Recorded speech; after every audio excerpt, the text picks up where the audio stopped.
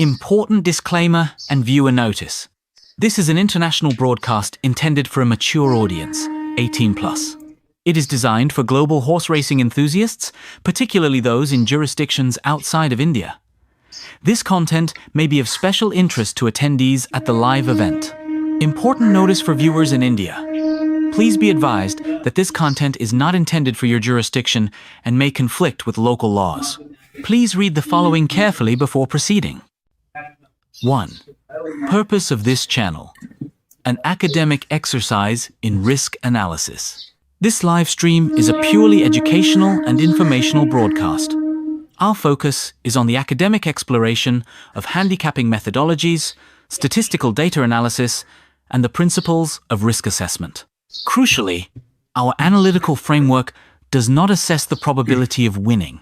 Instead, our entire focus is on identifying and evaluating the potential for financial loss and the inherent risks associated with each variable. This is an intellectual simulation designed to teach a disciplined, risk-first approach to analyzing the science of horse racing. The live format of this stream is essential to this analytical mission. A spreadsheet alone provides only a static, quantitative snapshot. A complete and rigorous risk assessment requires the inclusion of dynamic, real-time variables. These include qualitative observations from the paddock, the physical condition and behavior of the horses, last-minute changes in weather and ground conditions, and the strategic decisions made by jockeys during the race. Therefore, the use of a live race feed is for the strict purpose of data collection and model validation. It allows us to test our pre-race statistical analysis against the reality of the live event, which is a critical part of the educational process. 2. No betting advice or inducement. A firm policy. This channel does not provide betting tips, financial advice, or picks. The content is not intended to induce, encourage, or promote any form of wagering or participation in online money games, which may be prohibited by your local laws. Any analysis is a theoretical exercise and must not be interpreted as a recommendation to place a bet. 3. Strictly independent, supported by viewers. The host of this channel is fully independent.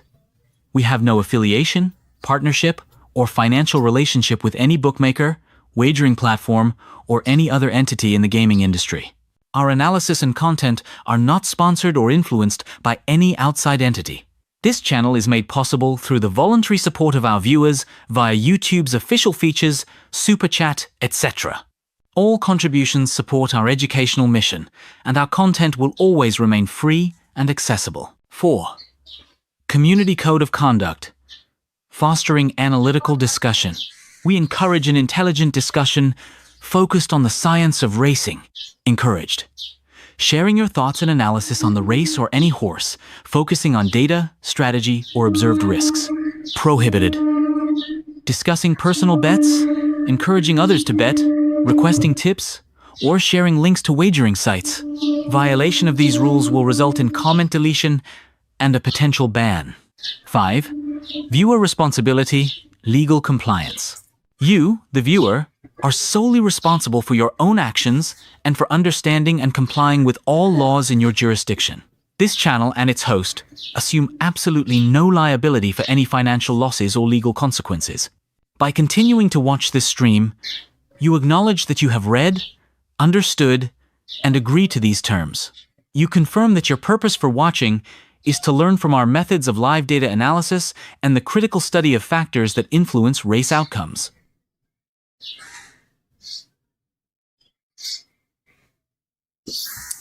Good morning.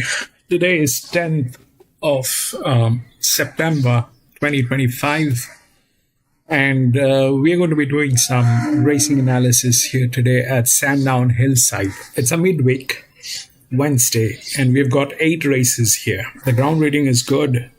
The last finishing mile from the last bend to the finishing post is about 490 meters. This is the track we've been racing very often lately, almost every Wednesday. And the tricky part of the track is the last finishing mile, which is 490 meter uphill. and the bends, which are very sharp. So this track has two circuits. One is the lakeside, which is this side, and the other one is the hillside, which is this side. We are going to be using these measurements, the bigger measurements today. So the bend is here, not here. The bend is here, and from there till the last finishing mile, it is about 490. And we'll see what we can do here. Welcome to Grandstand, and we do horse racing analysis, and we do that in two steps. First, we try and identify the best horses through physics, mathematics, a little bit of understanding of horse racing. And once we have identified the best horses, that's when we take a look at the horses at the paddock or the gates when we get the live stream from the paddock or the gates. If we find that all the horses that we think are going to do well, we look forward to it. But if there are changes and circumstantial changes, or there are better horses at the paddock, we often highlight them. So as horse racing, we need to be vigilant. We need to be making quick and wise decisions. So that's exactly what we try and do here. So I'll go to the first race today, and we'll see what are the odds at Sandown Hillside. We'll take a note of that, and then we'll discuss. 7, 6, 8, and 2.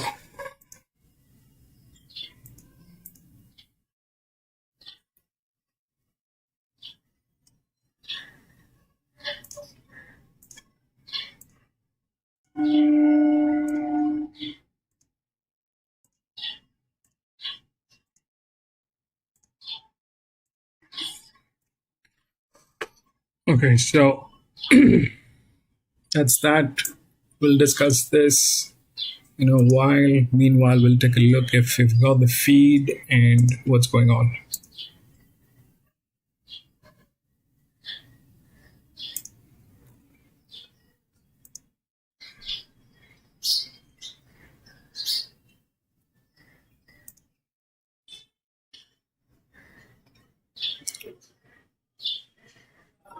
So yeah, we've got the feed here, and that's more or less what's going on. But this is something that we're not going to do right now, because that's probably a South Australian track. Anyway, so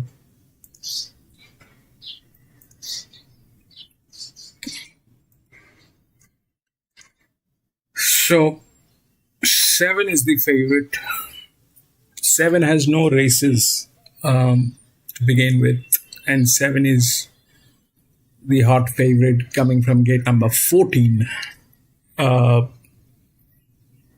have nothing to say, but generally what we have noticed here is that the lady horses, the fillies, they have a very difficult time here for the maiden races to win, because they start with a difficulty. So I'm not going to go there. So if we try and take a look at what's going on, and these are the horses that are either geldings or colts, and they're the ones probably who are going to do something nice today. So the 7 is from gate number 14, all right? So I don't know what exactly is this horse, and I don't know why it is favorite, because it doesn't have any races, and in a maiden race,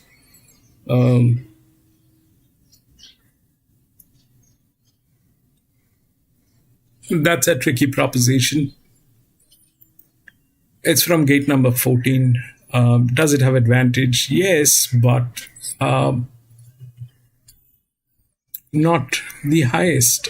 Okay, that's not the highest advantage. The highest advantages are lying here with the fillies, and out of these two, it is not the only one with that advantage. That Mr. 5 has the same advantage, and they kind of are like that. So anyway, I don't know about what these two horses are going to do because they have no races. It's very difficult to assume what they can actually produce. So that's that.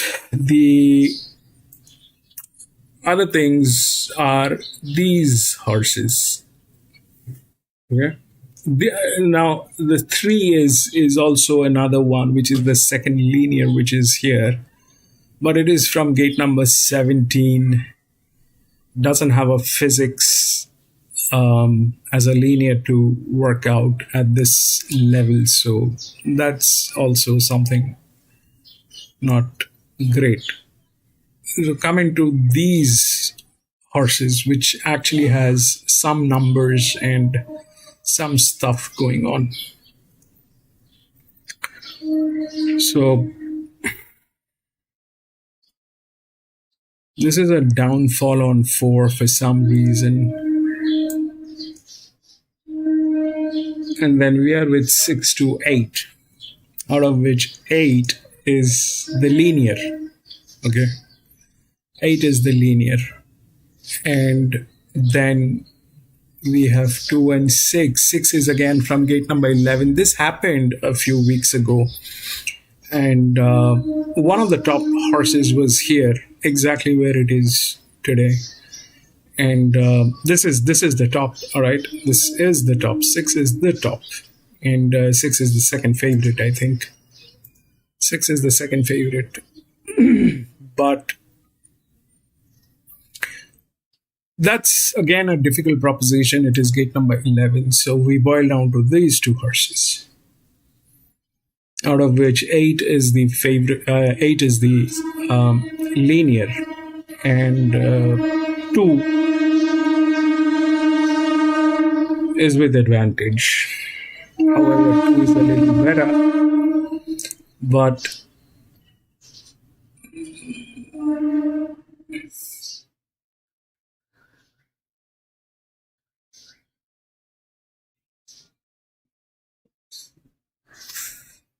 I think 8 has a lot of. I mean, it's a linear, got the physics, everything.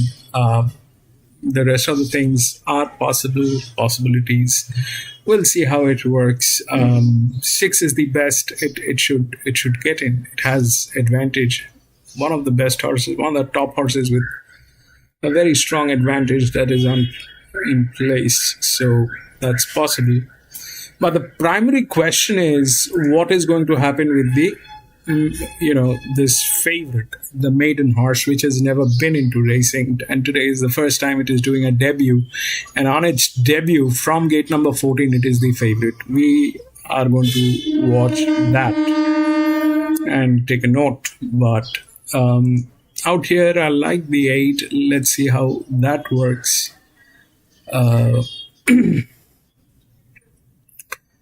6-2 is ridden by Zahara, so there's a lot of possibilities on that. But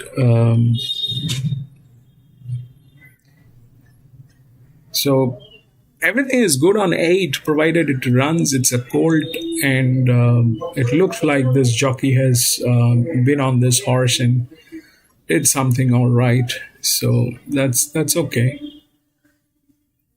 The other things that are possible, this is not in a winning position, the 4, but maybe, I don't know how this will work. There's a lot of advantage, but that's not exactly the best. But the primary concern here probably is that 7, which is here, which is the favorite. I want to see that drama of this 7 and see what it is actually capable of doing. There's a lot of hype on this. Out here, 6 is very far. We have seen this, that when at this track, there's nothing wrong with it, but it is just way too far, way too wide. Actually, pardon my language. It's actually very wide. 11 So is this one. So these two are there in some way or the other. These two are there, and this is the linear. So we'll see how the linear behaves with the maiden horse and how that works. All right. So far as of now, I like the 8, but we'll see if that's getting tailed or not. 2 is another colt, which is with Zahara. It's a little better, but at the end of the day, it's all the same. At the end of the day, it is all the same. These two horses, there's not much difference other than the fact that this is going to run neutral. These two horses are going to run neutral. This is the linear, and that's that part of the story. And then for the places, even the fillies can get in. For the places, the fillies can also get in. So we'll see how it works. The winning generally is not with the fillies because they start with a very difficult job. We'll see how this thing works. I mean,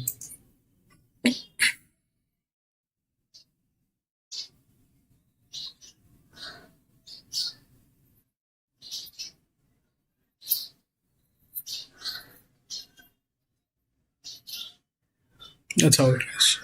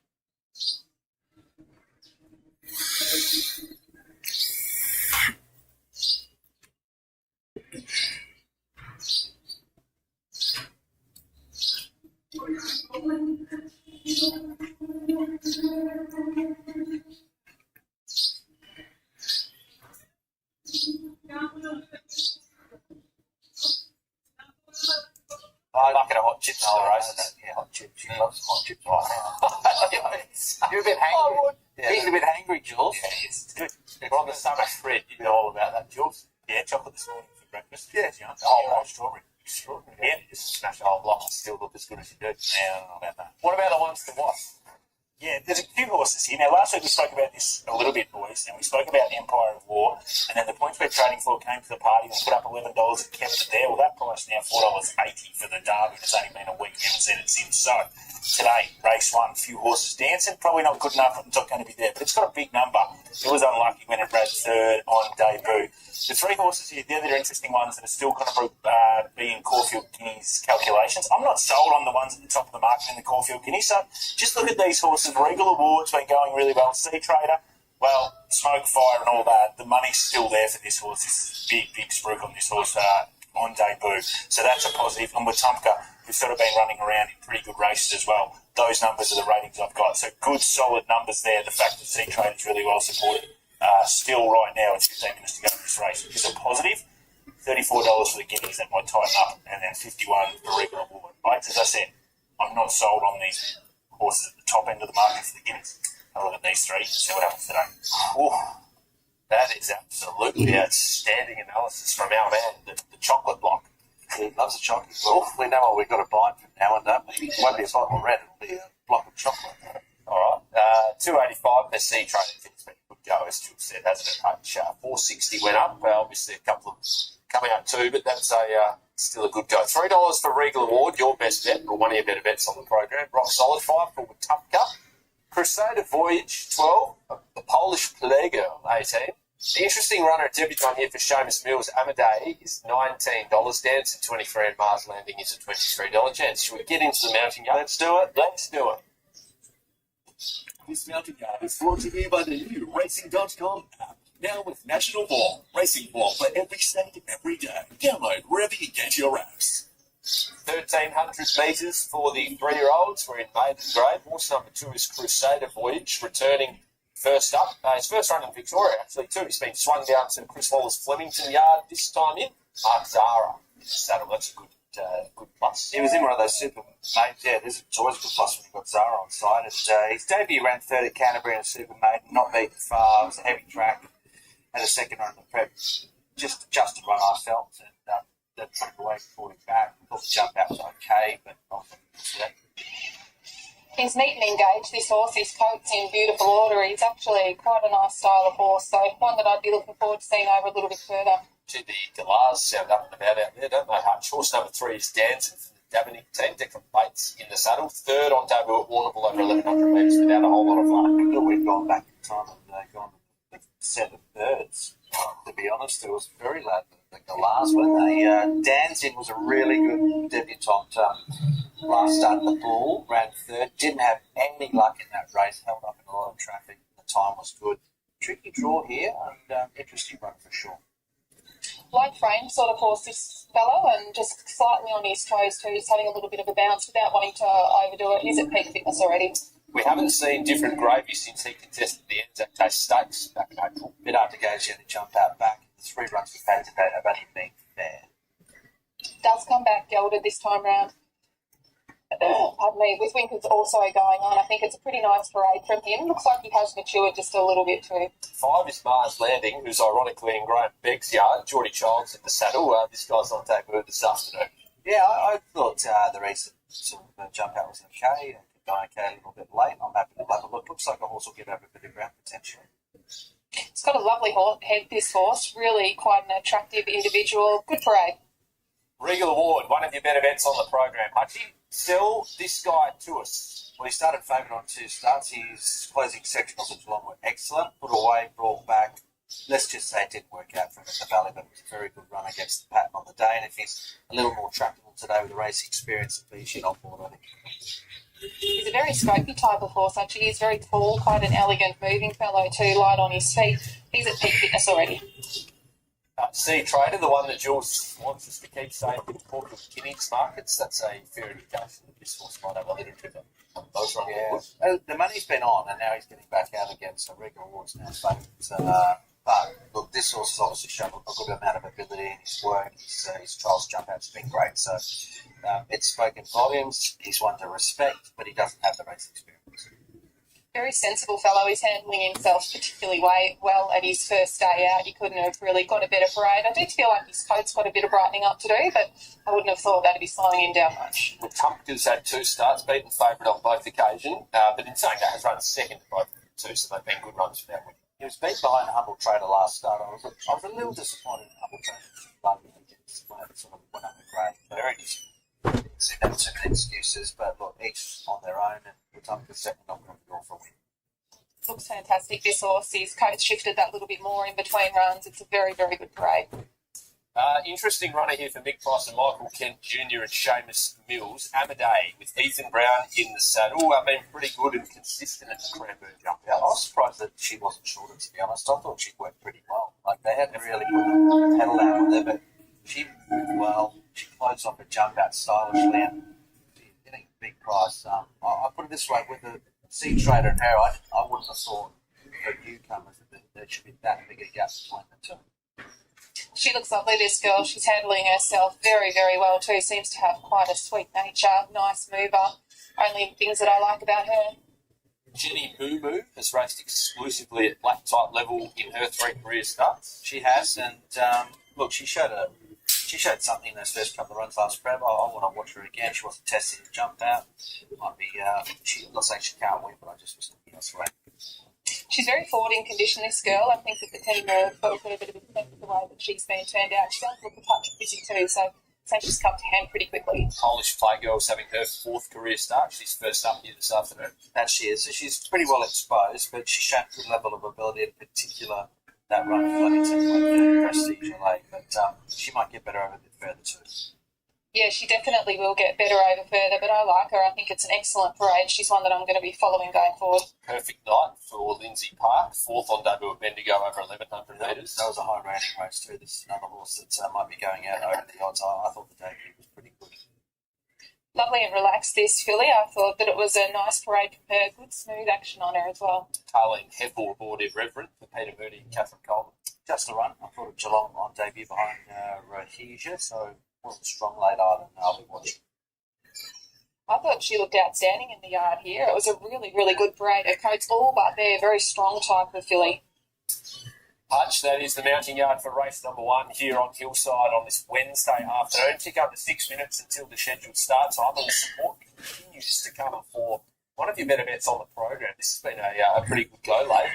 I'm not surprised. I mean, the money was on Seatrade. They got it real short, but now when the bigger volume starting to come in, Regal has shortened up a fair bit, and I think we'll continue to do so. Seatrade is a nice horse for Tum because the other one that has to be respected. And look, Amadei, you never know with the newcomers, but she just has gone quite well, I think, in her work, and you're getting $15, $16, $17. So if you're having an exotic play, put her in.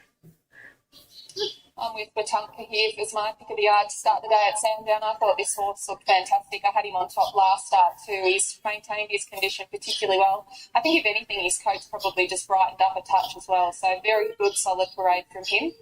Of the others, there was a couple that I did think looked quite well. And maybe she handled herself particularly well at her first day at the races. Mars Landing also looked well, as did Polish Playgirl. Race by market, Regal Award 270.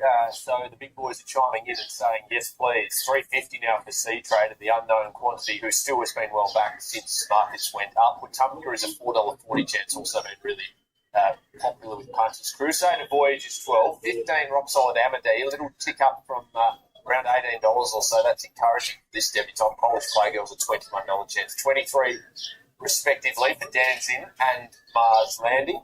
Strong takes, cutting edge form, betting insights with Jules, Nick and Clint. That's Foxcatcher. Follow Foxcatcher on the socials there, Facebook, Instagram, TikTok, YouTube. Jules is big on all of them. So such he's getting his head around social media. It's taken him a long time. He's a star on TikTok. No, I'm not on TikTok or Instagram. I don't ever get on it. You do enough damage on Twitter, you probably don't. Complain about umpiring on if you can, I'm sure you'll find a way. All right, let's catch up with Manny Galligonis. We're going to get a little bit more information about Watunka, who's had a couple of career starts and has run really well in both of them running second. He certainly has. He's been running really well, this horse, Manny. He's knocking on the door for a win. You're hopeful that today you might be able to break through? Yeah, look, it's that time of the year, Amy. As you know, it's we're all producing our better horses, and he's knocked out a couple of nice horses early in his career, but he's trained on, and we're looking for signs to sort of tip him out. He's not showing those signs. He worked terrific Saturday morning, and he presents today, beautiful barrier. He looks like he's going to back very well. So hopefully he can improve a bit more and just keep going with him, because that's what he is. In the autumn, it's going to be a lovely, lovely horse. And at this stage, he's showing no signs of going backwards, and we can't fault him. If anything, I thought his coat had even just shifted that little bit more. He looks in impeccable order in the yard. He's improved everywhere. In the yard, from his first start to last start and to today, really he's getting the race day feel, and that's a good thing to see. And yeah, look, there's no excuses today. He should run to his very best and to what that is at the moment, and he's just a lovely horse going forward. He certainly is. It's nice to have Ben Mellon back on board too. He was obviously with him on debut, so hopefully having the benefit of having a field previously, that might be the key to get him over the line today. Yeah, sure. Ben Allen rode him outstandingly well, and between Benny and Ben Mellon, Ben Allen doing a lot of riding for the stable. So capital, genuine, sort of good one that might be added towards some of the features. But you've got to watch it, Tim. Like I said back and watch it. Don't be asking me now. Just some homework. And I like giving out homework things too. Quick break on racing.com. We're heading back to South Australia for the next event at Galloper on the other side. Hutchie keen to play in races 1 and 6. What?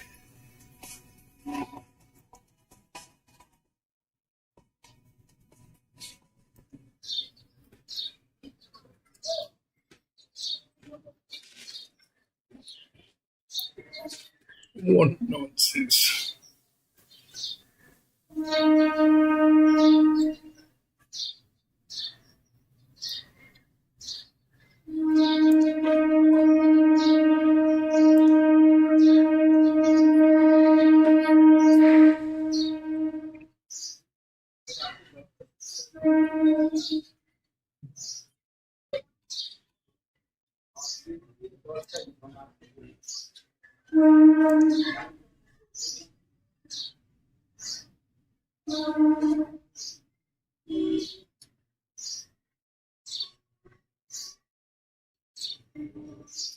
Before the Mountie Yards, no trimmer. Not encouraging. Yeah, all right, let's head to Mountie Hill for his call of race number 1. He's with Tusker on top. Good afternoon to you, Matty. Good on you, Timmy. Timmy and Hutch, a very good afternoon to you. Looking forward to a ripping day of racing here at Sandown. This is a beauty, of course. We had the Derby favourite, an Engine of War, win the maiden here 7 days ago. So who knows what will unearth nice and early here. A bit of drizzle across the course at the moment. The Sea Trader, who ran on really well in that Bendigo trial, is about to come forwards. It's the second favourite. Regal Award, well supported, 330 to 280 with hooks, 80 cents clear of Sea Trader. And then Wetumpka. And then you're out to double figures, anything else, headed by Amadei, who's had a trim up in some 5 points, and also Polish Playgirl, who's 19 to 14. We're running on a good 4. Rail out 12, so he's nudged out the rail a fair way here on Hillside. Now making a decent line of it, as the Reverend is about to come forward now, and Dan Zinn is going to be the last. First of 8 here, this Wednesday fixture. Dan Zinn, $26 chance with Linda Beach to take the outside alley. Third favourite Regal Award, $3.10. In a predominantly orange jacket, has the attendant with it. Dan Zinn is in now. 1,300. First of 8. Set to go, and they're away. Pretty good line. Dan's in out the back early with Polish Playgirl and also Jenny Moo Moo. Sea Traders about midfield. Wetumpka bounced away well with Irreverent on the outside. And they were followed next to a length and a quarter away Regal Award, who's just rousted up to improve its position, and they're 2 lengths different Gravy. They were followed by Crusader Voyage. Sea Trader lobbed one off the fence about 7th. A length and a quarter away Dan's in Perfect Night, and they were followed by Mars Landing as they string out. 2 further back as Polish Playgirl. And then came towards the end Amadei and Jenny Moo Moo. Regal Award racing Wetumpka here as they come towards the corner, 600 metres to go. They're 2 1/4 Irreverent.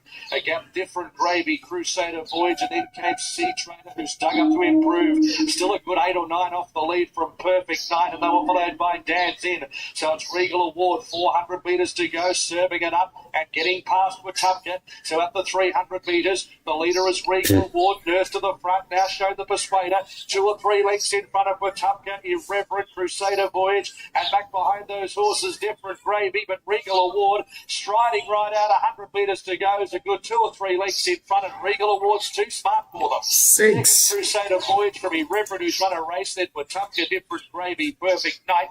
Next to finish in the race, Sea Trader, Dan's In from Mars Landing, Polish Playgirl, Amadei never involved, and Jenny Moo Moo at the tail. Regal Award. Blake Shin, 280 and 140, negating that wide alley. Sat outside the speed and just kept on pushing. Yeah, what he had underneath of him. And Regal Award's a smart winner. Number 6, Regal Award for trainer Philip Stokes, the gelding by Ole 6-2, 16-8. Particularly with the rail out to the distance.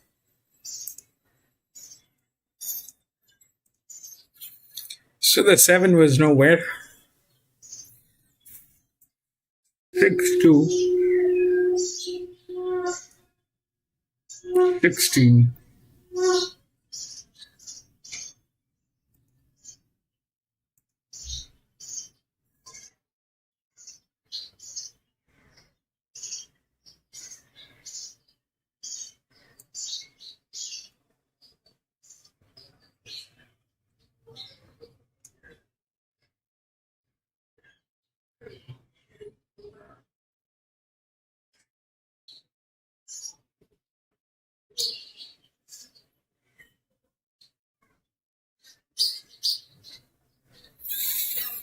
6. We'll go to the next. 4 and 6 has been scratched.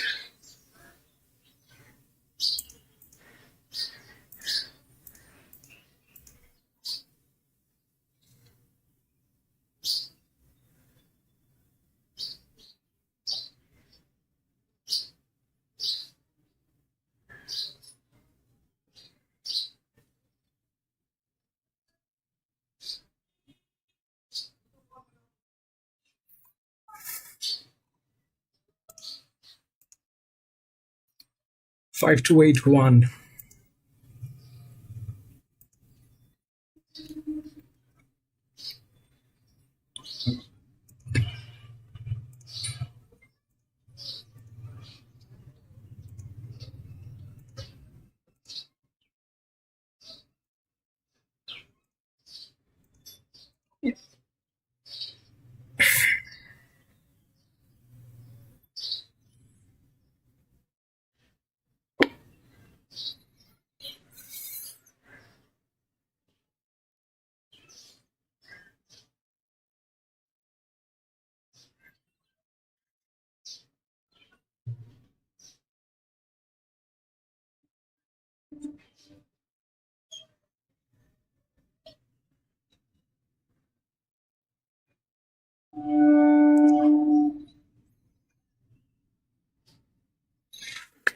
So 5 has the highest leverage, okay?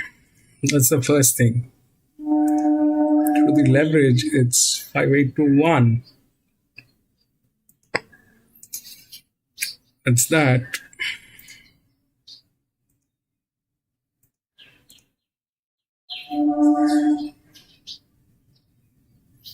So what exactly this race is? This distance, 2,400 meters, is basically a distance which has always been with the 5-year-old mares. Okay, it's here at this track we've seen it has always been with the 5-year-old mares almost. So that's that. 5 is the favorite, which is a 5-year-old mare. If we look through the pressure, that's the highest, but that highest pressure is coming from where? Here it's a benchmark 78. All right, so these two are 0-0, so they kind of are in the game. This is the linear, the 2 is the linear. There's something not right again with this 2. I don't know what's not right, but there's something not right. It's though it is very negligible in terms of EFR, you're talking about 50, this is 69, 61, and all that is happening, and then it is falling here, where 2 is the last. Through the rails, we get the 7 on top, which is the EW. That's the highest rated. So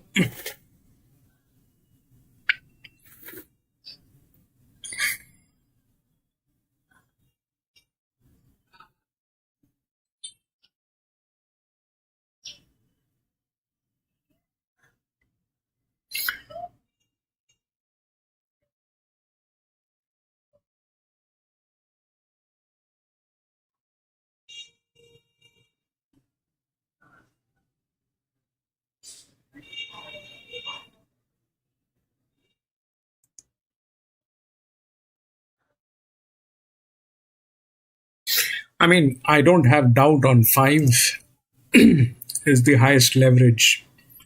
So there's no doubt on 5, but what is the worst that can happen? There are numerous reasons for what 5 should win. There are numerous reasons for that. Why 5 should win. It's fantastic management, leverage, pressure, performance, age. Everything is in the right order. But the thing is this, that if we look through the FR, right,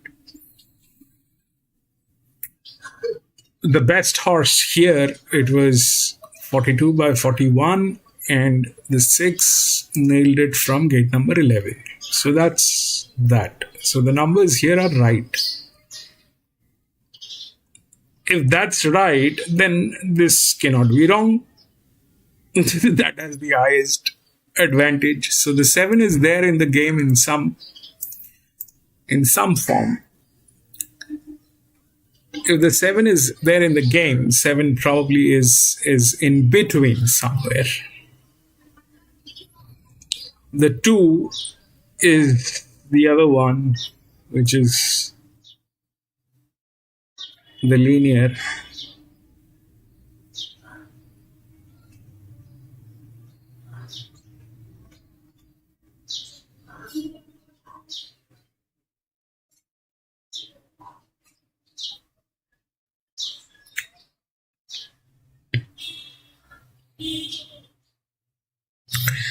So we were racing at Mooney Valley the other day, right?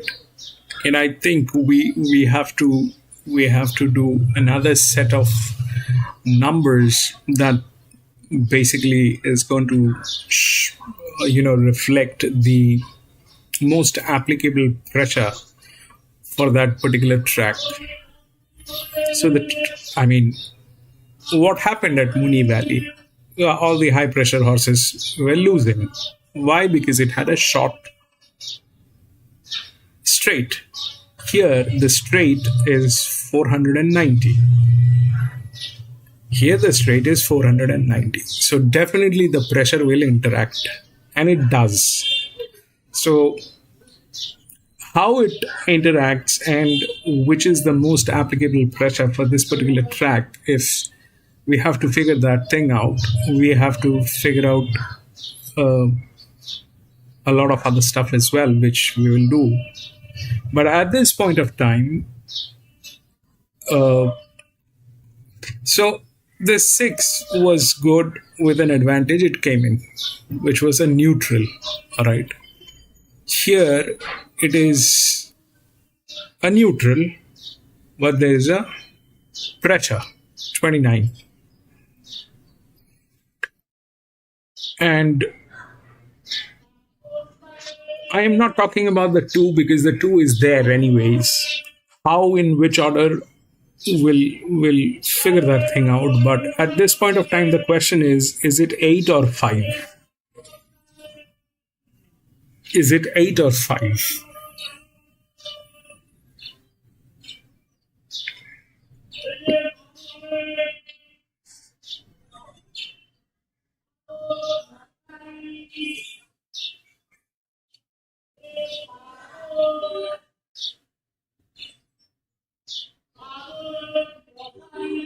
Both are good horses, there is no doubt. The 5 is good, the 8 is also good.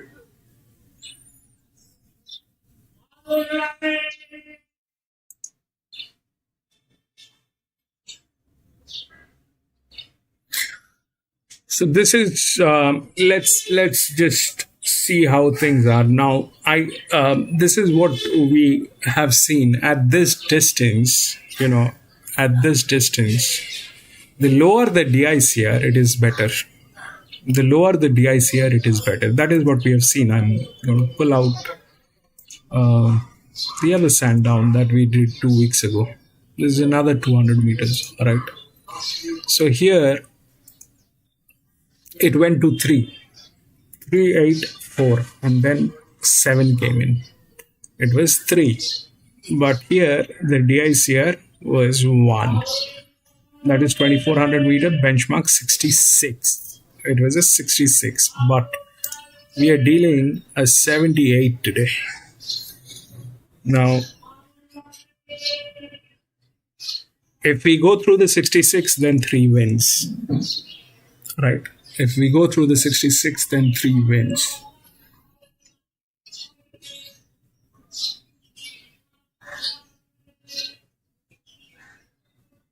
Or 2 wins.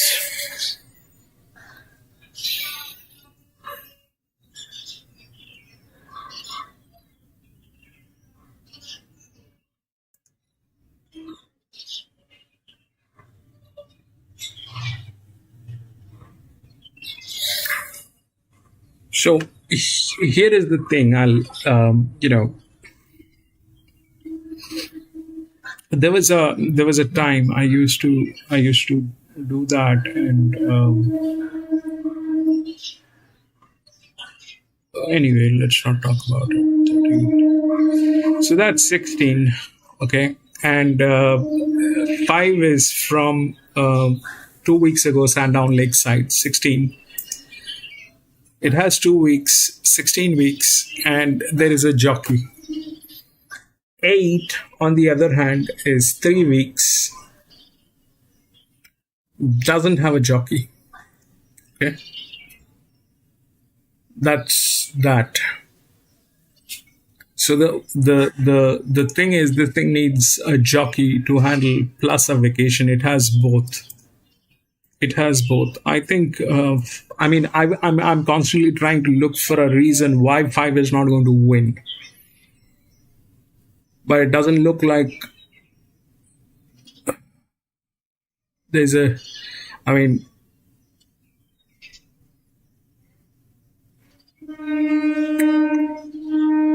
like the 8, but the 8 doesn't have a jock to handle this, though it is a dedicated jock. Though it is a dedicated jock, which is there. But this pressure is more applicable, 29 could be a little high. 29 could be a little higher for a 2400 meter. This is still an advantage. This is still an advantage.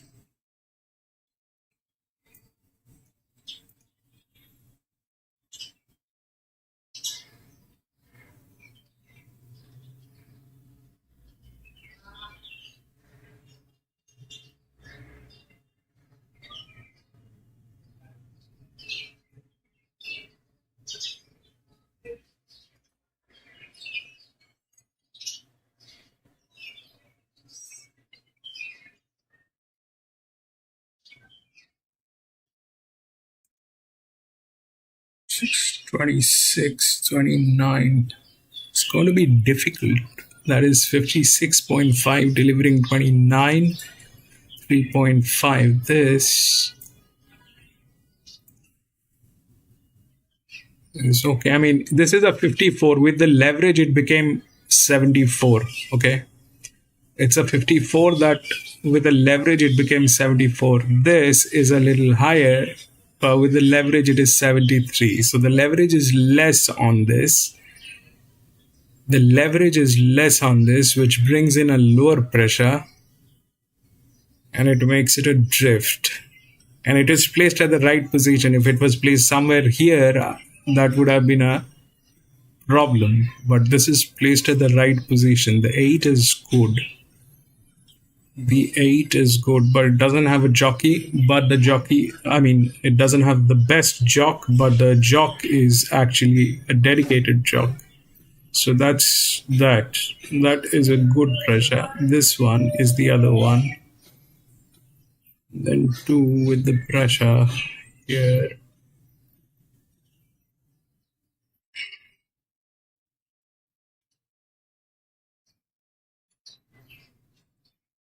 So 5 is the favorite. 5 is a very steep graduation. This is 54.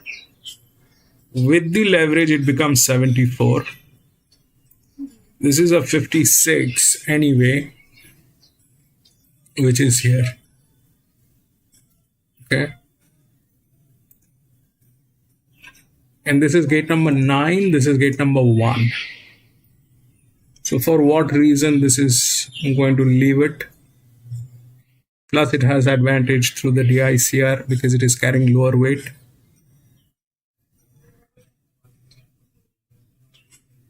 What happens here?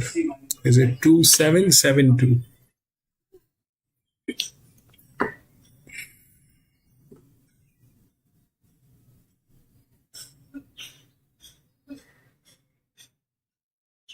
It's a 6-year-old gelding. I don't know if that'll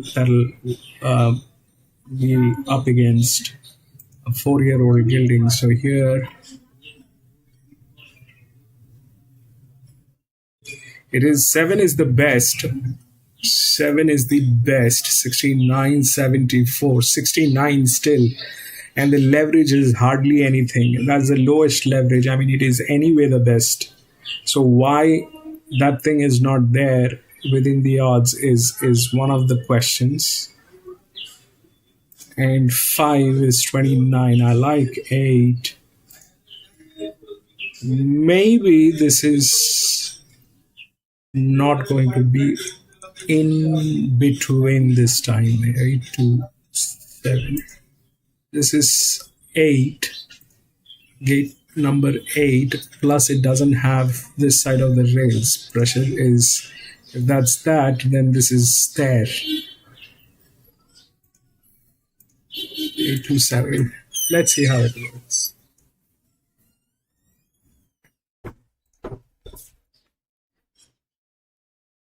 Gatekeeper, welcome back. Mooney Valley. Man, let's not talk about it.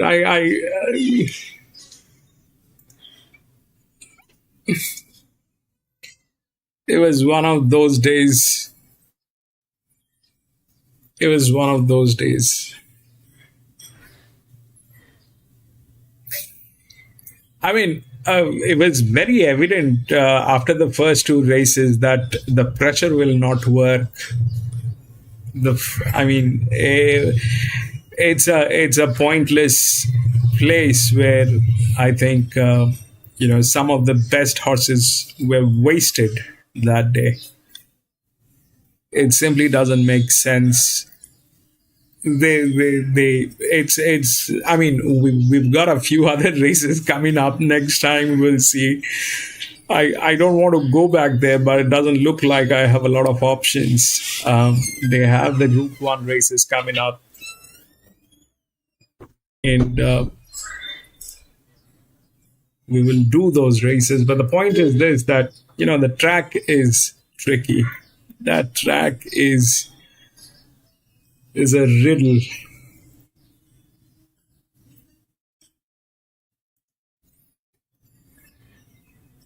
I am the Empire. What is interesting, jockey booking there as well. Might go very, very slow. Might actually go too slow. Okay, so speed, and I consider being really bunched here. There is no speed in this race at all. So there's no doubt that the market's gravitated towards it because it is the leader. But your point's really good, that if they go too slow, not only that, it not only destroys the favorites, it'll go any direction. It will go any direction.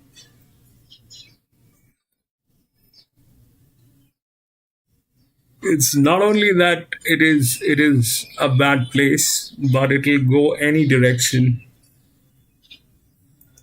Small field. I'm the Empire looks your leader, $6. $6 for Paradise Storm as well, a good last start winner in Adelaide. She said is also the same coin. $8.50 for Roaring Engine. Galileus 9 and the Autumn Bell is a $19 chance. That's the points bet market for race number 2 on Hillside. Let's get into the mountain yard. This mountain yard is brought to you by the 2025 Victorian Spring Racing Carnival. This is how we spring. All right, this is the MRC Member Spring Rewards Handicap. 2,400 metres is the distance. Benchmark of 78 is the grade. I'm the Empire. Well, looks the leader according to the boys when we were having a look at the speed map. To be ridden by Ryan Houston, trained by the Archmans. Yes, and was Well, she's been racing pretty well, to be honest. Was beaten by Jenny Bamus a couple back. That horse came out one again. Of course, there's no match for Dreams Come True last time. But what I was talking about, the tempo happened last time. It was also went very steady in front. Carburin took off, I think it was mid-race. They started to build from 800, set up nicely for the eventual when Dreams Come True. I think it's the right form. I think it's the right price. He looks great, this horse. I'm a big fan of his, and I feel like he's been well prepared every start of this preparation, and he's been really nicely maintained between runs. It's another excellent parade here. Paradise Storm is horse 2 for Henry Dwyer, who ducked over the border once again last start at Morphettville over 2,500 metres and finished with a big turn of foot. It was a good turn of foot, staying on well from back in the field. To me, it was certainly a nice enough effort. I don't know if it took a bit of winding up. That could be a little queer. It wasn't soft track as well. This horse has got really good stats on the soft tracks. Likes a little bit of cushion. Isn't getting that today. He's moving really well. This horse is parading with a lot of purpose here. Still just hanging onto his winter coat just a touch, but it's in really good healthy order. He's also at peak fitness. We haven't seen Galloper since he was able to win a 2,400 metre race on Lakeside back in July. Do you remember this day, Hutch? The weather was horrific. And guess who ran second?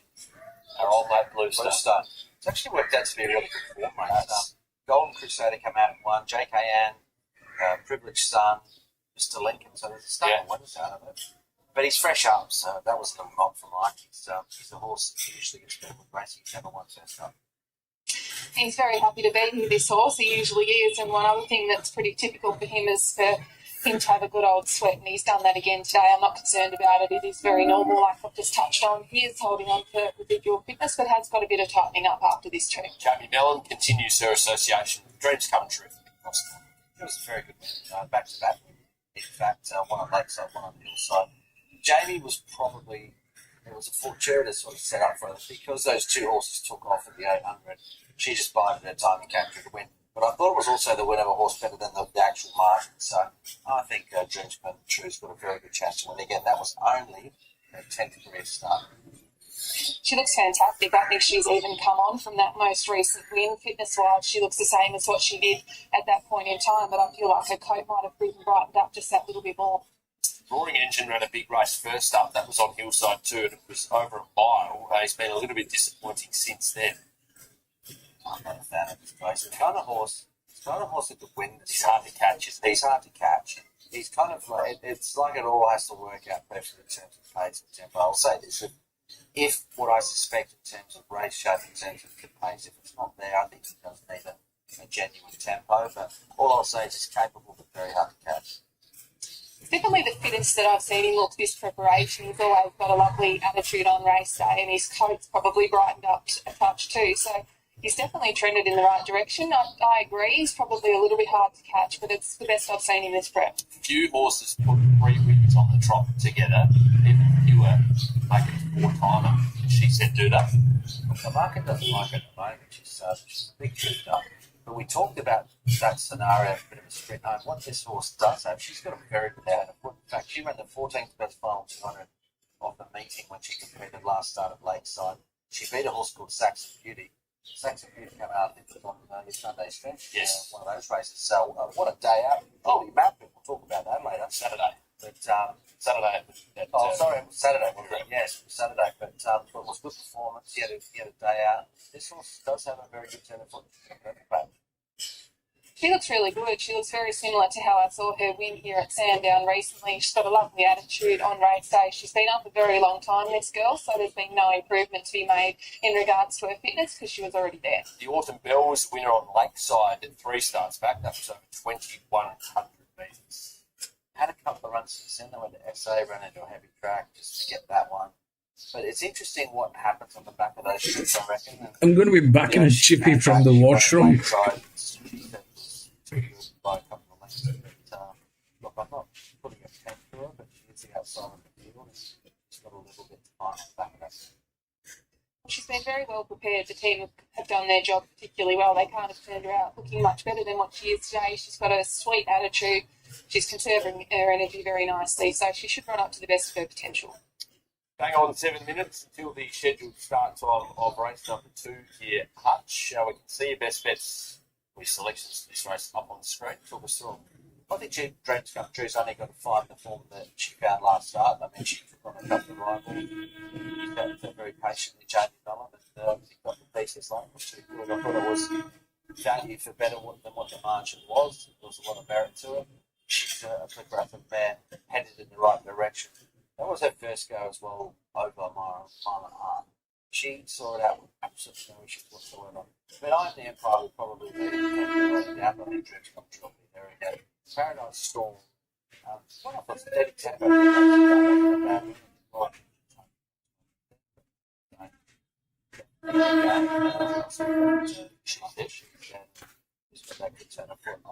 pretty keen on Dreams Come True. The rest of the market. Five-tailed. I'd agree with you there, Hutchie. I thought two horses stood out from the yard, and there's really nothing between those two. I've gone Dreams Come True. Just on top, I feel like it's an even better parade than when she won here recently. Her coat's brightened up a little bit more. She looks very, very confident, and I think that she's a progressive mare that's going particularly well. I am the Empire of the other horses. I didn't think that there was too much between them. He's another horse that's going particularly well. He's moving great because he's just trotting down to the start there. I think that he could have the favours. I could see him leading these up and hopefully giving a good kick, but there's not much between those two.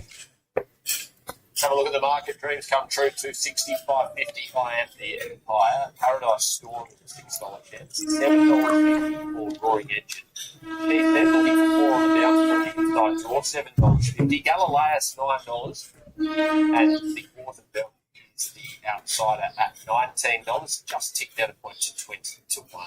PointsBet Beast Mode activates today between 2 o'clock and 5 p.m. Australian Eastern Standard Time, so we can tick under 20 minutes. The spicy odds of Sandown, Belmont, and Bella Clark for Cup Day 2. Let's take a limit supply. Chances are you're about to lose. For free and confidential support, call the number on the screen or visit the website. All right, let's catch up with the co-trainer of our favourite in-race number 2 Dreams Come True, Big Ken Jr. He certainly is there, Tim. Thanks for your time, Mick. I think Dreams Come True to my eye. I thought that she'd probably even come on from that most recent win. How's she been at home with you guys? Yeah, we'd agree. She's been at work for a long time, but she's thriving. Arguably, on Saturday was her best work with the preparation. She's beautiful to sound. She's a lovely mare. So, no, I'd agree with that.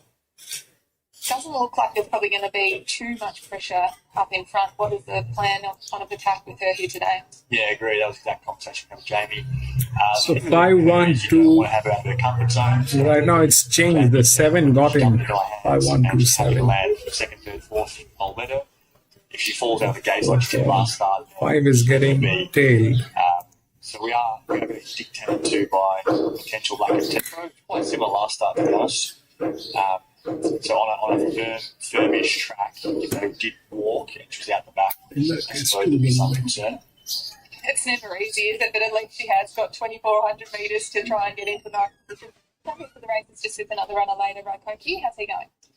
Raikoki looks fantastic. Parade, probably the best in the yard. We're trying 1,400 for the first time. He was in that really fast run race with the gully behind Red Hot Nick, where couldn't tack up to the leader. Horse will appreciate dry ground. I think he'll go forward. He'll be able to travel for a lot longer over a better distance. And I'm not surprised to see him win. I've got a tip-in for him for a long time, so hard to. Best of luck with both you runners here. Hopefully you have a little bit of luck. Thank you. Thanks to Mick Kent Jr. for his thoughts on the established runners at Hillside this afternoon. Jules, anything from you in terms of how race number 2 might go? Well, it's just that the market's gravitating towards I the Empire because that's what's spoken about there. But going into this meeting, this race gets going to leads and they're thinking to control the tempo. And it's just going to be whether these horses from the back are close enough, as us as Hutchie's mentioned, if they do go slow enough, there's other horses got better turns. So that's going to be the key for how this race unfolds. Been very slow in a couple of races. Young Ryan, that's too much. Ryan Hungry. He really did back on the tempo almost too much. So I'm quite intrigued to see what he does here today. If you're going to get that right, because sometimes you can't be going too slow. You've got to roll along at a tempo which doesn't invite that pressure. That's why recently we saw one take off and sort of put the heat on at about the 800 when he just backed on too much. Simple as that. Bit of support just quickly for the boring ending with D-Lane. D-Lane might go forward and maybe keep the pressure on Ryan. That could be the interesting part as well. So I found that fascinating from the market. It's sort of pushed into that horse thinking that it might sit outside leader. Do you have the same relationship with the Roaring Engine as such it does, George? It's sort of, Mine's not up and down, it's just down. Sorry. But D-Lane, I tell you what, 2,000 plus for any distance for that matter, especially in the state. Right. Even that ride on Eagle Express last week, locking away, Silver Magnet, early in the piece, it was as good as it gets. So you'll get every chance the engine. He will. No, I get like that with something that I can't watch. So he isn't reliable, I'll say that. He doesn't always turn up. I think it's partly because he does need a certain stage to have a certain ratio to run okay. He's tracking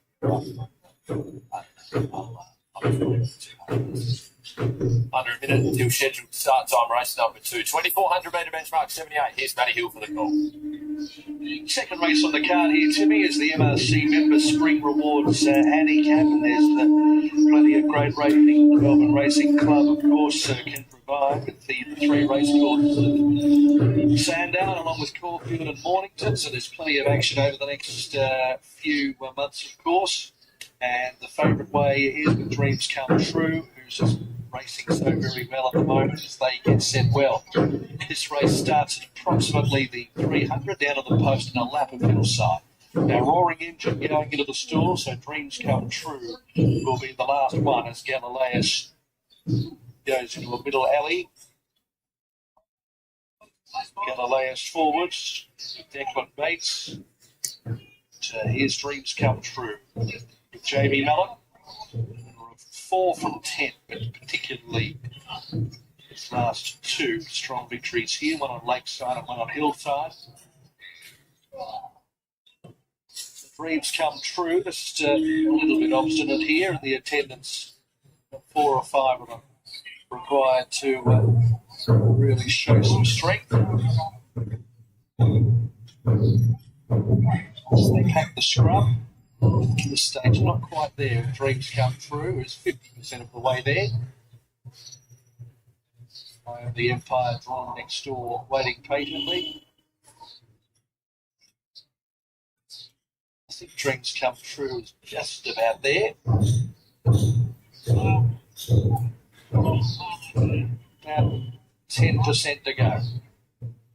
Took a bit of elbow grease, but they got it there. Arman, welcome back. So the 5. Race 2, Dreams Come True. The favourite drawn the outside in this field of Sept. And away they go. Paradise Storm towards the inside away pretty well with She Said and I Am the Empire. Real zest in the middle of the course and enthusiasm is going to roll to the front. So it's I Am the Empire from Roaring Engine, and then came tucked away the inside She Said from Paradise Storm. Over a length away the Autumn Bell, and then Galloper and Dreams Come True is going to drop back to the end. 1,900 metres to go, and this leader is I Am the Empire by about 3/4 of a length. The Roaring Engine, She Said, is third, and fourth is Paradise Storm. The Autumn Bell outside of Galloper and Dreams Come True, and it's a steady tempo, and I Am the Empire is even a little bit fired up itself as it heads towards the back section. The well-supported second elect will head over the crossing at the 1,700 metres, leading 3/4 of a length to in second place Roaring Engine, a length and a half away. Third, as She Said, in the North Melbourne Silks. Fourth on the outside is Paradise Storm getting a nice run. About a length and a half, the Autumn Bell, and then came Galloper and Dreams Come True, looking for a three-peat this afternoon as last of the group as they head down the back section with no pressure up front at all. 1,400 metres to run. And it's the leader, I Am the Empire, who loves this scenario. For Ryan Houston out clear, dictating by a length and a half. In second is Roaring Engine. Third is She Said, and halfway up the 1,200. Fourth is Paradise Storm. A length and a quarter, Galloper, the Autumn Bell. And at the tail of the field is Dreams Come True as they head towards the top corner. I Am the Empire, just wanting to fight Houston a little as they head towards the 1,000 marker. From Roaring Engine second, She Said, a length and a quarter away third, and fourth is Paradise Storm. 2 from the back is the Autumn Bell, then Galloper and Dreams Come True at the back. 800 metres to go, and the leader is I Am the Empire. If anything, just dialed up fraction lead from Roaring Engine, about a half length away, who's now full bore. Paradise Storm left the slipstream 3 wide to Statistical. The Autumn Bell immediately onto its back from She Said. Dreams Come True is trying to track into the race, still has a bit to offer as they come down now with 450 metres to go. It's I Am the Empire, shook up from Paradise Storm. They spread up 2 lengths the Order Bell. Now Dreams Come True down the middle of the course is eating up the margin. It's Paradise Storm at the 200 metres up to I Am the Empire.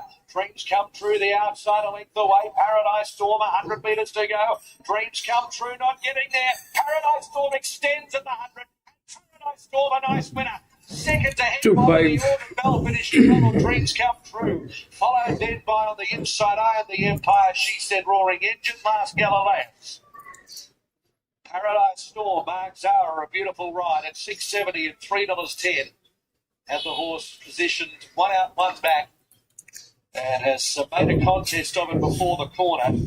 Dreams Come True had something to chase, and Paradise Storm had a good margin over it and was too strong for them and puts 2 on the bounce. Paradise Storm with wins at Morphettville and now here for Henry Dwyer at Sandown. The Autumn Bell will come through and run second, number 9.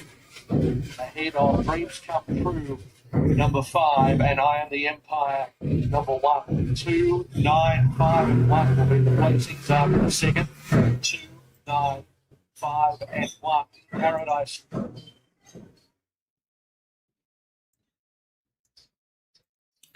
So what happened is this.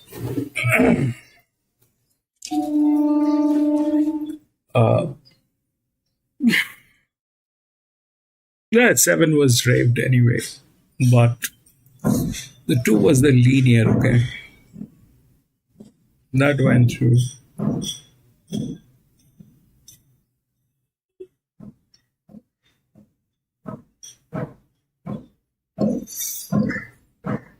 So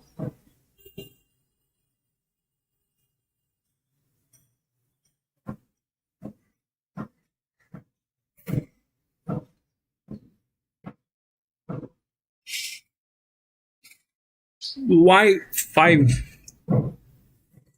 was like that? So there are quite a few reasons that could be. One is it was getting tailed. That was one of the reasons that we could see visually. The other thing is this, that 29% is coming from 56.5 and 3.5 negative, all right? Which is not the greatest arrangement. If that 29 was coming from a 60 and a 00 or a 60 and a -1, that could have been a great arrangement. But this was coming from a -3.5 and 56.5. So that with the 16 at a 54 becoming 74, 56.5, -3.5. So it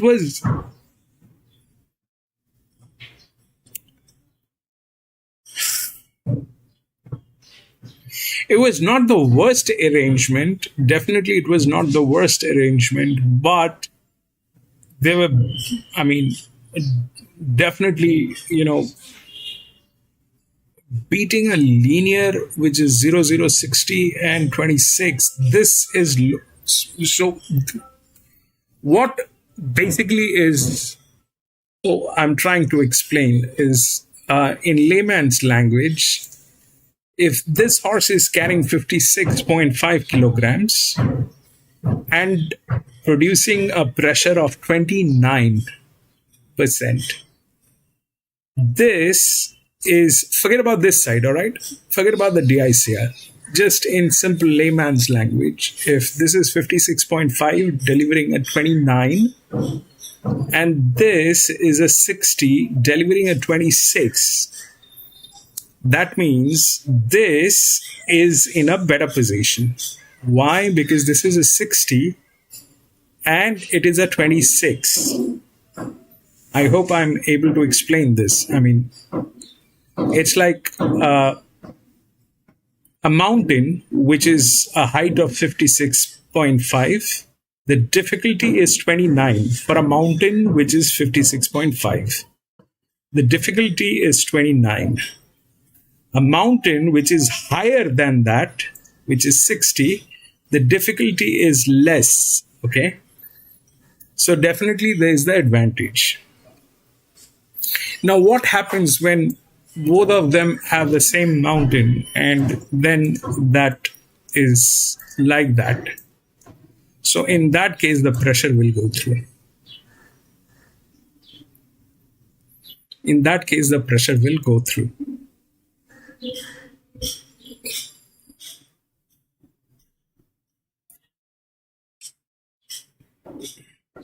So if it is 56.5 delivering 29 and 60 delivering 26, this is advantage. And that's anyway the linear.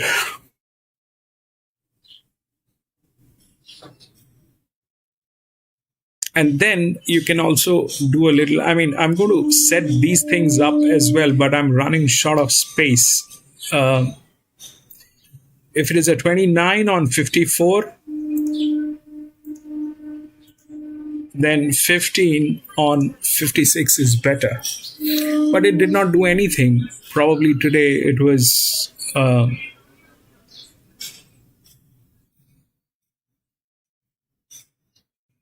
I mean, it did not also have a jock to handle that. So that's that.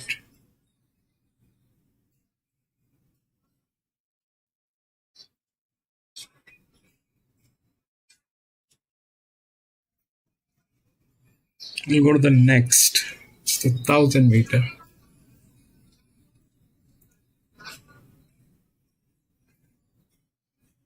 One and 6 has been scratched.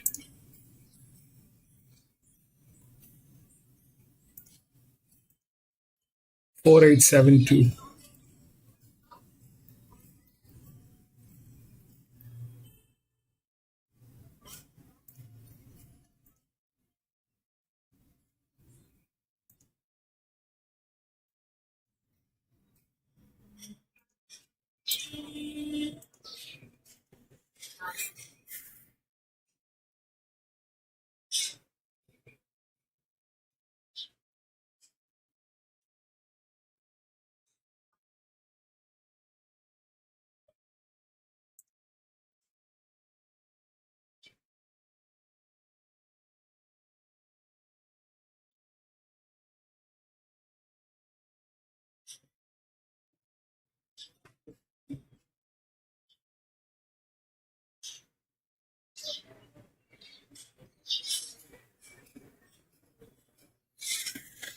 So this 7 is at 117. It doesn't have a jock to carry this thing off. That's not something that I kind of think is a possibility.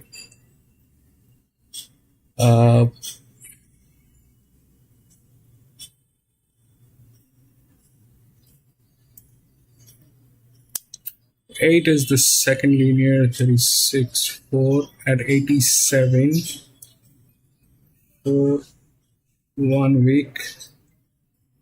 This thing also doesn't have a jock. That is at 18%. Even this thing doesn't have a jock.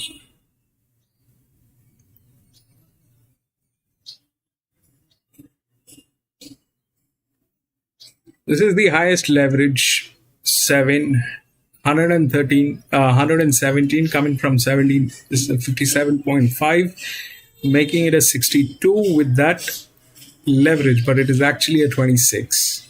Okay. Now the thing is, this 2 is the 0, 0, and it's the advantage.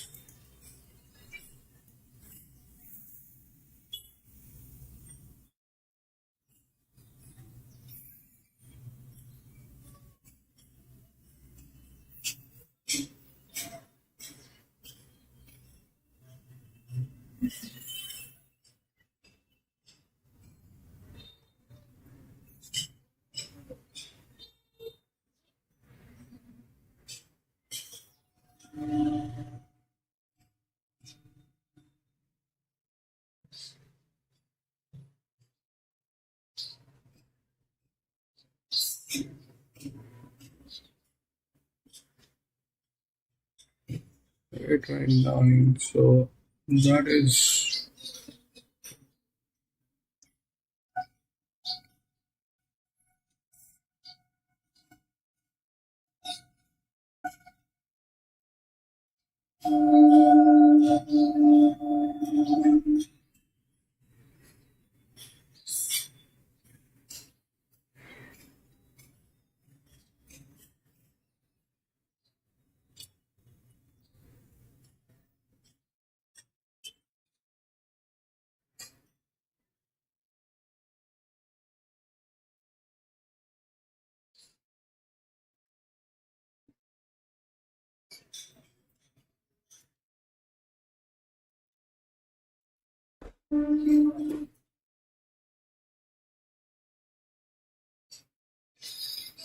so they generally don't come in together.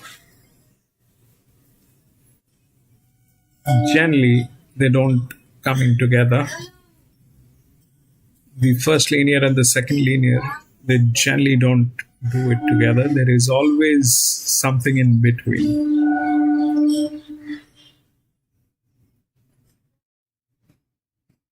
9.5 makes it a 0, which is here. These are basically drifts, okay? These are basically drifts. I'll show you where they are and how they are. They're not exactly the EWs, but the EW needs to be a smaller number. This is like 889, 989, but just because the placement is like that, so I made it like that. I made it red. So the problem is this, that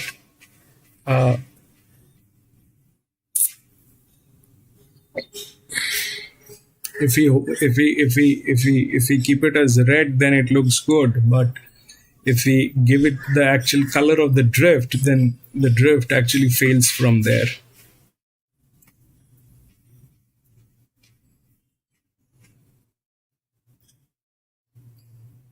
It's 328, 0, 32. This is in 32, in, and 32, 81, 36, 56, 36, 87, 32, 81, 32. These are not 428, I think. I think it is 428, unless that Mr. Jockey fails from 4.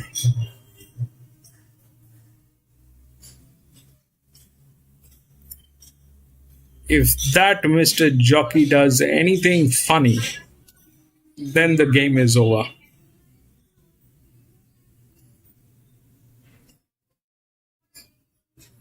Thirty-six, 32, 32, all right? 36, 56, that's anyway the highest. That's a good leverage. That is okay. Problem is here, the gentleman, if he doesn't do anything stupid, then that's that. Here, both of them are 32, 32, 37, 52. This is on pressure. They generally don't come together. But this is in between. So, the other thing that is possible, the other thing that is possible is this, that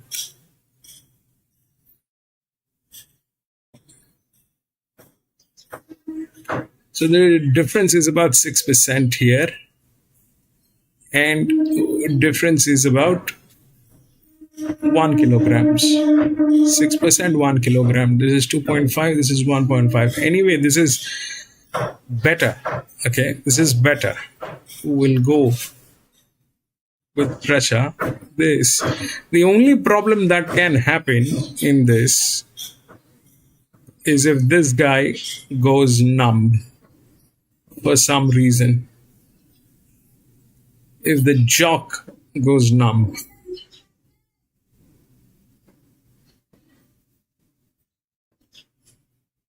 Other than that, the game is pretty much here.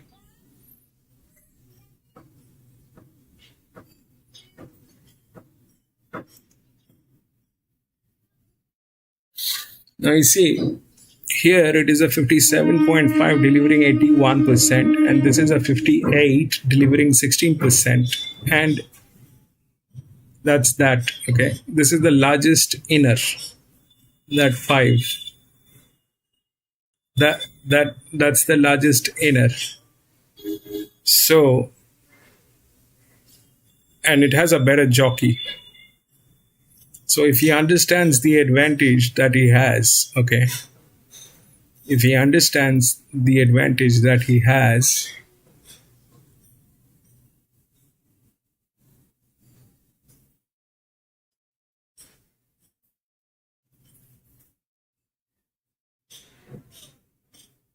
it's a drop. It's a drop here. It's a drop. This one is the other one, 956, 968. It's still better. 309. Oh, we'll hope that doesn't happen because it's a drop here. I mean, whatever minute little drop it is a drop. 6631, 04, 105, 190.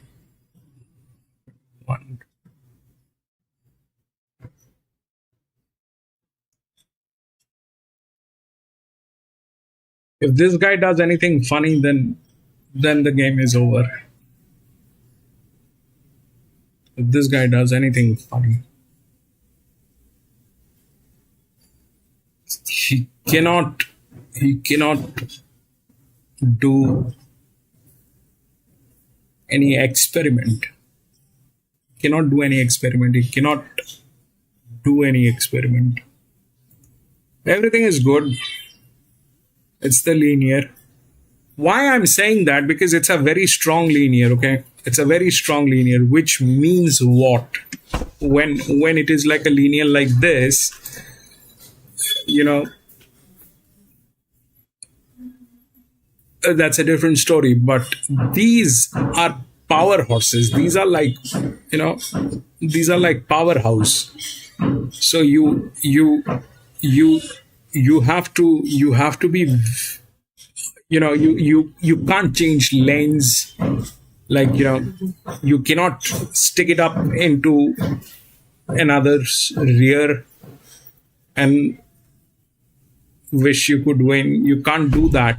You'll have to keep it off the rails, with the rails till the time that it is leading, off the rails the moment it is going to take the bend, and, you know, take it straight.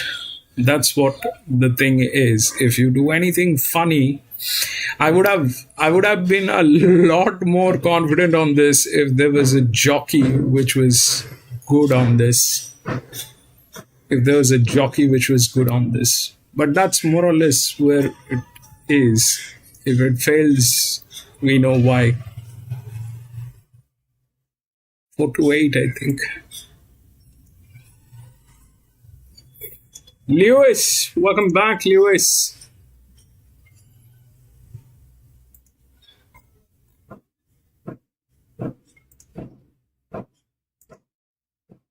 It's all about picking your bloods and positioning for tasty combinations. Ooh, one of them and all of them. Just like a sports bet racing multi. Now with more places. Combine horses to finish top 5, 6, 7 and get bigger odds. Thank you. More places. You from Sportsbet. Chances are you're about to lose. Free and confidential support. The number on the screen or visit the website.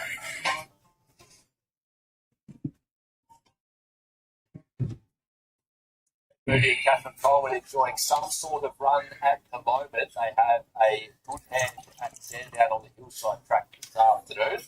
Jules, they're one of the more informed camps anywhere in the country. They're the ones to watch this afternoon. Really interesting. We're going to get to them shortly. But this is a hot race to me, this race 3. This is the race I've been most interested to watch for the whole day. So let's go through some numbers here. Yamashita's go +4.5. That's the rating I've got for it. Pretty solid. Point Barrow +4.5 for that race. +7 if you actually went to the individual is outstanding. Misho, big number, +7. Ferrari Mildura plus 9.5. Interesting owners there. Some points bet gangsters involved. Swan, Forbesy, Holty, Andy, all those guys. Good luck. This horse has actually got plenty of ability, but it's just off the let up. Interesting to see what he does. It'll improve with the apprentice on. We get to Shinjin at plus 8.5. It's a big number. But look at this Moody Coleman in Victoria, up to 1,200 metres recently. 7 winners from 5th to...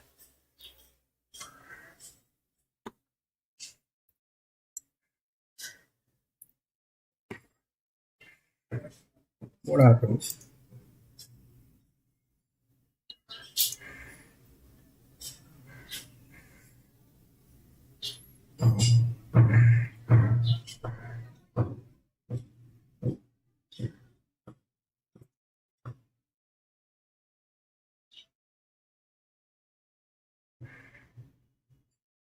Ferrari, good luck to the connections at PointsBet involved in that horse. $6.50, $7 for Yamashita's Gold, Misho 7. And La Astro Chat, the one there, pretty happy to keep safe, is around $16 chance. Let's get into the mountain yard for the third event. This mountain yard is brought to you by the 2025 Woodside Park Stud roster, led by dual 103-year-old Christian Legend. 1,000 metres out of the studio, Hutch benchmark 64. The one's out. 2 is Yamashita's Gold, who is trained by Gavin Bedggood, who again be ridden by Jamie Mott, winner last start on Hillside 1,000 metres. Time competing against open handicaps. They dropped their backs. No, Araman, I don't have those feeds yet. It was that inside section of the track. I think the place to be, he found that, but he did win well. Close and nice for some strong sections. So he's in form and up to a 64, but he can be very good. I just have the Victorian feed. He's been a sensational type, this horse. He needed to get that first win on the board, which is what he did last start. He did it really well. It came as no surprise, but just sort of dented your confidence a little bit when he'd had a number of cracks. He looks fantastic again today. Looks as good as what he has done all preparation. Very well. My pockets were a little bit bulgy, but it's because I've actually got 2 of them. I believe that much. So going really well today. One wasn't better now, doesn't it? Horse number 3, La Astro Chat for the Pat Carey Harris Walker operation. Recent cloud in the saddle. How do you go lining up that Moe maiden? Moe can be very on speed and on rail, and that was the case for Lastro Chat last start. The format of the race hasn't worked out that well. It was a nice performance, but he may have genuinely come back better. It's certainly rated better than what he did last prep, but I still think he'll need to raise the bar again if he's going to win here.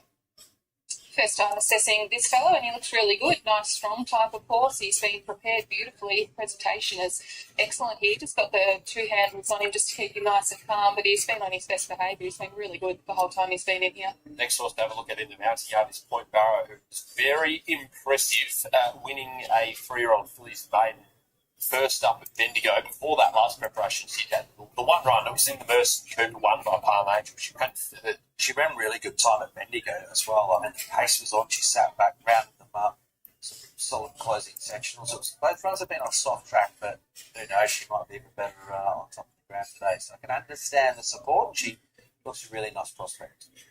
She's got a good constitution, this filly. She's maintaining her racing weight really quite well and comes in pretty confident, a little bit full of herself, but for what she's doing, I think she's just a sprinting type filly that's ready to rock and roll. It's good. Next horse is Misho for the Buxton and Young. That Young has dressed in the same colours there as like Zara. He, of course, rides from an inside draw this afternoon. Yeah, they dropped back to maiden grade last start as well, and it was a really good win from Misho, who ran pretty good time as well, and that was following, being involved in some very good form references, including Golden Black Bull, runner-up behind the TTRTs, of course, at Northville. So she's got a good little body of work. I like Mark's on board as well. She's definitely strengthened and matured since I've seen her from last preparation. When in her early racing days, she was just a little bit light-framed, a little bit busy. Seems to have grown up a lot mentally too. She's always been a pretty athletic type of filly, and she's come to hand very quickly. 6 is out, 7's Ferrari for Kieran Marr, 1 start, 1 win. It was at Mildura in a 2-year-old number maiden back on the 18th of July. Yeah, the format of that race has worked out well. 1 by 3, which there are a couple of winners out of that, or maybe 3 come out. Just made that form look a little bit better. The time was solid, and I like the way that she led up and won. So good luck to the lads. And I think they've got a very good chance here with Ferrari. It's never easy to go to the races and win at your first start, no matter what track it is. So she's obviously been well educated, and she's done a really good job to sit up on pace and keep on kicking on debut. Good strong part. She's got plenty of good frame to her, and she's got a nice attitude. So doing everything right, it wouldn't surprise me to see her win again.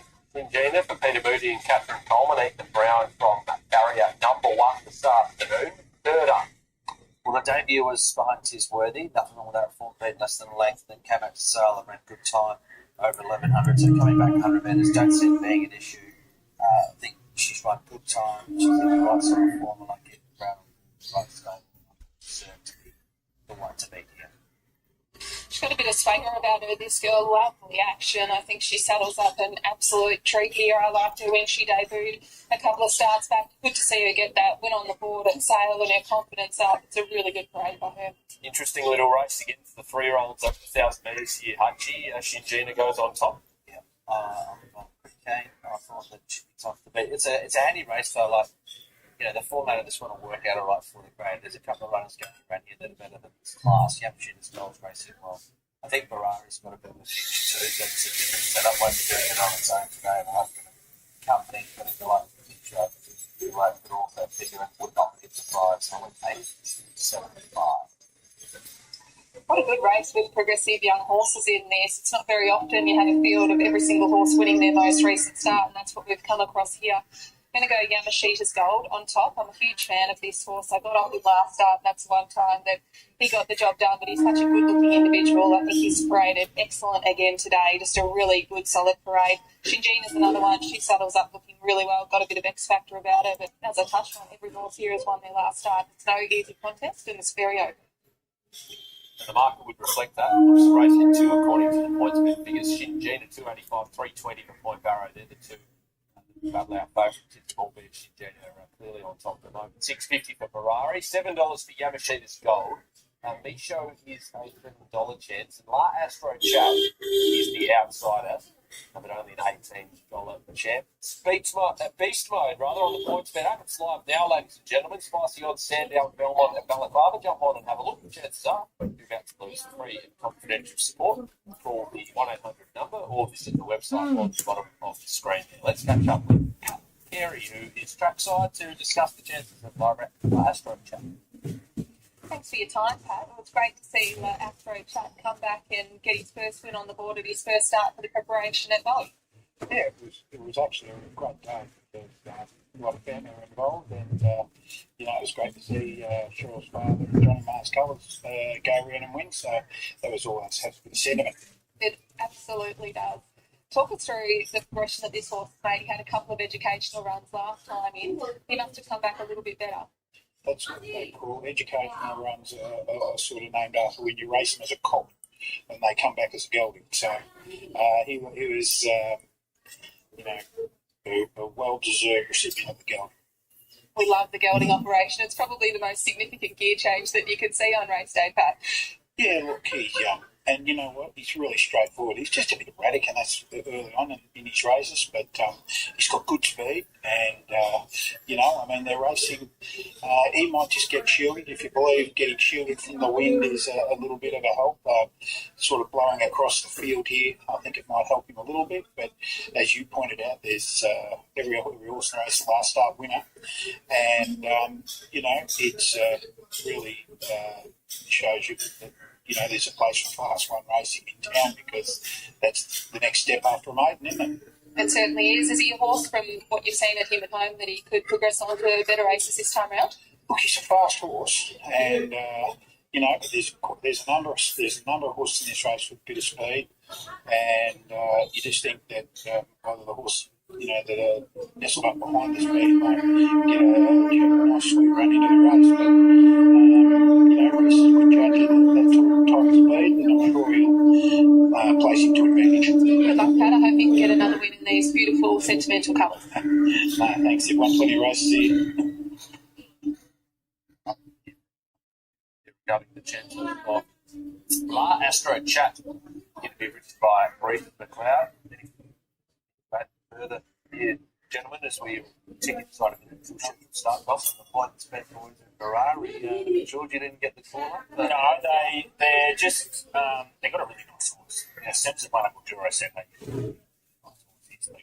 and then it just had a bit of an issue. So it's a bit of a letter, apprentice on. I like the fact that it's holding its price. I think that's positive for it holding its price. The crush is on, obviously, it's the beauty company, so we're fucking about their stats. Just that's the one they want to beat, especially the death. But the boys in Ferrari, they're going to have a nice fight. It's going to be a good race, actually. I think this is a lot better than the actual benchmarks. Just tipping.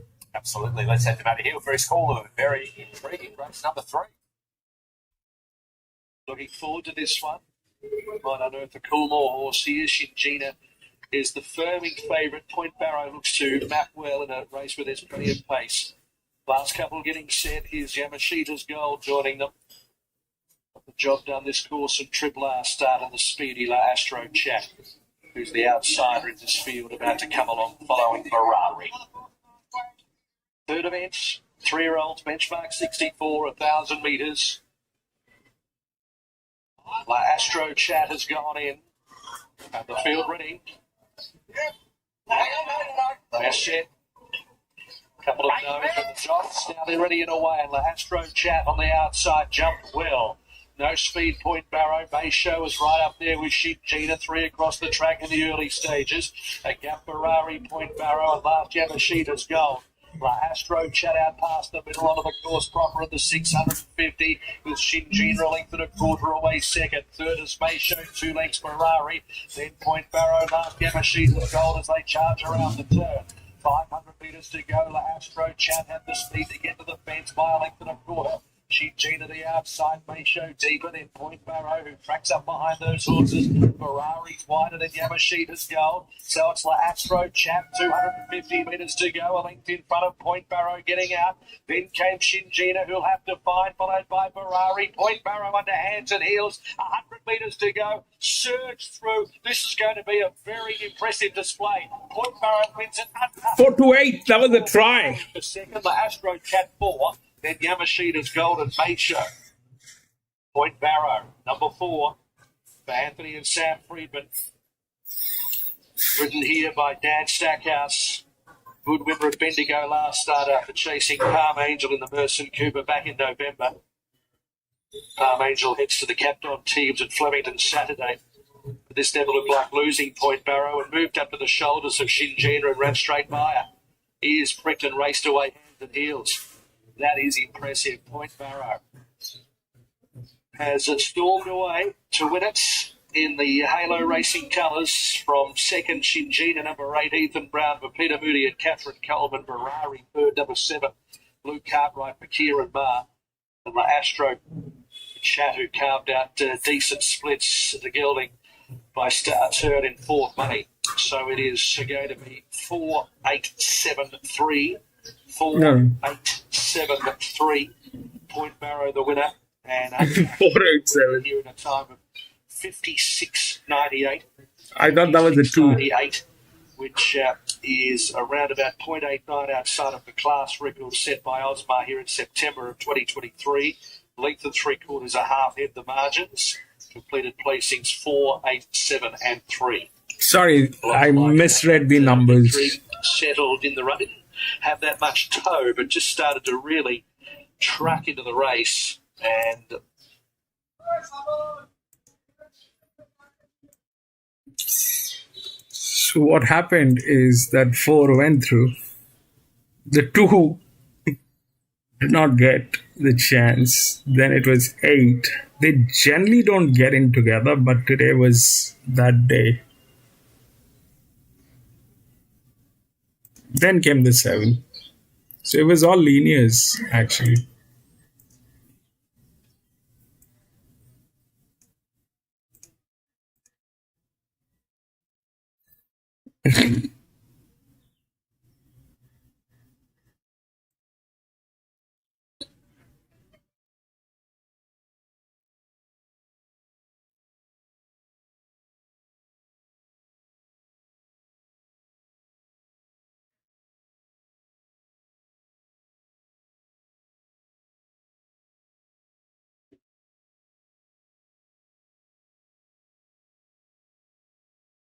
That happened.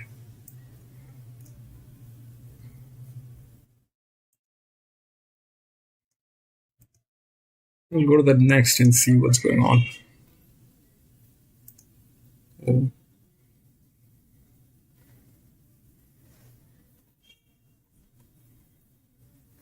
6, 7, 9 all scratched.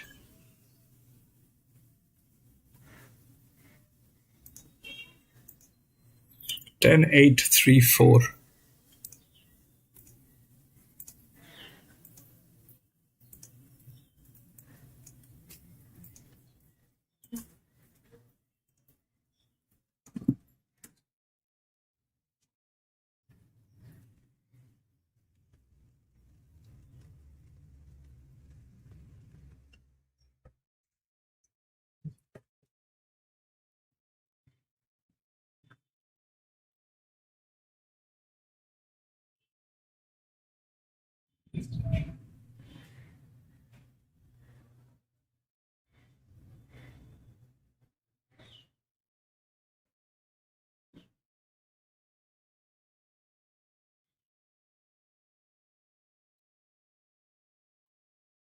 So here, that 7 was at 117. There was no jock on this. The 4 was the linear that went through 87, and then this one came in with the jock. Okay, so 117, there was no jock. Here, the 10 is the favorite, but it is coming after 58 weeks. Hawkesbury. So the vacation is there, 142, but there's no jock. There's no jock on this.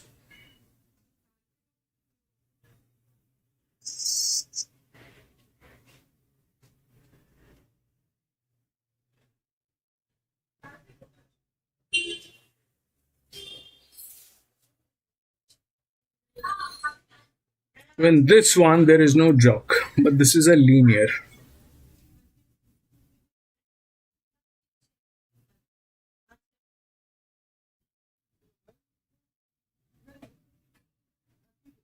(48), 36, 56 linear.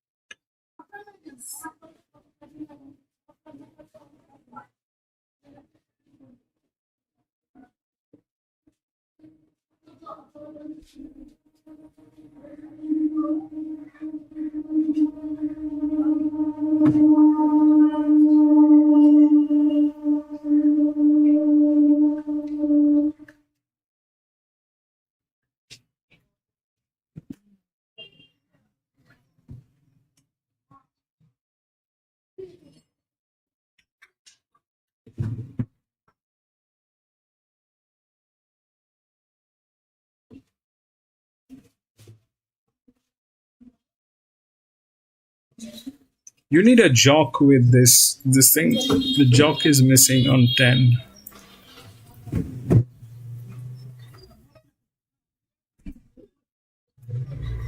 It has the vacation, 1,000-meter.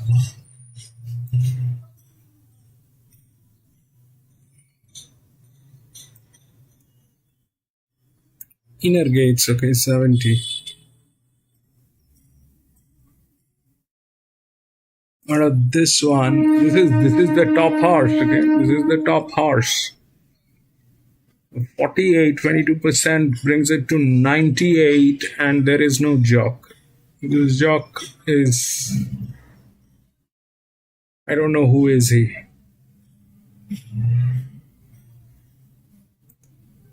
Three is a 00, 60, 38.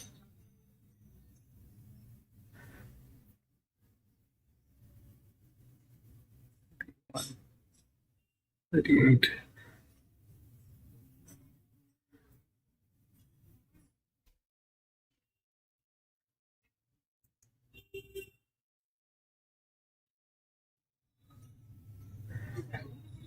83. 9.583.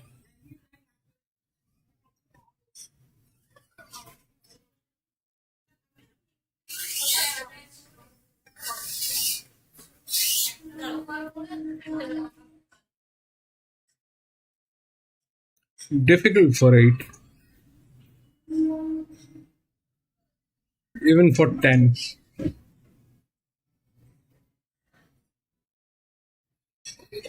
So here the linear won because this was the best. And there was no jock again on this, but it won. The pressure was at 87.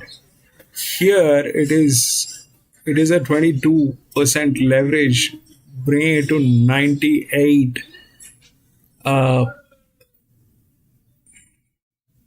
Ideally, that should happen unless the jock does anything funny again.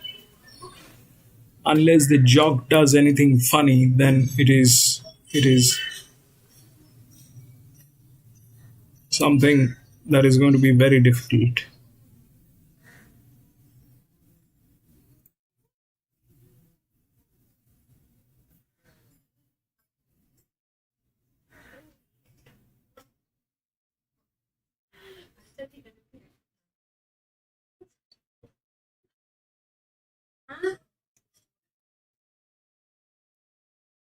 A 6-year-old mare.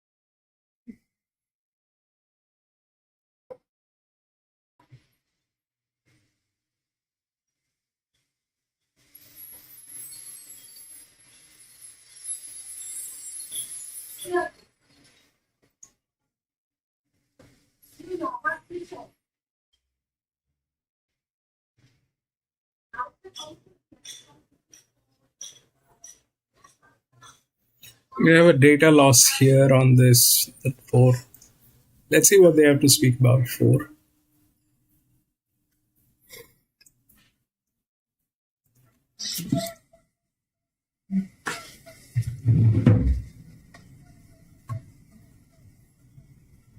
Eight.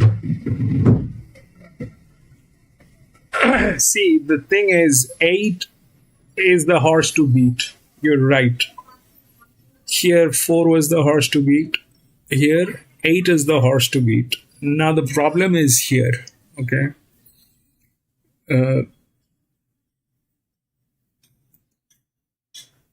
So, this one is at a 23%, which brings it to a 98% pressure on this horse.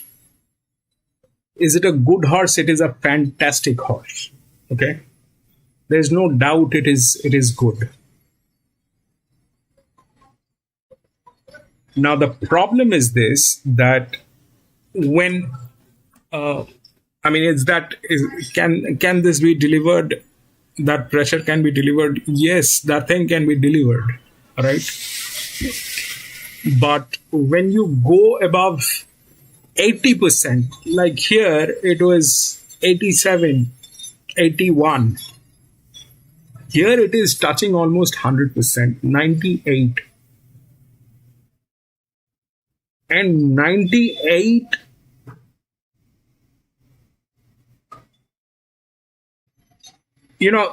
this becomes this is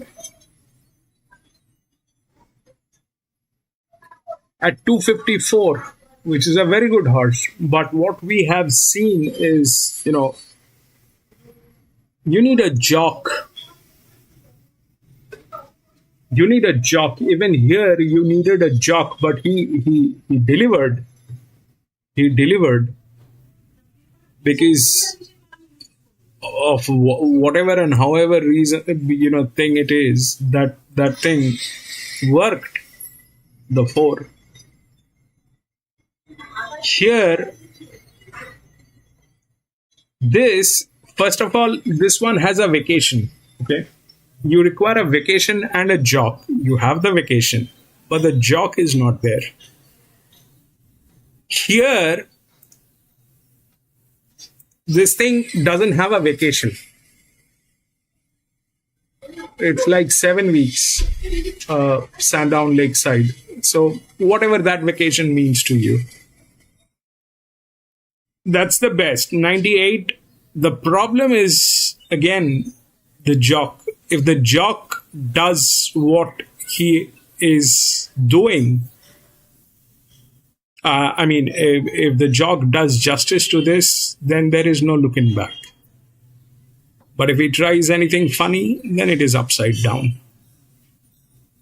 Then it is upside down.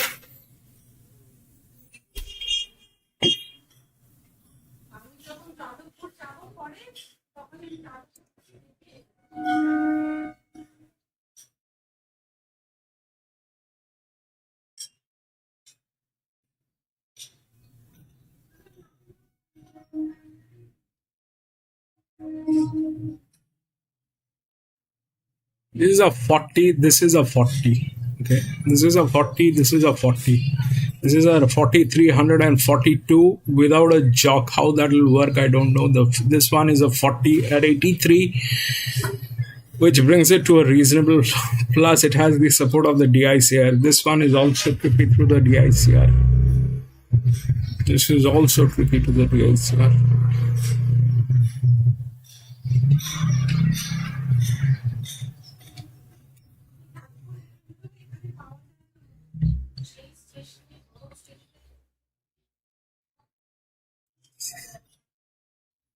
That 4 is a dangerous one. That 4 is a dangerous one, especially at this, the given situation. The 8 is, there's no doubt the 8 is good, but the 8 is tricky. The 8 is tricky in quite a few levels. It is tricky. That is good.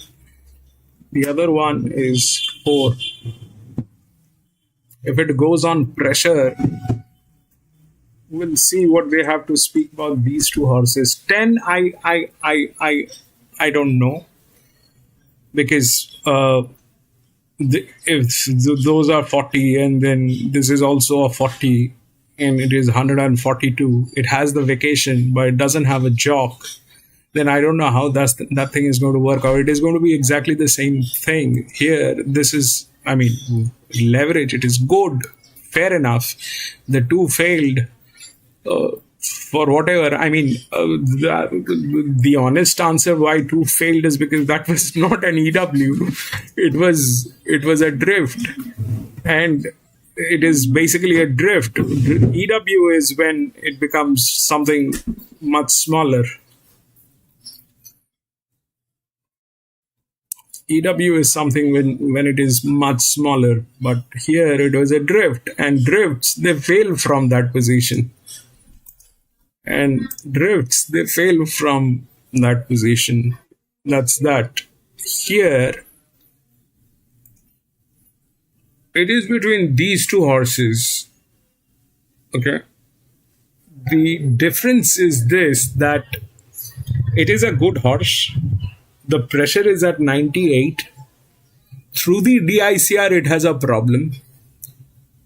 With the jockey, it has a problem. 4, the pressure is good, reasonable. Through the DICR, it doesn't have a problem. Through the jockey, it doesn't have a problem. we'll see what they have to speak. There's no reason not to like. There's no reason not to like the 8. Okay, the 8 is a fabulous horse, but at the same time, the variables are variables. You're looking at the same thing that I am looking at. It is at 98%. It is at 98%. Here it was reasonable. It was for 87. It's okay. 87. Fair enough. 36, 87. It's okay. Here it is 48, 98. Let's see what they have to speak. But I like both of these horses. This I don't know, but these two are good. Okay. The difference is this one doesn't have a jock. This one definitely has a jock. They are the inner gates. That's that.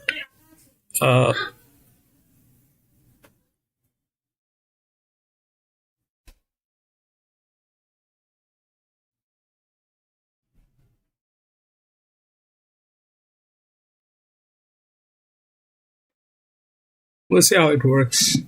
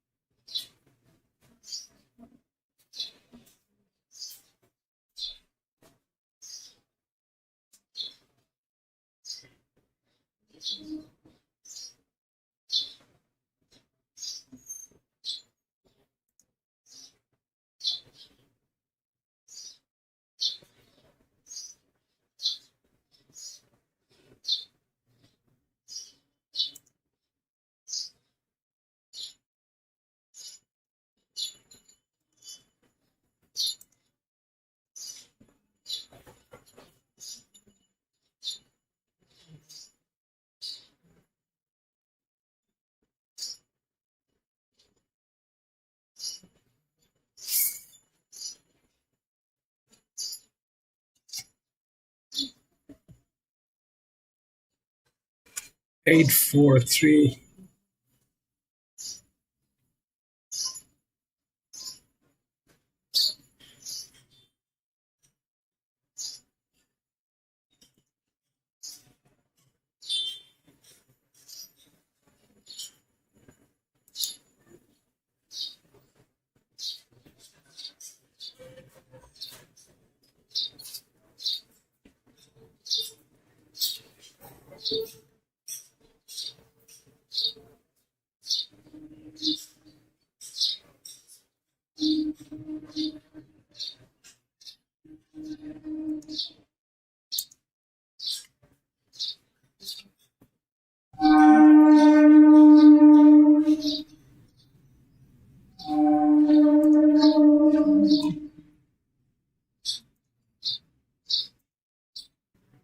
What's 24 is the easiest way to find a winner. Case closed. What are you really gambling with? For free and confidential support, call the number on the screen or visit the website.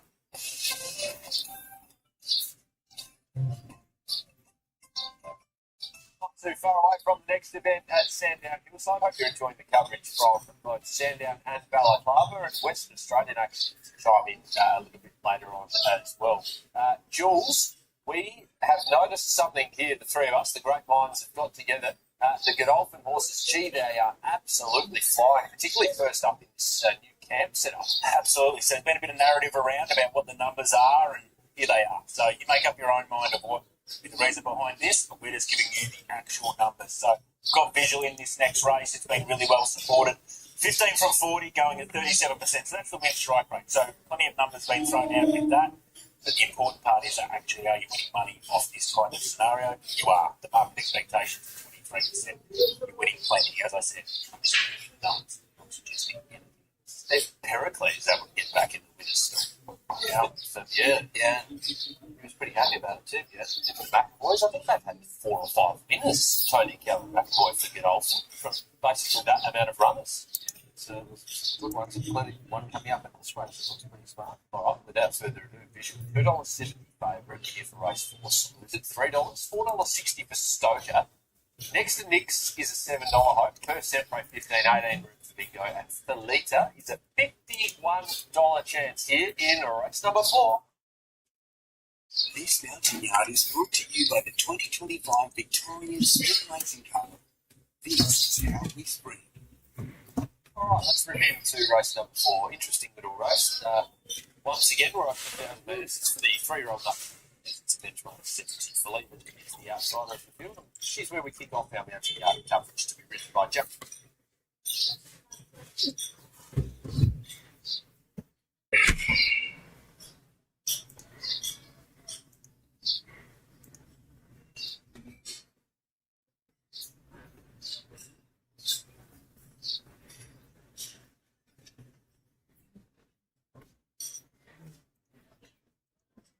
Oh, man.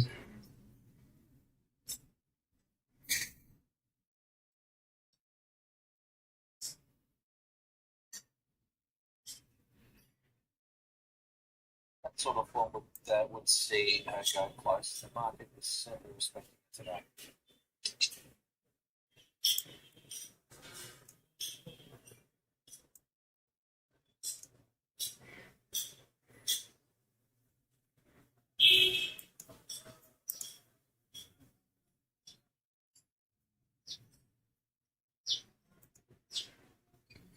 This is bad.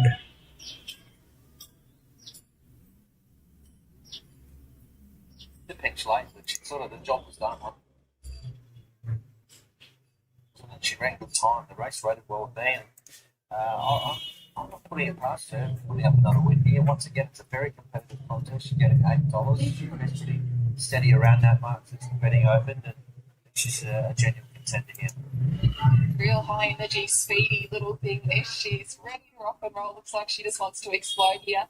Also is very fit. I think these high energy sort of horses, they work themselves quite hard. So there's not an ounce of fat on her. She's here ready to run well. Yep, I hope she runs well, but I've never forgiven her for her debut performance at Hallelujah, where she was $2.50, led all the way and got beat, I reckon, in the last centimetres. So anyway, again, I wouldn't do that. That was only almost 12 months ago. So I'm a forgiving man, as you know. Room for bingo. Bingo. Yeah, I don't mind it either. Yeah, I don't mind the sauce. I'll tell you what, $18. We ran very good time at Sale winning last time. Leading up. Well, this is obviously a much stronger race, but I think she's over the odds. She looks really well. She's very, very fit. Another horse that's come on pretty quickly with preparation. She's confident with her most recent win at Sale. I think that's turned her out looking very well here. All right.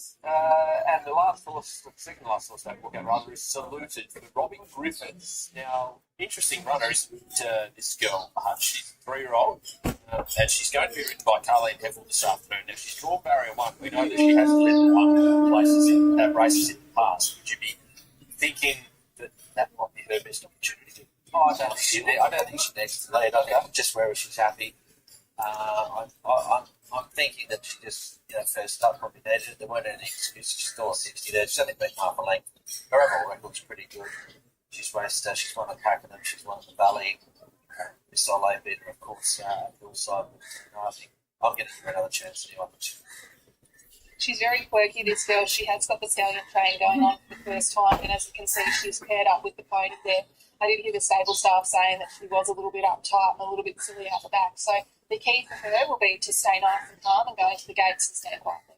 Visual is horse number 10, really interesting runner. She's a 4-year-old by I Am Invincible, who's only had the one career start. It was back at Hawkesbury on the 1st of August last year. So it's her first outing in obviously more than a year, but she looks to have jumped out well. She's going to be sharp enough on such a long break.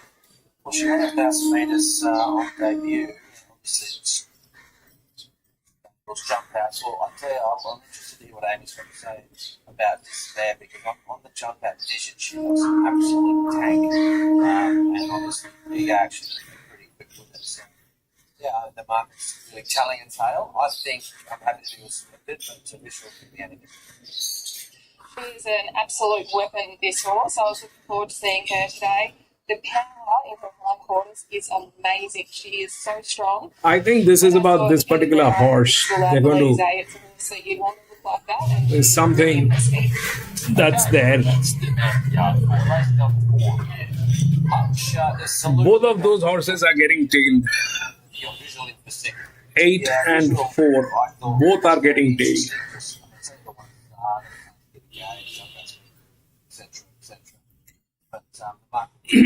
If you remember, in Moonee Valley, there was this maiden horse which was there as a favorite.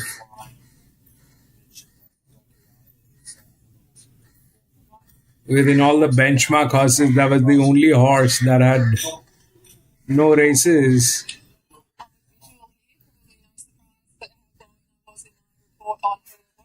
She is so strong, great pedigree, really impressive looking individual. Thought it was an excellent parade from her. Salute, there's another one. I think she's looking fantastic. As I touched on, the key to her will be staying nice and calm, behaving herself behind and in the barriers, but the team have turned her out looking great. And I think it's probably the best I've seen Stoker for a very long time. She paraded very well. Those horses are getting tailed, gatekeeper. Saluted $2.85, $2.90 for Visual. It's going to be a really good go as for who will jump favourite. Stoker $4.20, been well back in the last 5 minutes. Next to Nix is rock solid at $8.50. The visitor from South Australia person for $16.20 for room for bingo. And the one the market says can't win is Felita, top weight. Yeah, $67 chance. Beast mode live now until 5 o'clock Australian Eastern Standard Time this afternoon. Spicy odds at Sandown, Belmont and Balaclava. So jump on the points bet app. Have a look. Beast mode. 8 is a 3-year-old filly. So, Probably, I don't know. Chances are lose the free and confidential support. Call the number on the screen or visit the website. Always convenient. Try and inject a little bit of humour into the broadcast. The two blokes sitting in the studio sitting in. We gave you nothing. We gave you absolutely nothing. But that's fine. I'm used to it with you. Wasn't surely going. I read out all these great stats and you don't even listen. That's how much you like me. Well, I wasn't sure who you. I didn't know who you were talking to when you were talking about the stats. Then I realised at the end of it, when you looked at it, that you were actually talking about that and it was. All right. On that note, let's get to Robbie Griffiths, who trains and saluted here. And it's $3.10 points. Thanks for your time, Robbie. Saluted. She's a filly with a fair bit of upside here. Does seem to be a little bit quirky. Talk us through the stallion train going on the first time here. Yeah, she's been a little bit anxious to get into the barriers and got to the point where she had to go back to get a ticket to return to the racing, and then she failed at that, so we had a few fails. So she sent her the jury in Welsh, where Carlin's done a lot of work with her, and that was successful in the recent trial. And so Carlin's on board today, and we're hoping that everything goes well. She was a bit naughty going from, she saddled up beautifully, then to walk down, the long walk down into the yard, she just didn't want to be part of that. So once she got with the pony and our strapper release ship got on the other side, she seemed to be in the zone. So we went straight around to the barrier straight away with the steward's permission. And she seems to be pretty good beyond the gates now. So hopefully I don't want negative signs. It's always a nervous way, this next loading process, and wanting them to stand nice and quiet. Cross our fingers that all that happens. Where do you want her to sit? Oh, she's a free spirit and she has that anxiety we're talking about, so Carleen might not get an option, she might just want to run quickly. That being the case, it's just like Carleen happy, she can control that speed, and if she can, as long as she can control it, the better our chances are. So, yeah, we'll be watching there and hoping that she doesn't get to. You've got about another 59 carefully behave. Good luck, Rob. Thanks, Amy. Let's head to Matty Hill for his call of race number 4. Another really, really interesting little race, this one, Matty. Certainly is, Timmy. We've had some good winners so far. Regal Award and also Point Barrow, 2 names. We'll be certainly following the card. That's a look at the 1,000-metre starts. They'll charge down to the top of the straight by the sharp turn left-handers until the 500-metre run home, at least down Corrigan Dip. And saluted the first one into the stalls. Saluted the first one forward, went in riderless. Here is next to Nick's coming forward. Jamie Galloper forwards. Next to Nick's who's almost charged the gate there and went in. The leader forwards. Visual about to join the line. So getting to deck room for bingo. Clear favourite. 310 to 270 now, 50 cents clear of Saluted. And without 2 Stokey, the clear third elect. Now Stokey coming up. For bingo will be one of the last. The Tarvin Porter handicap over 1,000 metres. That's going Coffee too. Stokey for bingo. All getting tailed. This is About their rating. Room for bingo on the outside, jumped away fast with Visual and also Felita. They land about a length in front early from next to next on the inside of Stokey and then saluted the rails and 4 further back to Per Sempre. So with 600 metres to go, driving through on the inside, Felita with great toe from Visual as they run the turn. Room for bingo in the pink jacket up the middle of the course, saluted right behind those horses. They were followed by next to Nixon, Stokey, and towards the end, Per Sempre, who's tacked on and darting back to the inside and held up. So it's Felita, Visual together. Saluta's trying to extricate away from the rails. And they were followed by Stokey right down the centre of the track. Has come with a blinder. Stokey under hands and heels, and Blake Shin goes to the lead. He looks over the left shoulder. No need to. It's a good length and a half. 2 lengths in front of Visual. And this is a big win. A speedy win. Stokey won it from Visual. The next third from Sempre and then Saluted, Felita, and last route for bingo. still it couldn't manage. Number 3. Blake Shin for Patrick Bryan Jr. That's a double for Blake Shin. Stokey has absolutely rocked it here at 450 and 240 from Visual second at 190 and next to Nick Snow third dividend. Time will be interesting, but absolutely springboarding off a good tempo and had sprinted hard. Its last 400 or 500 metres, very impressive. Stokey on resumption here, number 3, has stormed away to win. We stand by for the full details. The mare by Richard Up, that's her 4th victory at start number 10. But she enjoys it here at Sandown, a couple of victories at this venue. And as I say, the time will be good. Caravan 2 came in 4th, bro. 6:53. It's 3, 10, 4 and 2. First 3 Stokey, second number 10. So, what happened here? 8 and 4 both got tailed. There's nothing. And then the one which actually was left was this one.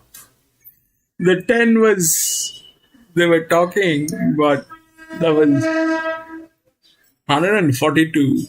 These 2 horses, they got tailed. And then the next one was this. This is 0-0 with a jog.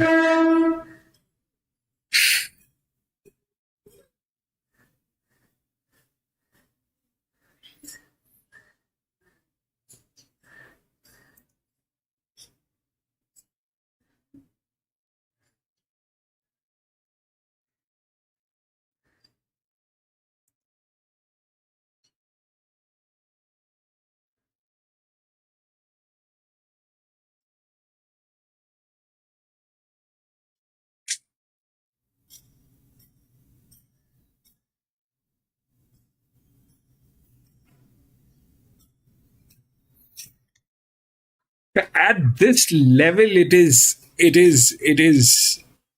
becomes very dicey at this level. one small mistake. I mean, they were okay, but the horse started getting tailed. It did not happen. Plus, they did not have a jock. The 4 was also good, but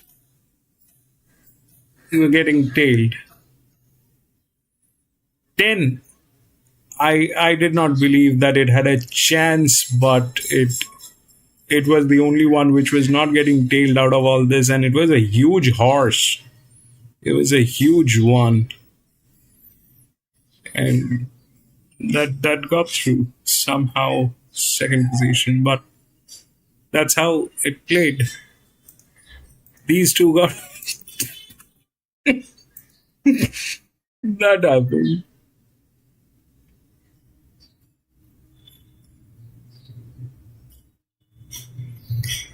Then go to the 5th one.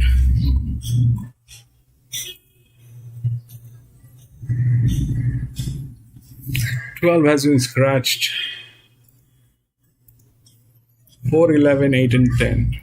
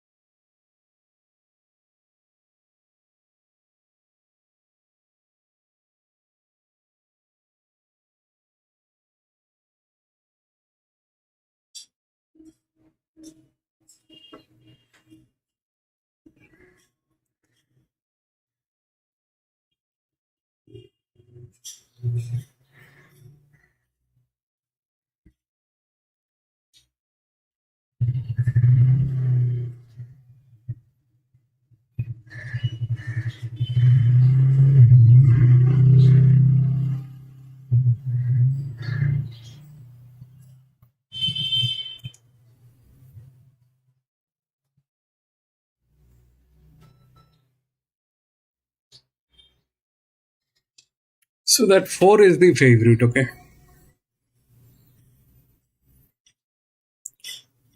Uh,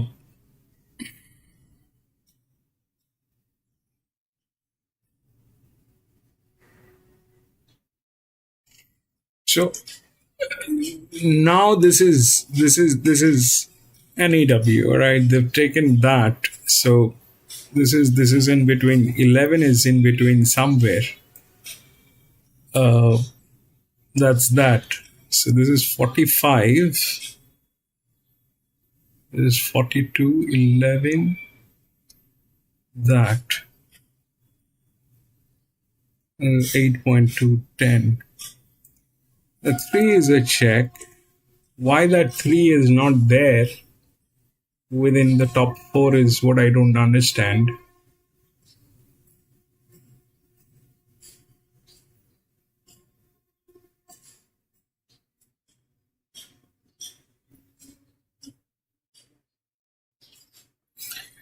4 came in first. The last race, the 4 came in first. So that's why it jumped up with that leverage. Okay.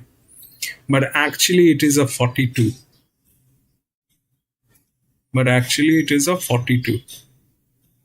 So in the last race, whatever happened. That's why there is a leverage which is at 11%.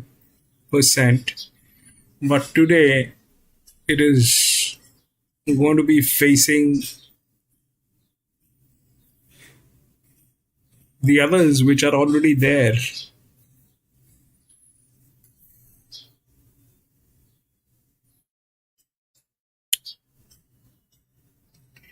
So 8 is the linear. It has the physics from gate number 2.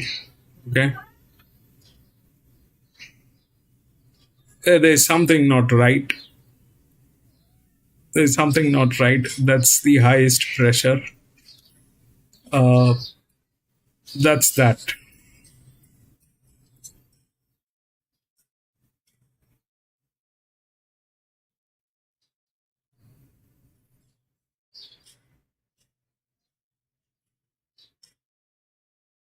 The 2 0-0s, one is here, which is a 7-year-old.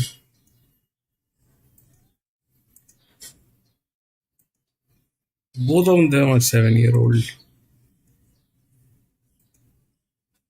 3.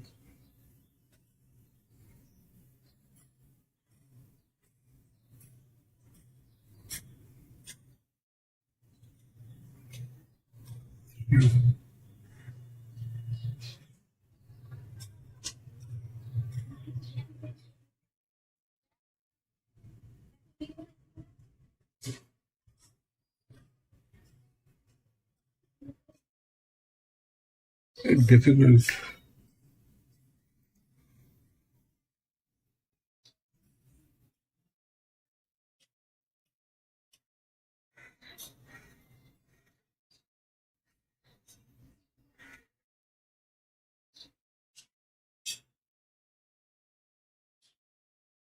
Nine 48.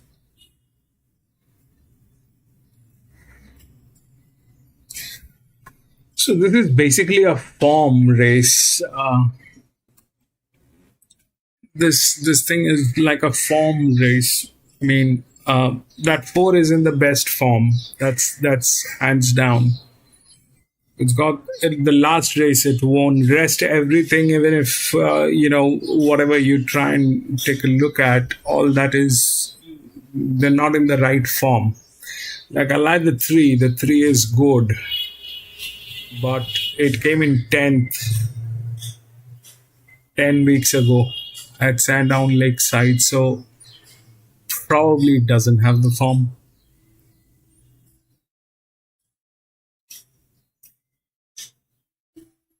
Probably it doesn't have the form, but that definitely is a better horse, the 3. It's got the physics, it's got everything. It's through the rails, it's got the physics, it's the second linear. The first linear is here, which is 8, which is like that, but there is some problem. 8 is like the problem is it is getting scratched and not getting right places. That's why it's fallen down. But between these 2 horses, this is definitely better.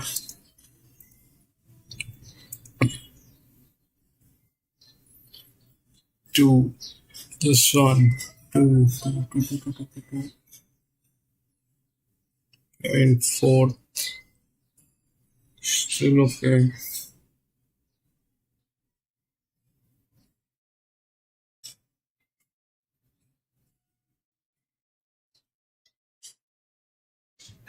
I mean, the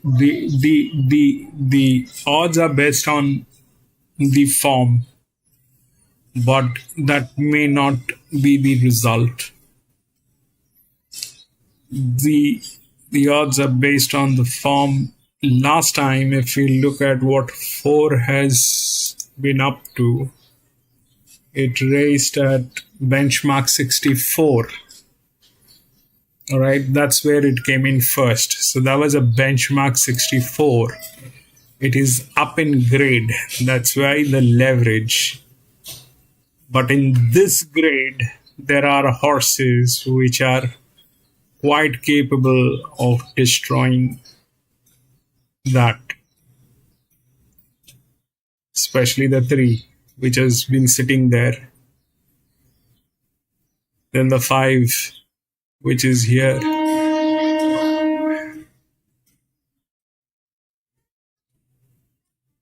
So because of the form, there's a leverage. I mean, that's how it is. The leverage is when you have a form. But with the form comes the challenge of who you are dealing with. I mean, the previous race was a benchmark 64. You've done very good in that, but now you are in a benchmark 70, and there are known devils who are sitting there waiting for you to come.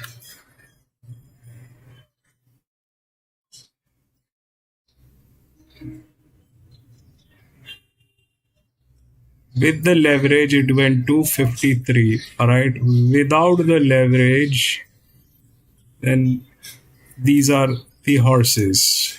45, which is from gate number 11 with huge advantage. Then this one, the 10, which is there, 43.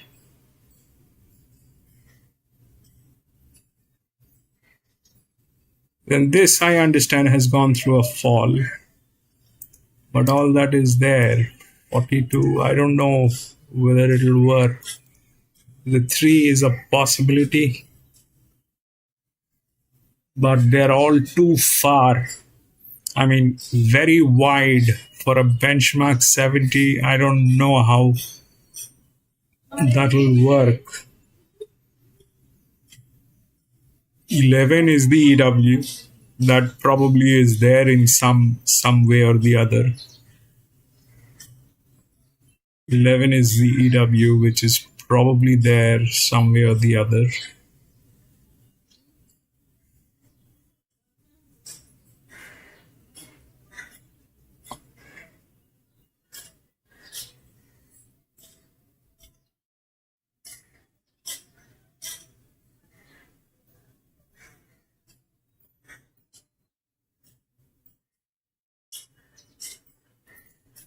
What is that 5? The 5 came in what?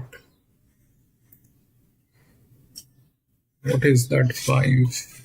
Here's number 5.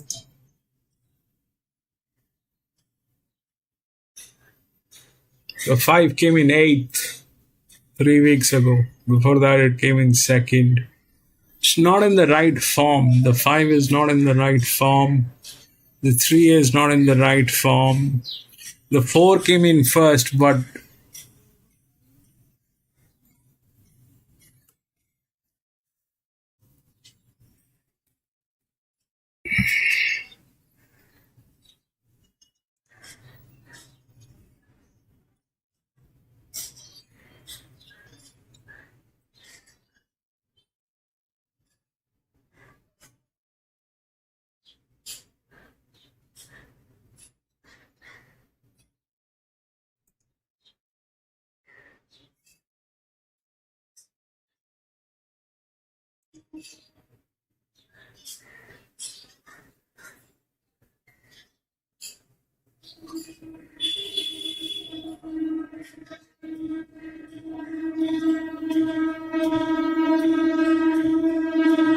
the 9 is probably going to retire after this race.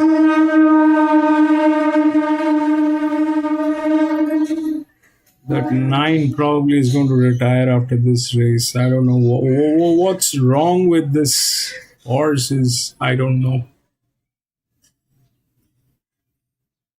There's something not right with 9. Anyway, we will not get there. But 10,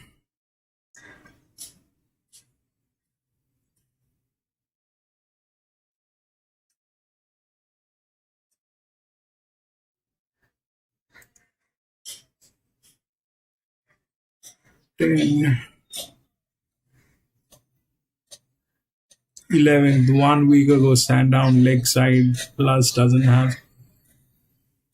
If it goes on form, then I think what they're saying is right if it goes on form, but it's there are too many things which will go wrong. There are too many things which will go wrong in this one. One, okay, one.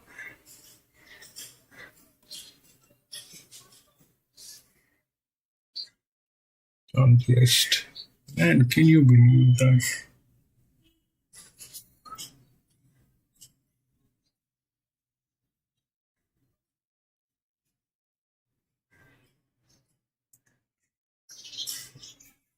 With 11%.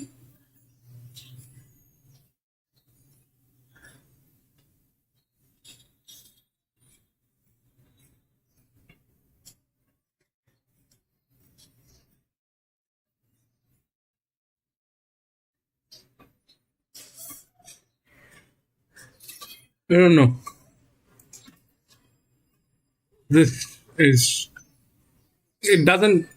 I mean, there's no strength in this race. There's no strength. There's no strength. Here, at least, we knew what was going on.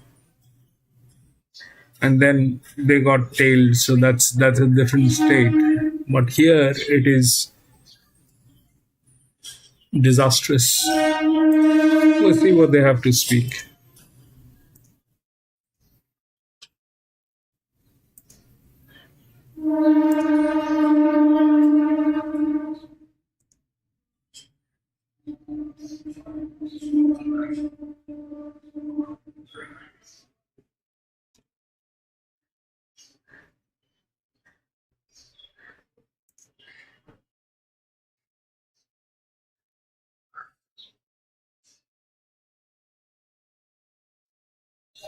Key factors for me.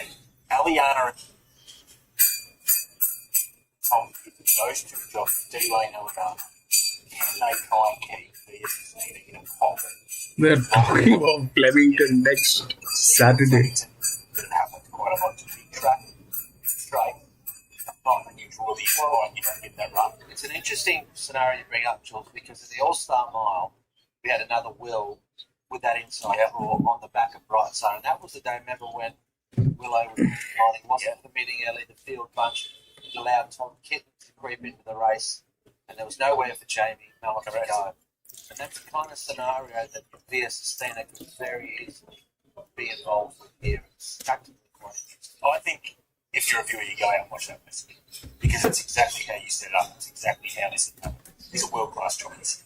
So they're not going to let James, with VS Sustina, just get away with it. He's a good one.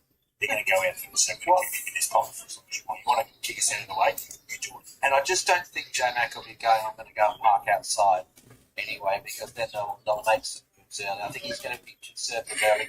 Their goal's the Coles play. Yeah. They're happy, and if they don't get the breaks, they will so be. It's not the grand final. Yeah. But it is very interesting tactic. I cannot wait for this because it's like just it's a small field and just think they're going to go around and few jockeys are going to say that. What about Tommy Tay? He's the flying him on this. He's the most interesting one of the line. He knows that the barriers has been back to the jump bounce looked okay. Still a bit of a question. Yes, we've been double time on exactly the scenario happening. And he was being well backed, actually, wasn't he? I think last time where he I think there's no doubt he's prepped up really well for it. So I think they're really happy with him. They just want to get him how to get out of the game. So any issues right to the ball for him? Well, at the end of the day, they probably would have worked out that he's going to be first up at 1,400 metres. This is not going to be a hard one. So that's going to be pretty good special platform. So that's a positive as well. Whether they decide really negative neutral from the gate because they've missed that run and say, hey, we don't want to bust him surely. Maybe he does sit out the back and sort of Mark Twain to the inside. That's probably the interesting point. So it comes up to Antino and Eliana and try and put bases there. I think the big plus, as Jules said, though, the advantage is probably going to pick one of the race, the map and the way the race sets up is Eliana. Yeah. She gets the control position. Potentially that one might also had a run. Maybe she touched. Yeah, it's going to be really interesting. what will happen with Versus Tennis price? Do you think $1.95 now we can see with points, but do you think that'll just continue to short, or will she be around even money? Yeah, I marked at 210. I think that's probably about her price. I don't think she's going to be off the map. She's still got that anchor of that big number to concentrate. So the big guys are always going to have that number always. So that's the interesting point. But the other thing with her, if the gap were to come, say for example, what she has got, she can win off a very strong speed and she can quicken off a slow speed. So she's got that in her arsenal. So you're sort of banking on the fact that it's not giving her much room. She's all class. Absolutely. Race 5 at Sandown, maybe not quite the same level of quality in this field as there is in the IBD, but still an interesting race, and Hutch, you've still got to find us the winner.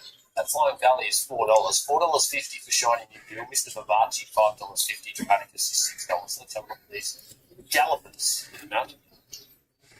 This mountain yard is brought to you by the new racing.com. Even they are not interested in this one. Download wherever you get your race. 1600 metre benchmark 70 Tijuana, interesting runner, now in the Smith stable up at Seymour. Just never really has gone right for this guy, does it, Punchy? No, I had a form and possible recommend. It's been 1,000 days to win anyway, but he did have the talents there. Let's hope they can find it at some point. The way he's going, it's very hard to have. He's a lovely old horse, this. I would agree with you guys. I'm not sure how well he's going, but the team have turned him out looking well again here. Toothvale Mountain, who has got a decent enough record at the track. He's twice best for one on Lakeside tour. He's actually going really well. He did well on Lakeside. We liked him that over the heavy track. Yes. He got on the sit there last start and was a lot better than I looked. I don't think that's suited. But back in grey, back to Sandown Hillside will be 5 minutes. He's going well, this horse. His coach shifting beautifully too. It's all but there now. Fitness-wise, he looks the same as what he has done all prep. He's been up a good while now, so there's been no improvement that's needed to be made. Ambassadorial probably just was never suited by any of the conditions that he struck, really. He was either on good 3 tracks or really heavy tracks during his winter prep. He doesn't run a bad race, but rarely runs one. He might have had enough at the end of last preparation, but he kind of needs to sort of go on with it now. He's had a lot of chances. He's a horse that can settle on speed. I think he's right distance, 16, 1800, so that's an interesting kick-off point. They've gone straight to the mile. Wouldn't be shocked, but I wouldn't be back. I was expecting him to have just a little bit more condition on than what he does today, because he can get quite robust and naturally carry quite a bit. So I'm quite surprised to see him as toned as what he is. His coat is absolutely beautiful. Flying Valley is currently our $3.70 favourite for Julius Sandu and Jamie Mott. That it is. There was a good win at Hillside last start. They had a beautiful run at beat Trapdoor. That was the day that there's inside lanes with Better City. So yes. I think the pack was on the side, but he's still got to be good enough to win. And he was building towards it. He goes up to a mile now. I don't see that being a major issue. He's never won past 1,400. Provided the mile's okay, he'll be done to beat. He looks great. He keeps on parading better and better every start. He's very good again here. Margie's boy, gee, you'd love to own a share in this guy. He doesn't win out of turn, but he's pretty consistent. He's had a lot of prize money. Yeah, he was good at Hillside 2 back and then struggled in a very heavy track at Ramble. So he'll need to bounce back out of that. He's capable. Near side Bubble Chief, who goes on for the first time today. He's parading very similar to how I've seen him for most of the prep. He's doubled up. Masterful. Been a little while since this Galloper's been in the Withers store, but has had 3 runs under the belt leading into this assignment. None of which have been overly impressive. And I can tell that there's others that make a lot more appeal. But he has to be pretty close to his 4th run at preparation now he gets back, so I'll have to do it. Seems quite a nice-natured horse. He's just chewing on his lead there, being quite playful. He looks really good, but I'm just not quite sure if he's going well enough. Urban Outlook, interesting run at this guy from the Melbourne Cup winning combination of John Simons and Sheila Lacey. Monkey Kid, the man tasked with the first up riding responsibilities. I think it's just a case of we should see possible. Yeah, I do think that he's got natural improvement to come this horse. So I think once he does hit his straps and get up over further, that's when I'd like to jump on. Mr. Fudge with a 2 back at Lakeside. That it was. I thought there were a bit of excuses last time with running into traffic at the key stage. So I think if you judge him on his win 2 back, there's a very good chance here in 550 will be fair if you think he can hit that mark. He looks really good, this horse. I think you do have to take on trust that he can bounce back, but he's definitely presented well enough to do so. A Fuse is an interesting runner, Hutch. Formerly raced in the UK and then had the one run in Hong Kong. Now is in Australia, but hasn't raced in a while. Yeah, an interesting runner. I mean, yeah, if you purchase for Hong Kong, usually they've got pretty decent. And obviously, there's only one run there, and they're happy to give him a chance there. He's lightly raced. He had one run back in October of last year. Probably that was August the year before, so let's just have a look. I watched his jump outs. Didn't really learn much, so I think we just need to see him. But he did have form much further overseas. Very interesting runner, this horse. His coat's in pretty good condition considering that's know which country he's in at the moment. He's had just a little bit of a fresh sweat out the back, but he has got a good amount of fitness on his side, this horse. So one to watch for me. Tony and David back before having a great little run. They bring Dramaticus back to him. Yeah, I know Dramaticus ran 11 and 13 in his last start, but honestly, so far out of its ground, it was actually quite a good run. Where it finished, it just got too far back on it. Now, I think Young Cutler will hopefully have it a bit closer today. If he does, he can run a much better race. He looks excellent. It's a very, very good parade by horse that's in top order. Shiny New Deal for Gavin Bedgood and Blake Shinn. One of his both. I think something else might be Shin could be a big plus. Blinker's going on first time, I think, is the best gear change for this horse. He's pretty up and about too. Looks like he's ready to roll. See through for Josh Cartwright and Logan Bates. Couldn't have 2 months in. They've been an easier race. Yeah, it's pretty up and about, this horse. I haven't seen him before, but there's others that I did have on top of him. What sort of confidence do we have here in race number 5? None. Well, I'm not sure whether Flying Valley will get the markets that well. I'm buoyed somewhat timid by the support. Gee, it was a good win last start, so I know the pattern was on the side. Shiny New Deal and Dramatic. Mr. Mavachi's a big chance of that run. A couple back and Valentine. Most of these staying in the break. You could argue that Flying Valley has a little bit more upside than most. So happy enough with my top selection, 14-8. Yeah, it's a bit of a complicated race, this one. I don't think that there's much between most of these. Happy to have Flying Valley on top. I thought he paraded very well here again. I think the key to him when he last started, he was lovely and relaxed in the yard, and he paraded very similar here again. Off the rest, Dramaticus, he looks fantastic. Looks like a horse that's right at the top of his game. Mr. Vivace, very similar. Same as Shiny New Deal. Right, let's have another look at this points bet market, ladies and gentlemen. $3.50 for Flying Valley. That is Hutchie's top selection in the race. Shiny New Deal, one that Clint thinks might be a little bit under the odds, $4.55. $50 for Mr. Vivace, rock solid. Dramaticus is a $6 chance. At $12 available for Ambassador Royal. Margie's Boys a $14 chance. $15 available for Masterful. And Vale Mountain for Lindsay Park. Back to return is a $16 chance. Now, time to stand up. Hutchie's already nailed one of his specials on the program. The good news is, in the very next race, about half an hour from now, we get to see his best bet on the program, Billy. And if you're thinking $4, not sure, well, how about $6? Log on to the PointsBet app, and you'll be able to get that exclusive price boost there. So $4, forget about that. $6 on the PointsBet app for Hutchie's best bet in race 6. It is Kirribilli. Chances are you're about to lose. For free and confidential support, call the number on the screen or visit the website. All right, we're not too far away from these horses being loaded into the barriers. A tick under 2.5 minutes until scheduled start time. Julius Sand, who trains our race favourite with PointsBet Flying Valley, is catching up with Amy Yagi. Thanks for your time, Julius. Flying Valley has been in such good form this preparation. How's he been since his most recent win? Yeah, really good. And I was just talking to somebody before that and said he's an easy horse that way. He talks to you pretty good. Like, you know when he's up and about. And he's handling his racing well. He's racing consistently. He came to the other race real good. Kind of a moment in time they were stepping him up to the mile. I don't know what to say, Aroman. Chance today, and he's racing well at the track, so there's a few positives, and hopefully we can see him do it. I don't know what to say. There's probably that really poor barrier. What were your discussions with Jamie? This one definitely is too much of pace on. Now that might change not the way the track is playing. The ones that but there's no difference being on the pace, so there might be some anybody should probably end up a fair back the outside with a little bit of luck, but get into. that will probably roll across. And sit out But the others, so far, so I think over Miley should be able to do that technically. Hopefully we get the luck and we've got some cover. very unmanaged kind of a thing, Adam, and very Every run that he has too. a lot of mismanagement here and there. A lot of mismanagement. Wound up from time to time, and you saw a bit of that in his first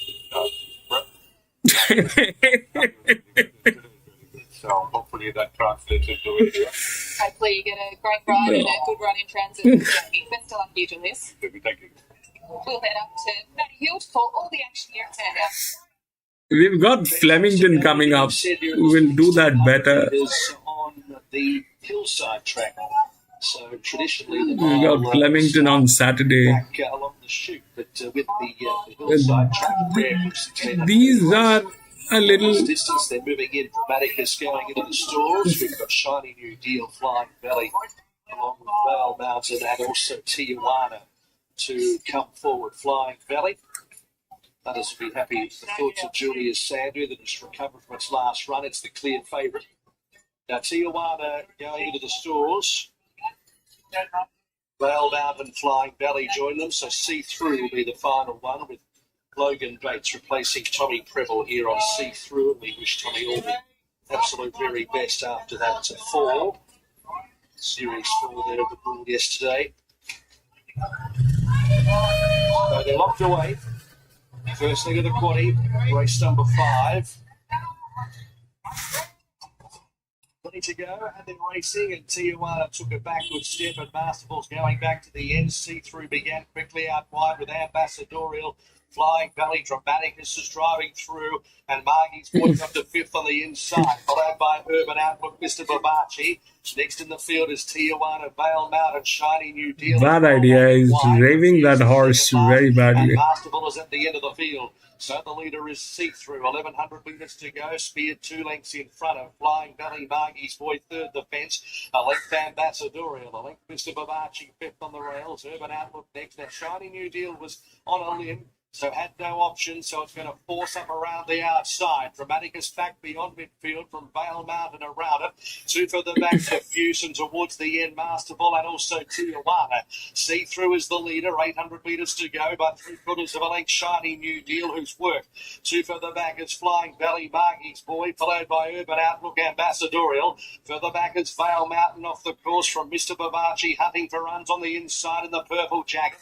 Well back Dramaticus, Masterful, Tijuana, and also Perfuse's Shiny New Deal went past See-Through, 400 metres to go. Flying Belly presenting about a length and a half off those hands and heels. 2 lengths Ambassadorial, and they were followed by Mr. Babachi as Flying Belly moves up on the outside and claimed them. 200 metres to go from Shiny New Deal. See-Through battles on, and then Masterful from a long way back. Flying Belly, 100 metres to go. See-Through's coming back. Flying Belly just in front. See-Through's come back. Flying Belly 13. just beat See-Through though, then Shiny New Deal Masterful. Back behind those horses was Ambassadorial Dramaticus. Look at this smile on his face, man. Vale Mountain, then Urban Outlook, Profuse, Margie's Boy, and Tijuana. It's going to be a photo on the line. It'll win. It'll just win. Flying Belly. 13. It will beat See-Through, but goodness me. You wouldn't want to have a look at the low angle. You need the sniffing salts after seeing that, because that's very deceptive. Flying Belly wins, number 4. Jamie Mott for Julius. Oh no, 4 wins. Number 4, Flying Belly beats See-Through, number 13, who just would not go away in a big price on the inside. And Shining New Deal between them in third ahead of Masterful. 4, 13, 11 and 6. 4, 13, 11 and 6. Flying Belly records its second win on the trot here. Drew an outside. But it looked like 13. See-Through. I don't know. But it looked like Flying Belly. The foot pay to both See-Through and Shiny New Deal. See-Through, to that horse's credit, continued to fight Josh Cartwright's runner on the inside with Logan Bates aboard. That's gone down by a short half head. 4, 13, 11 and 6. 4, 13, 11 and 6. Flying Belly from See-Through. Shiny New Deal third. Masterful had finished in fourth ahead of Ambassadorial, got 132.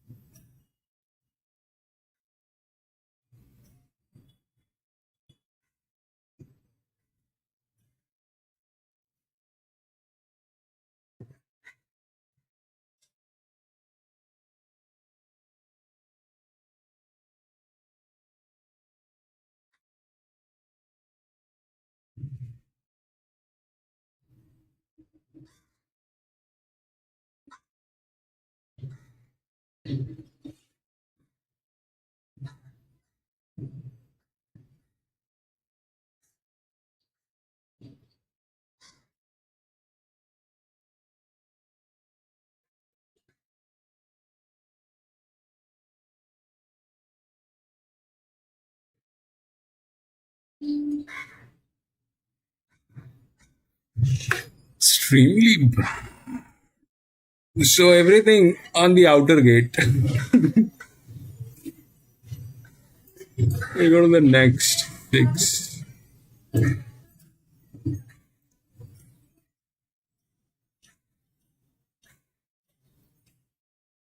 5, 7, 9, 11, 14. 5, 7, 9, 11, 14.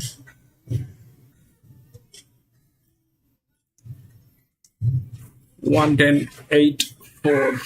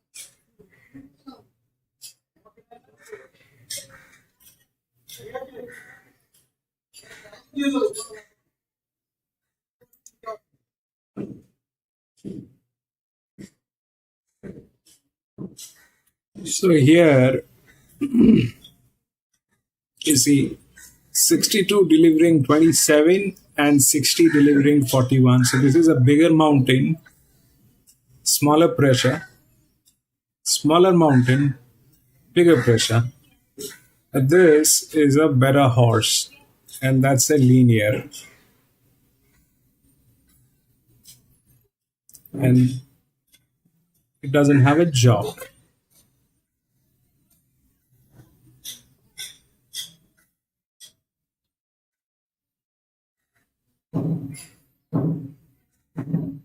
So,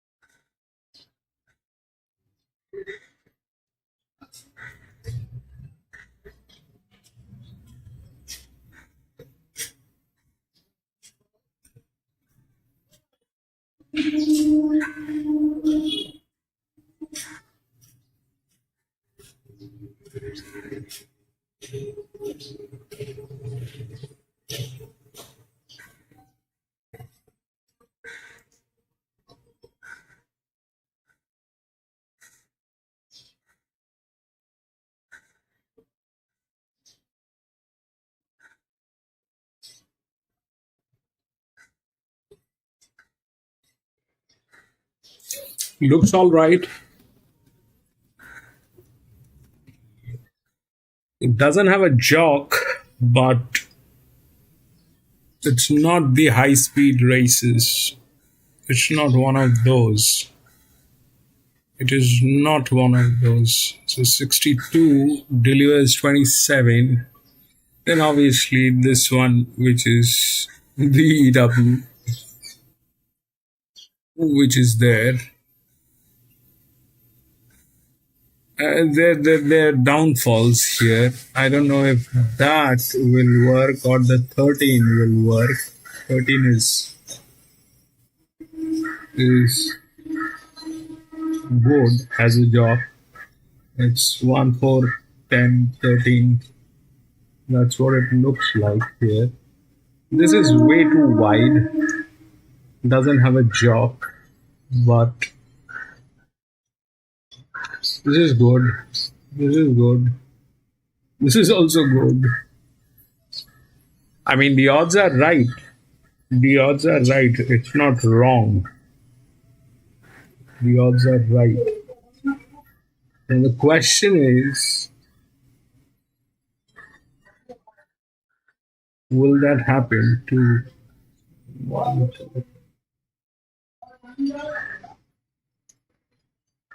It's like 20%, 4%. It's weird. 6.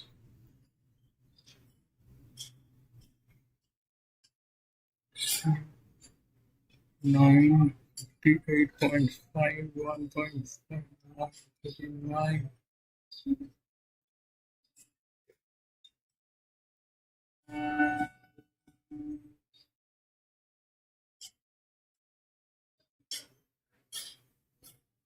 This is good. Good. Let's see. 1, 4, 10. That's the right odd. It's not wrong. It's not wrong. Then it could be anything.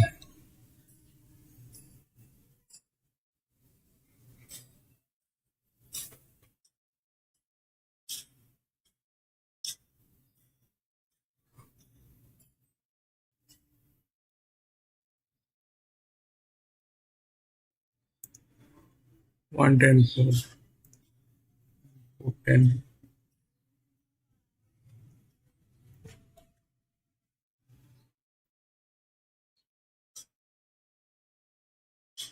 So the only difference between this thing is 1, 10, 8, and 4 is the 4 having the advantage and it being a linear. So they kind of are there. 8 is from gate number 7. It's a downfall. I don't know if that'll work because there are others who are there. 60.5 at 11%. Okay. And there's this one which has advantage. 6 is there. There's a 5-year-old mare though, but it's on 38.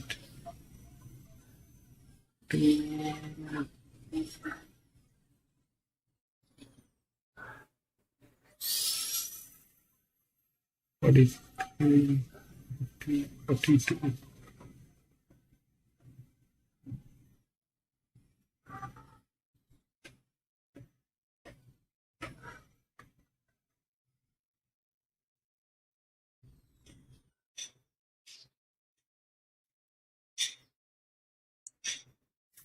Nothing wrong as such. Let's see.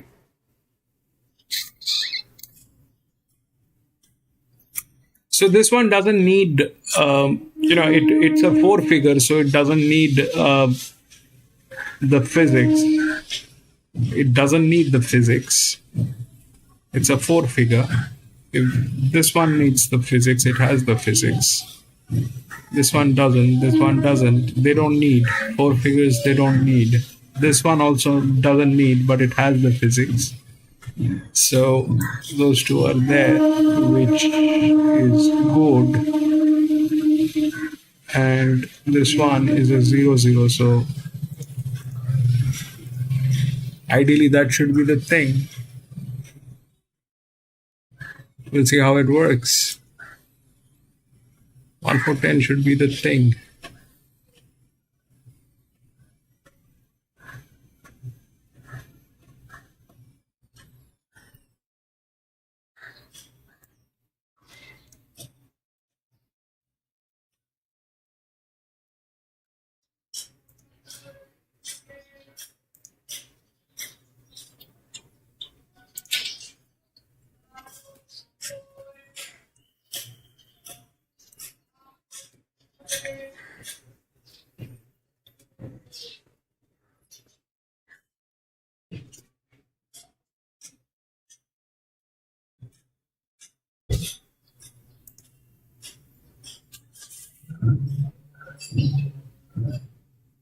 They're showing something else.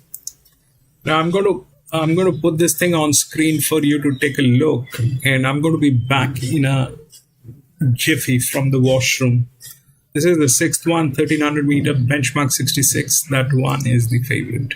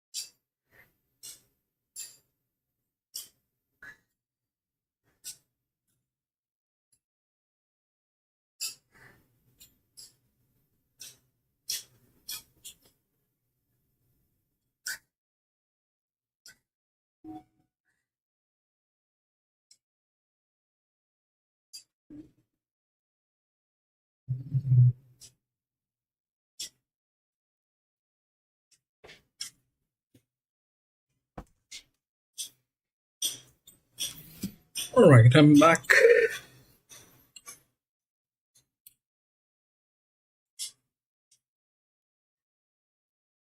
We're still showing those races.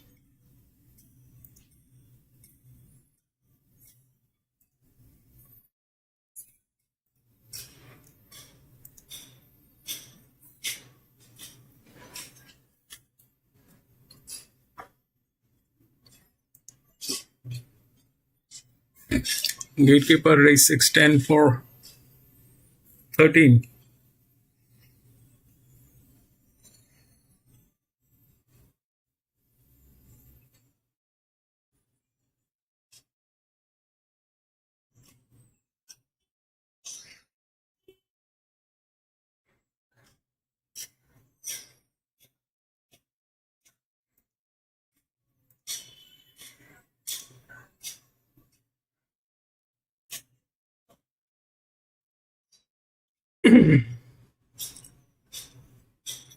We will have this thing a lot more organized by the next year, because by the next year we will have certain things very handy, like which track, what pressure,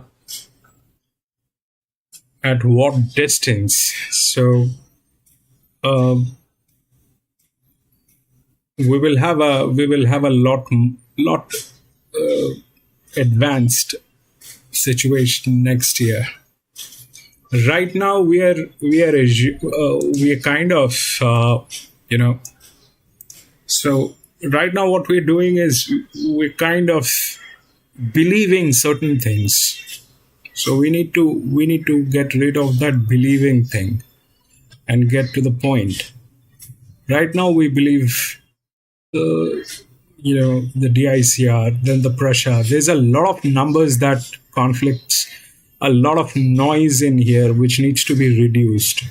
So by the end of this year, I think we will be in a position to do that, because at this point of time we don't have substantial data to do that. To put each track into a dashboard, we don't have that kind of data yet. But I think by the end of this year, we will have that, and then we know. Then we will be able to identify in a much smarter way.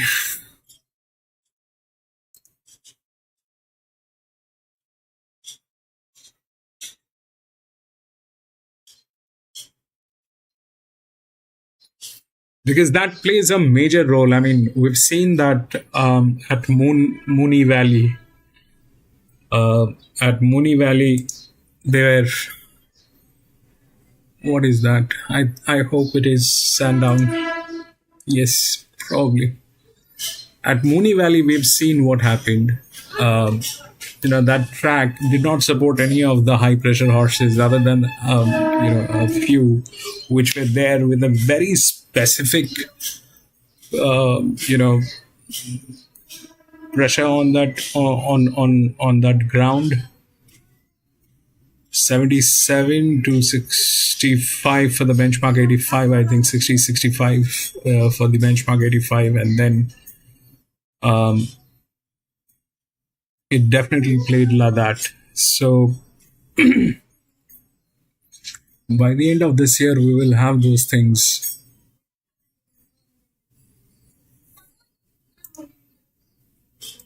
Favoritism at Seymour. Yeah, I've got the catch a couple of times of late with this gelding, Timmy. In fact, they've both been on wet track, and that's the little query that I have. Has had ground passes a couple of years ago.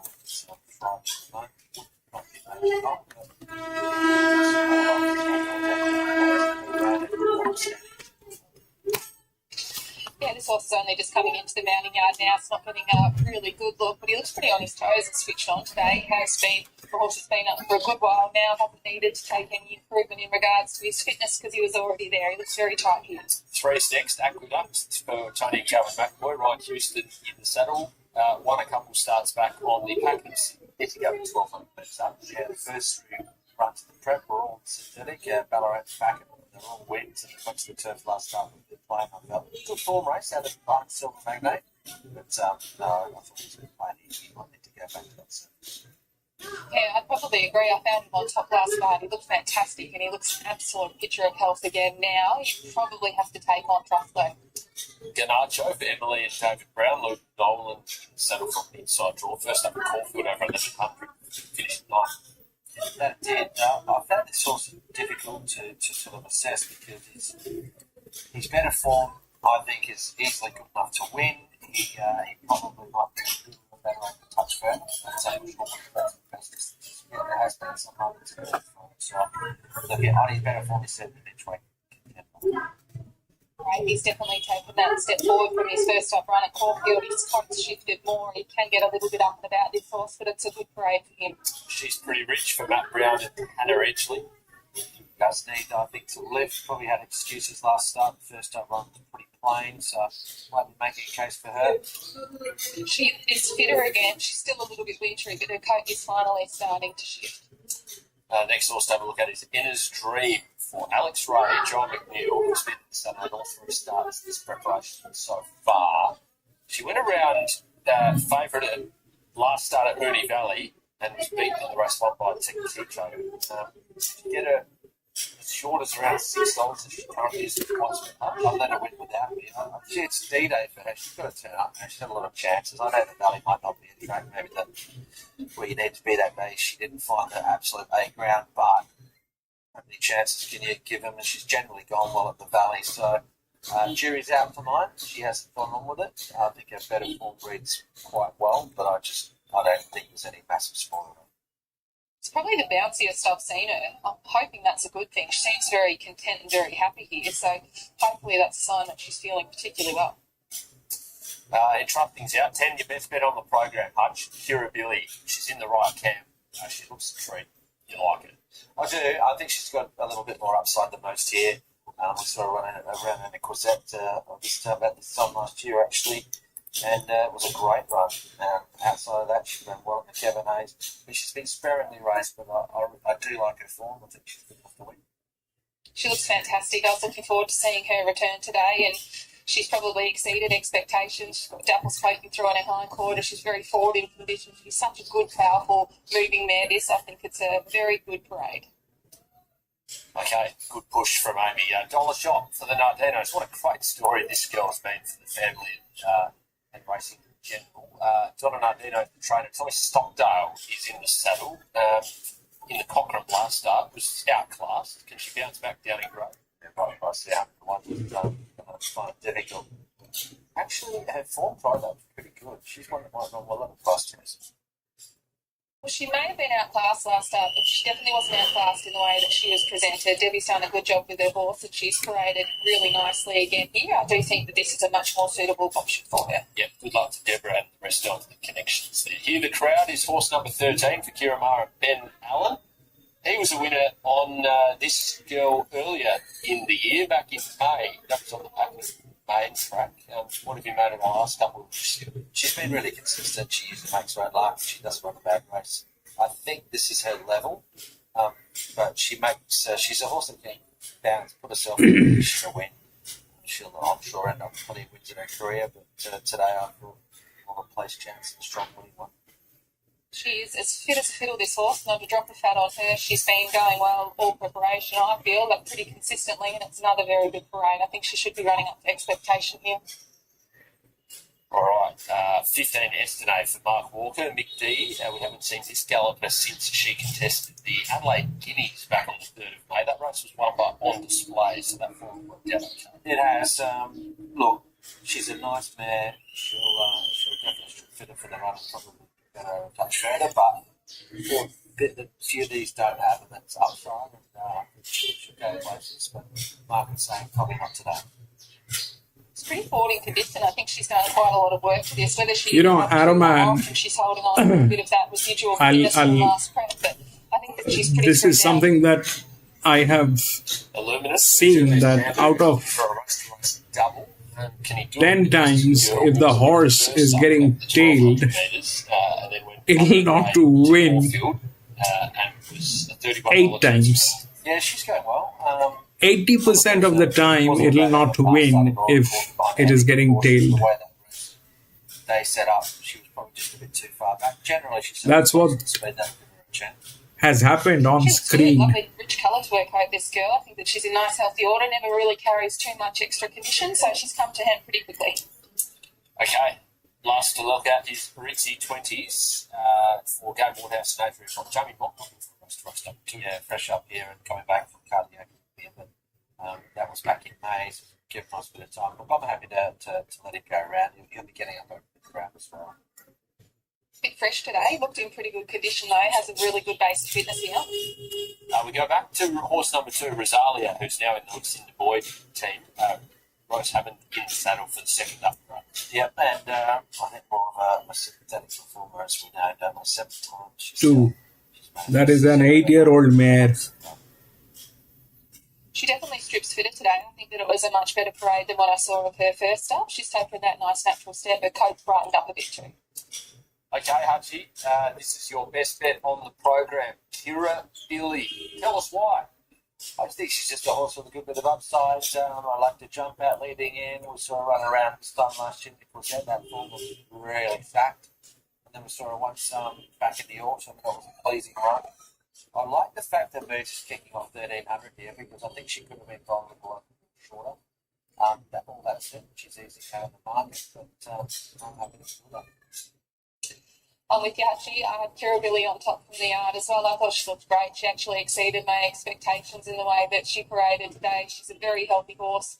Has Dapple's poking through over her hindquarters. Pretty forward in condition for one of the stable's horses too. So I'd be expecting her to run very well and being hard to beat. Up the rest, here the crowd, she's very consistent in the way that she's been racing and the way that she's turned out. In his dream, it's about as fresh as I've ever seen her parade today. So hopefully that means she's feeling as good as possible. And Estonay, I think that horse is pretty forward first up here. Let's have a look at this market. $5.50 now, so Hutchie's best bet on the program, just slightly on the drift, or actually fairly significantly on the drift. $3.60 for Nimbus 2000, his favourite, $6.50 for Ennis Green. Ganacho, $7. Hutcher, a little drift. Anything to be worried about, or are we just getting a better price for your best bet on the program? I'm getting a better price, but we'll find out soon enough. No, well, Jules said about the market will be telling late whether they want to be with her or not. Looks like they're happy to be against, but some races you get to and you think, well, you can understand the favourites being back or whatever, but I'd be actually back on this. Yeah, I mean, the bigger players want to be against this horse for whatever reason, but they don't get it right 100% of the time. But the market is sort of telling us that obviously maybe this horse is ready for another day. Let's find out a little bit more about this runner. Kira Billy, Catherine Coleman is catching up back young. Thanks for your time, Kat. I was quite taken by Kira Billy in the parade ring. She exceeded my expectations. I'm hoping. Do you feel the same way? Yeah, I think she looks super coming into this first up run. She's obviously coming off a break of quite a while, but nice to see her looking quite forward in condition today. She's had the 2 jump outs leading into this. What have you made from those? Yeah, been really pleased. She seems to have come back sort of bigger and stronger and more mature this preparation. She'll probably get out over a little bit further as the preparation develops, but today looked like a nice kick-off point for her. Has she always been a horse that's been a pretty good natural track worker at home? Yeah, definitely. She doesn't sort of overdo things, but she always works up nicely. You got Luke Cartwright on board, maybe just a little bit of a sticky gate. What would you like him to do ideally? Yeah, definitely. He'll probably just give her a squeeze away. There looks to be good speed engaged. They probably roll across and she'll probably be in the 2 or 3 wide line there with cover and give her a chance to balance through the dip and finish it off. You've just got one more run of the day in gate. How's this horse coming into today? Yeah, look, he's resuming as well. He's definitely holding on to his winter coat a little bit more than Kira Billy, so there's plenty of improvement to come from whatever he does today. I don't blame me. I wish I had a winter coat here today. It is freezing. Good luck to you with this beautiful mare. Thank you. There we have it. There is the favourite going into the stalls. Numbers 2000, who just liked oozing out a little bit. Interesting race as far as the market's concerned, actually. Hit a high Kira below 6, back at 556 for Henna's Dread, 650 down Archer. So, I don't know if there's the money to be came for Numbers 2000. Yeah. Heading for his 3rd win from his last 4. Yep, absolutely. The market says it's wide open. It would appear that way. Hutchie's best bet on the program is Kira Billy, horse number 10. Also on top for Matty Hill. He's got Destined in for 2nd. He's Rich in 3rd. Kira Billy, give her strength, Matty. She's pretty rich. Timmy, this is a very tough assignment. I'm sure punters, as far as the quaddy goes, would be happy to get past this little hurdle. But with the class factor in Kira Billy, it was 2000. It's been solidly backed though, as you've touched on. Seymour winner last start, but has to answer another question with a sizable weight here. Look, Nacho fits in pretty well, and Enna's Dream as well, a couple of chances. I throw she's pretty rich in too, as a little bit stiff in a better race through Corfu, but very accurate. Last one coming forward, Dollar Shot. Dollar Shot taking it outside. It's in the field block to wait with Snow Storage Solutions at 1,300 metres. Ready to go. Construction racing. Kira Billy midfield to begin. Jumping well, she's pretty rich. With Nimbus 2000 on the inside. They share the front from Illuminance behind those horses. They were followed by Ganacho and Ritzy 20s out wide as forcing up. There are a couple Dollar Shot here in the crowd, and also in that group Enna's Dream on the inside. With Aqueduct, Rosalia well back trying to improve in a green jacket. Second last, Kira Billy, Estene Mark. Nimbus 2000, the favourite, led off the back. It's Nimbus 2000, 800 metres to go, 3/4 tried. What's wrong? Jesus Christ.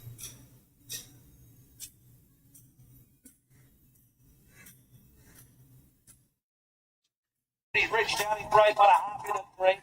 Then came near the crowd, and next to finish in the race was Illuminance. Then came Aqueduct and Nimbus 2000 from Dollar Shot again. Kira Billy, Ritzy 20s with Ganacho, Rosalia and Estene. She's pretty rich at $23.90 at $5.30. Hannah Redgley aboard. She's pretty rich, the winner. Trained by Matthew Brown. Didn't have any favours there at Caulfield last start. This was easier. Set up on the speed, was confidently ridden. Hannah Redgley going for home, and she's got a wide smile on her face in the last 50 metres. She basically knew she had them cooked. With Enna's Dream chasing, but it's gone down by about 3/4 of a length, Enna's Dream. With Joe McNeil aboard for Alex Ray in 2nd. And here the crowd on the outside, prominent in 3rd. She's Pretty Rich taking out race number 6 on the card. Number 6, She's Pretty Rich first. It's 6, 8, 13, 16.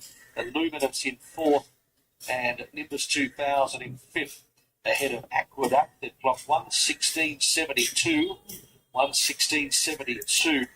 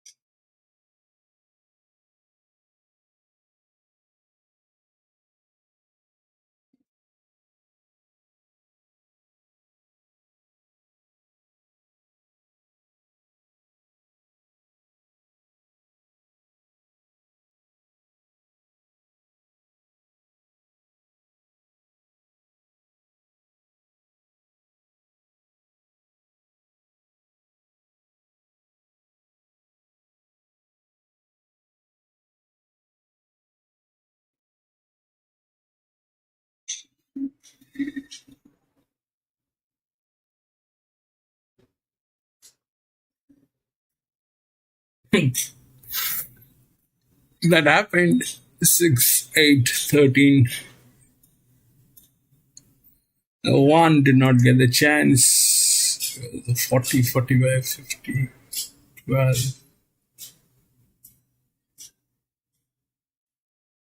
So, this is.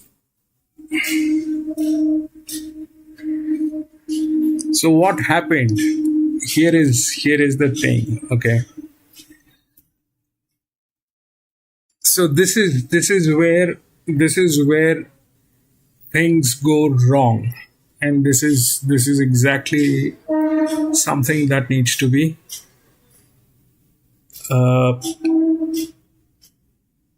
I don't know what happened to 10. All right, 10 was the linear, it did not get through, but about that 1. So the 1 came in first. From where it came in first is from Seymour. And because of that, it went through that leverage. 10 was a genuine case, but 10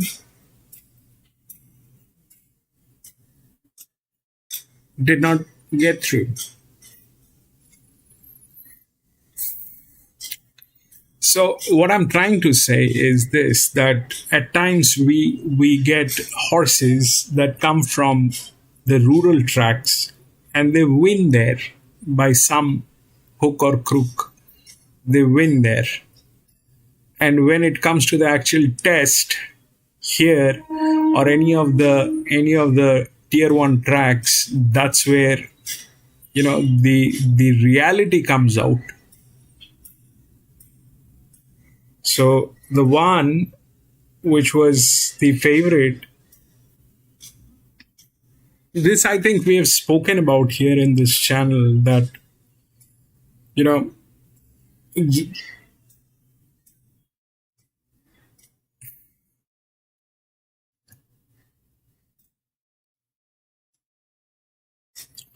six was a grey and 6 was from Caulfield. 6 was from Caulfield. It was going through a difficult time, but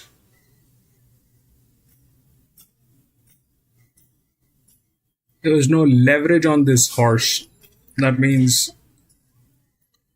all the horses without leverage, this is basically the reality of the race. This is basically the reality of the race.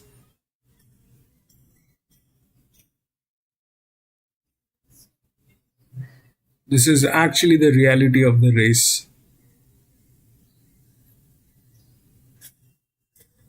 And we've seen at tracks like this, the rural tracks. There they win, and how they win is something that I don't know. But I mean, let's not talk about that. But they do, and when that happens, they get the leverage.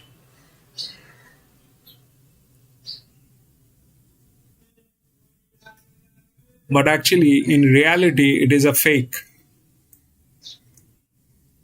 In actual reality, it is a fake.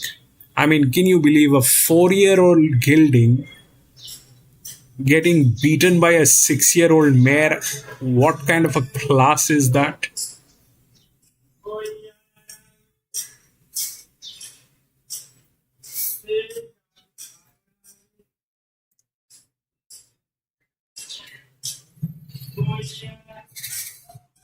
One, 10, 12, 17, 18, all scratched.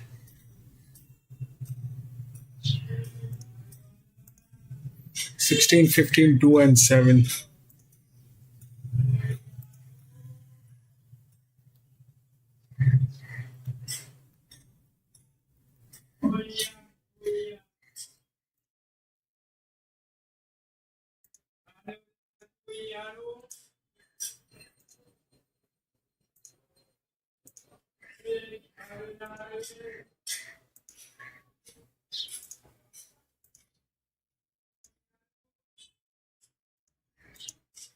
But that's data.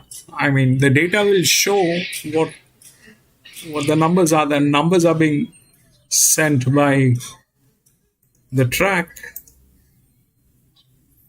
So that 16 is the favorite.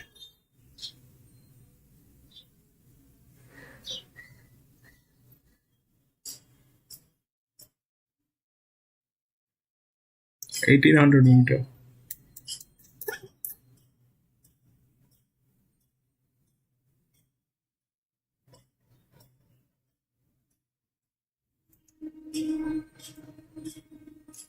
Just 10-year-old mare.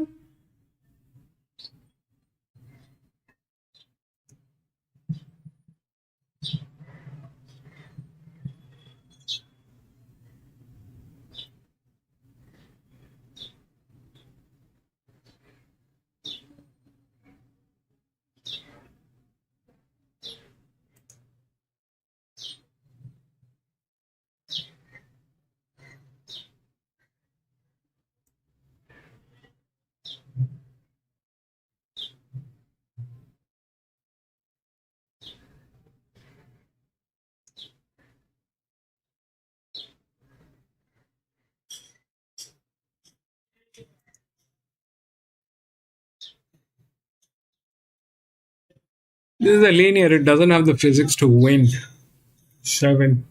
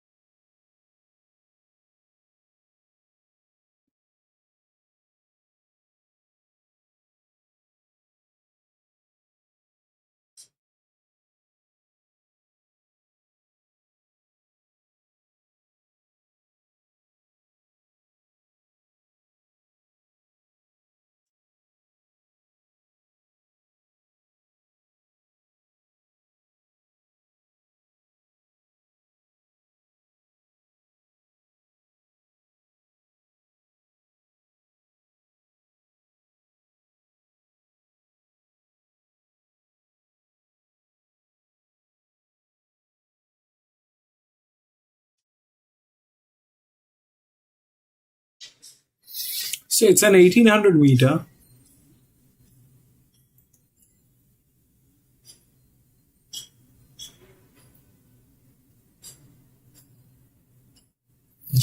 They are the two top horses, that's all. They're the two top horses. That is all. 16 and 15 are the two top horses. That's how. That's the thing. But they're both coming from 9-10. This one is on leverage, is on a good hand. Has the largest outer inner. This is a neutral 58. So that is better. Here the 13 is the other one, which is the check. That is through papers. But what will happen at the end of the day, we'll see. These two horses are in between, which are there. One is a 10-year-old and this one is there, but it is like that. Those two horses. This one is a 10-year-old. 13 is in good hand, fits the bill, has the advantage. So that's that. And they have the 2, which is here. It is the third linear. That's, too far-fetched a thing. So through this, this is the FR. This you can. This is like the rating. All right. FR is basically the rating. The difference between this rating and the one that you are looking at in RaceNet or any other place. That and this will not match. that and this will not match. This is on regression. That one is plain and simple rating, and then we have the leverage that we are adding. So that's how things are, and the odds will speak of this. Okay, so that's that. But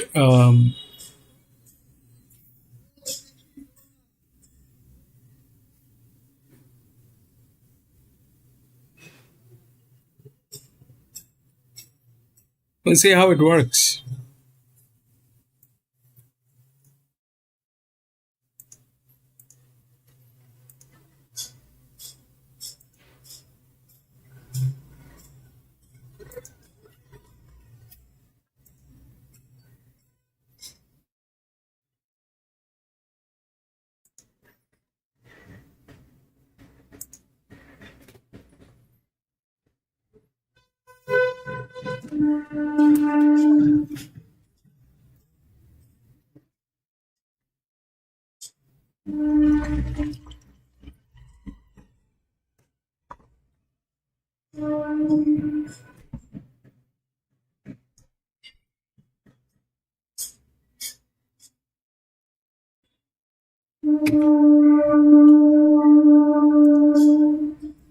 They're still showing some South Australian race, so I'm gonna wait till the time they start showing Sandown.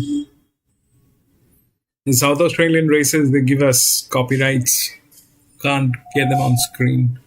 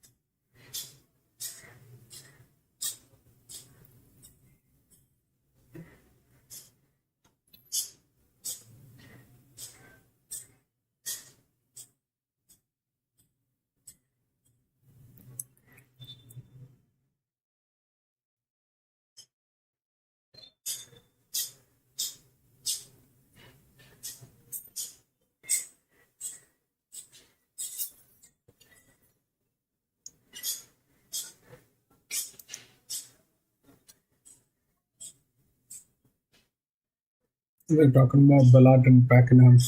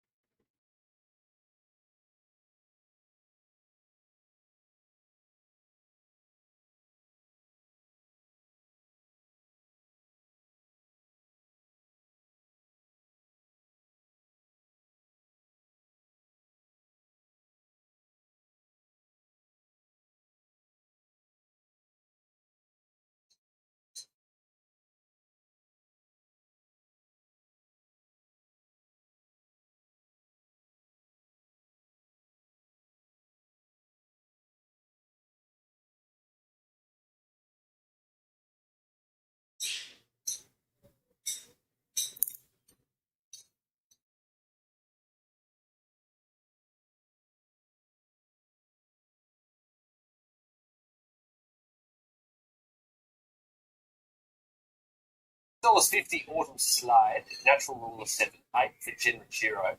Rich Champagne is an $11 chance, 13 for up and under. Let's get into the mountain yard for race number 7 from Sandown Hillside. This mountain yard is brought to you by Carbone Lawyers. When things go wrong, get Carbone on the phone. All right, Hutch, 1,800 metre benchmark 70 here. Finger under scratching, so we'll kick off the mountain yard with the Anthony and Sam Friedman runner. Natural ruler here. How'd you go lining up the form from overseas in particular? Wow, yeah. Interesting, isn't it? Gee, was SP pretty short on the coaches. It's an interesting horse, but no, when it's got form over a mile and a half, I think, looking at what he's put together, he can probably be very competitive if he was fit, but I'm happy. Really nice athletic type of staying horse. Just looking at him, and looking at his form, that he wants a lot further than this, but he's pretty forward. I like his grade. 3 is Promised Land for Patrick and Michelle Payne. Billy Egan in the saddle this afternoon. I think he would have nearly won last start, actually, in behind Superstock. It just got that momentum stopped at a key stage over 1,800, in fact, the track and trip. So I think they're on the side of course keeping him safe. He's $18. You can throw him in. He looks good, this horse. His coat's starting to shift finally. It's funny, his neck and his shoulders will all come through, and it's still just working his way down his body to come on out. He's at peak fitness. It's a good parade. Richard Payne ran a huge race. Massive on his first up. Yeah, that was behind Mr. Best, which was run. Bit of a pattern on that day as well. Didn't really suit levels. I know Mr. Best came from well back, but the vast majority were up in him. And Hillstrom fit for that. He could certainly match the as well. He looks really, really well. Very good parade from him with nice, fit, beautiful attitude and coat. Blushing Tycoon for the Buston and Young team. Jamie Mott in the Prices was from Timmy Morris's Blushing Tycoon. Not on the first page of betting. This was a big run in that race, won by Mr. First, because they went very quick. It's currently $18. I think that is value. Horse just went way too hard and was going to be vulnerable late. I don't know if there'll be that much pressure here. So if you're looking for one of the prices, like Blushing Tycoon. Always easy to like him from the this horse. He's a real gentleman and he's a pretty honest racehorse too. He looks the same as what he has done at all prep. So I'll back you up there, Hutch. He should be running well. What did you think about Dashwood here from Cindy Alderson's yard? Logan Bates coming with a couple of kilos. Oh, look, pulled up lane the other day. It's better than that. I was sort of happy to let him go around. His form's better since he came back. Well, he's very, very fit, dropping back in distance like he is. He's got no excess on him at all. Generous Heroes and the next horse to have a look at. Hasn't won in a little while. It's getting up towards 250 odd days. Yeah, went back in that race in the Valley, won by Navy King. It was nice to come out on the weekend. He's got to try and be a bit closer in the run. He definitely does get back, but he's got to try and keep tab. There's not really that run on the type of track either today, but not the worst. He looks really well. He should be running well based on the way that he's been turned out. He's quite fresh too. He's just giving Faye a little bit of a hard time, but I think that is a good sign with him. Up and Under's an interesting horse now in the care of Charlotte Littlefield and Pakenham, previously with Chris Waller. I'm having to watch. He's very consistent last campaign, but he hasn't won in over 700 days, so let's see how he goes with Charlotte and take it from there. Yeah, he's got a good bit of residual fitness on his side, this horse. He probably will tighten up just a touch, but he has been nice and relaxed. He's getting a little bit more stirred up as Spinell gets on board. Gates for Peter Moody and Catherine Coleman has contested some pretty handy races over the course of his career, but hasn't won in a long time. And hasn't run since back in March. I just preferred the race fit horses today, and I thought he needed to really improve on what we've seen probably last campaign. He's a pretty cool kind of a horse, this. Catherine touched on when I was talking to her earlier that he's still got his winch coat. He most certainly does. He's very, very healthy though. Like a Tiger's out. Rick's Cafe is horse number 11 here for the Schiffer team. Hutch was a terrific story here a couple of weeks ago when this 10-year-old mare was able to get a win. Well, she beat Autumn Slide as the current favourite. She had a picnic there on the tempo of the race and the pattern side, so I'd imagine Autumn Slide could turn the tables, but we're still getting a nice balance. She's actually come on with that win. She looks better. She looks way better in the coat than what she did going into that race. So hopefully she's found a bit of form. I'd love to see her win again for Rihanna. Matriarch Rose for Dan O'Sullivan. It's been a long time since she's won a race too, Hutch. Racing better than what the form looks at first glance. She's consistent. She just needs a few things to work out. I thought her recent form ran quite well, and she's won another one against consider her double figures if it is a make a case for. Yeah, we seem to say the same things about her every start. She's knocking on the door for a win. She does need to get the job done. She looks the same as what she has done all preparation, so hopefully she could get it done for connections. Yep, well said. Papalami for Emily and David Brown, Theo Nugent in the saddle was a winner first up, and then I'm not sure what happened last start. No, it was disappointing. He's better than that, that's for sure. But I'm happy to let him go around as well. I think this is a stronger race. That's what it says. Yeah, he looks really well. He's got a beautiful rich glow to his coat. His horse has got lovely manners, always parades nice. So you would have to take on trust last start, but he's presented very well to you. Autumn Slide ran second behind Rick's Cafe last start. Yeah, race fit, racing well. Just needs a bit of luck early in the race, but probably the winner had a few more favours in terms of pace and pattern that day, and she's ready to win. She looks fantastic, beautiful and supple the way that she's moving too. She looks an absolute picture as she's having a little warm-up down there. Very typical parade. She's a horse that's been fitting well and been racing consistently all prep. Really like her. It's horse number 16 for the Gregory Earl camp by Mertens in the summer. I like her from the point of view that it was a good run with that. We mentioned today in terms of pace, etc. and patterns at late side of late. I thought her last run, she was back after a fresh, and she'd run on the 2nd of July, then put away about 6 weeks between runs over a mile. She hit the moment very well indeed. So up to 1,800 metres here, I think she's right at the game. Yeah, it looks like her workload's definitely been increased. She looks really, really fit coming into today. She obviously dropped back last start, but she's holding on to that residual fitness and couldn't look much better than what she does. 17 and 18 are out, so 19 is Frank Express for the Rosalini team. Yeah, going to find it a lot tougher than what he has of late. Last campaign, competing in 58, including first up on the this time in on the Oscar. Yeah, the team have turned him out looking pretty well. His coat's starting to shift nicely, but there's others that I would prefer in this race. What are we thinking? I think my series race number 7, Punchy, got Real Lifer on top. I'm thinking Real Life was a really good run the other day. I was pretty keen on that Barter. I thought she would get some scratched, unfortunately. I thought it was going to be one of the better plays today, but Nominated for sale on Sunday. okay. I'm interested to see if they were going to go to state for the rest of Didn't accept it. Right. We like Autumn Slide, it's got to be there. General Chiro, Natural Horse, got somewhat of interest. There's a bit of support for that fourth selection, but we like it. I think with a bit of luck in money, tough to Race as an absolute raffle here. I think that there's a number of horses have all been competing around the same sort of mark and they all parade very similarly. I'm going to go Autumn Slide just on top. She looks fantastic. I thought she was moving particularly well as she was having a warm-up down in front of the winning post there. She's in really top physical shape. Of the rest, I do say it's a bit of a raffle and that's what I think. Rick Champagne looks good. Jen Rich Hero looks good. Real Lifer looks good. Very, very even, tough contest this. Best of luck if you can find the winner. Right, let's have a look at race number 7, Martin Pointsman. Real Liker, $4.50 continues to be popular at the top of the tree. $4.60 for Autumn Slide, who went up a much bigger price, $12, available early shopping. Natural Rule is $6.50, so the market keeping it safe first up in Australia. $11 for Generate Shiro. Matriarch Rose is a $13 chance. And $14 available for each of 2, Rich Champagne, up and under. Blushing Tycoon, a $17 chance. Beast Mode. Live now for the next 20 minutes. So this will be the final race at Sandown that we'll be able to get boosted odds, but you can get boosted odds at Balaclava and Belmont as well in the not too distant future. Chances are you're about to lose free and confidential support. Call the number on the screen or visit the website. And as we say that, Autumn Slide and Real Like are now $4.80 equal favourites here in race number 7. Let's catch up with Greg Durrell, who puts the polish on Real Like, who looks likely to jump. Thanks for joining us out here in the cold, Greg. It's not very pleasant conditions. Real like her. She's a mare that looks like she's going pretty well. She's at peak fitness today. Yes, we think she is. She's going well up here. I thought her last start was exceptionally good. The step up to the 1800 day should be ideal. So all goes to plan as it did last start. That could work out well for her. We always need luck in running. You have drawn a little bit sticky in a pretty sort of big field here. What's the plans with Bo? Basically, for her, the best thing for her is to just come out neutral, just to let her get into a good rhythm.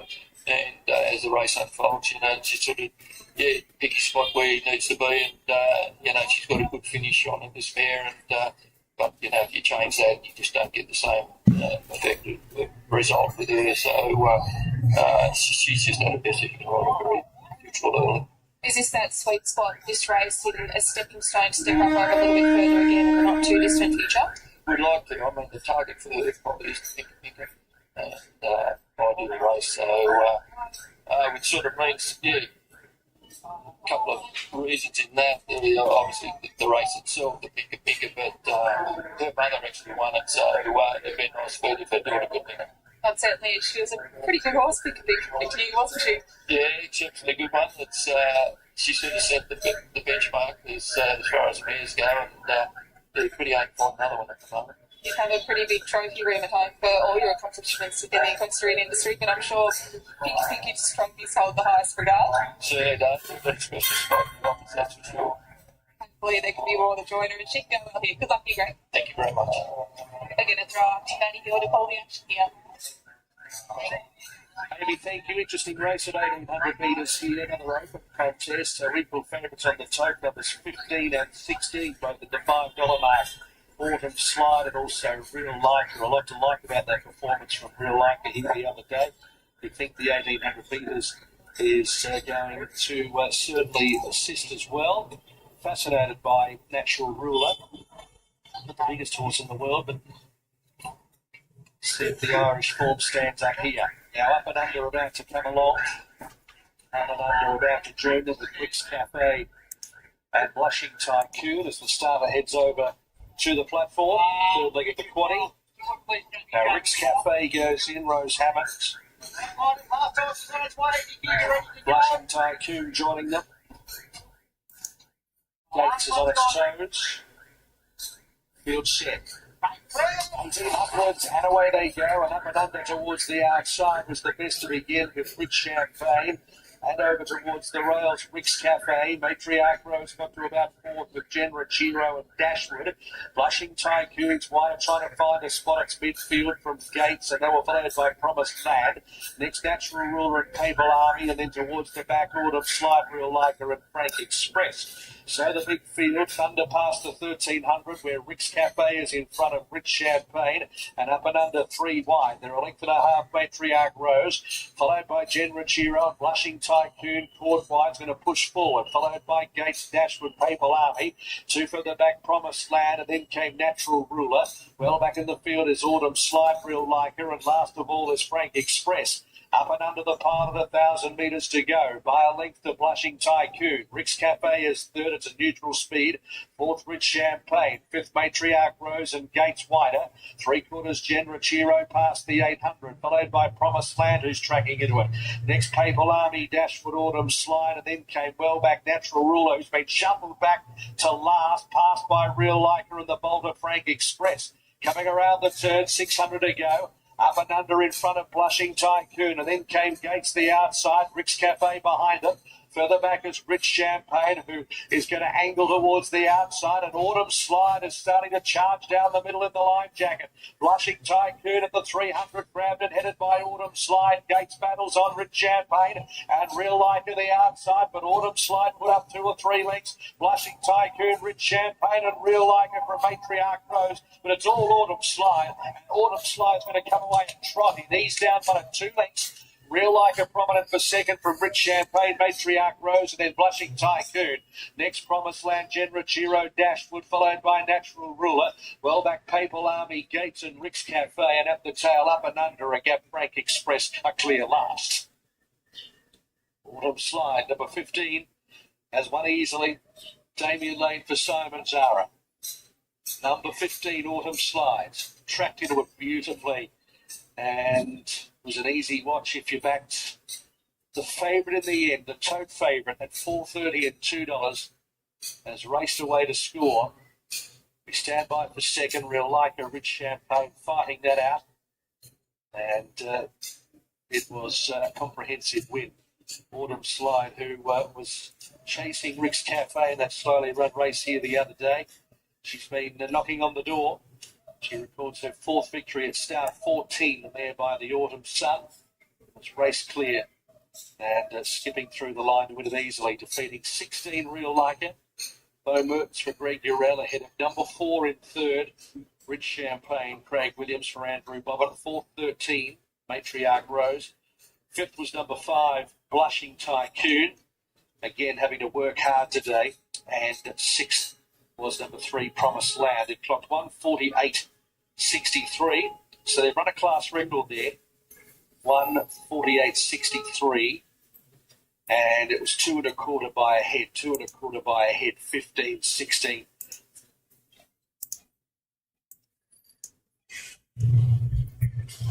So they came in together. And then came the 4,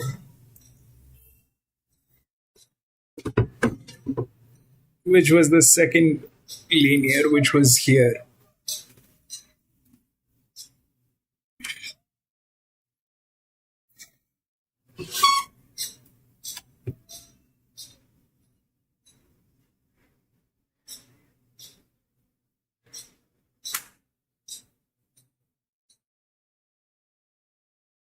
And then 13. So that was a queen. Then it was here. And then it was this. Go to the next. Benchmark 78.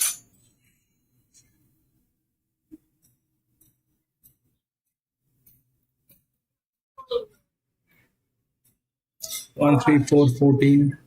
Scratch.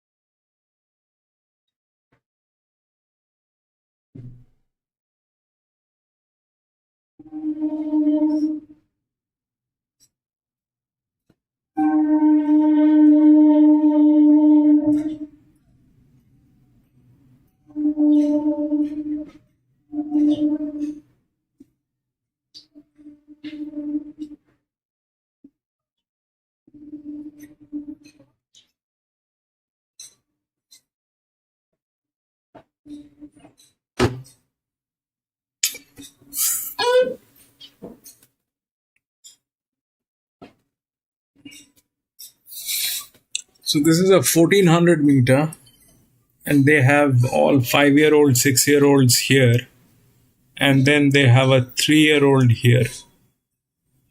Okay. That is the linear, it doesn't have the physics, but the age is on its side. The age is on its side. Whatever they are, that's that. That is that. And honestly, this thing, so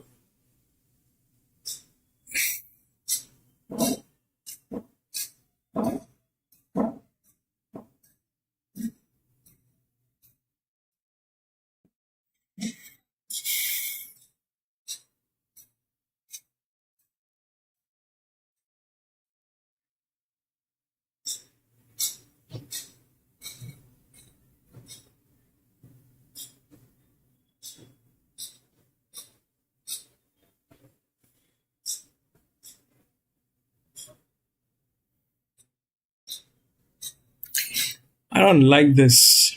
I don't like this a single bit, because everything is okay. We've got the numbers, we can see who's what. And the thing is, both are at 56, 56.5, 56.5. This is a pressure, this is an advantage. This one has a leverage. It probably, because of the leverage, it's in there.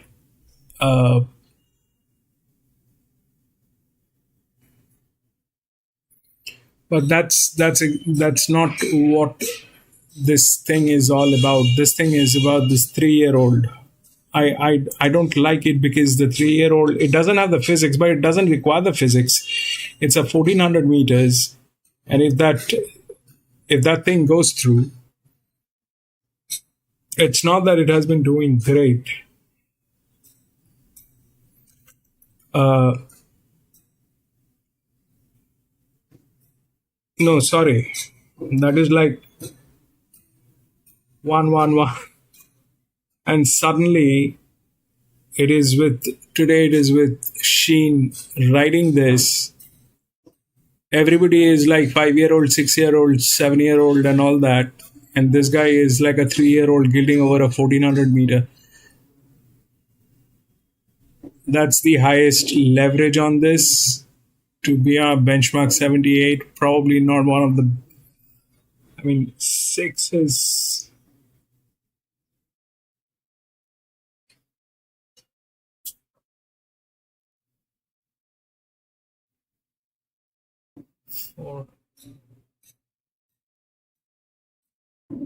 Is from London. This thing is from UK. This thing is from York. The entire arrangement goes disbalanced because of the presence of this horse. I don't know whether it will win, but it definitely is a dangerous one, which is here. Going with it is a risk. Ignoring is ignorant.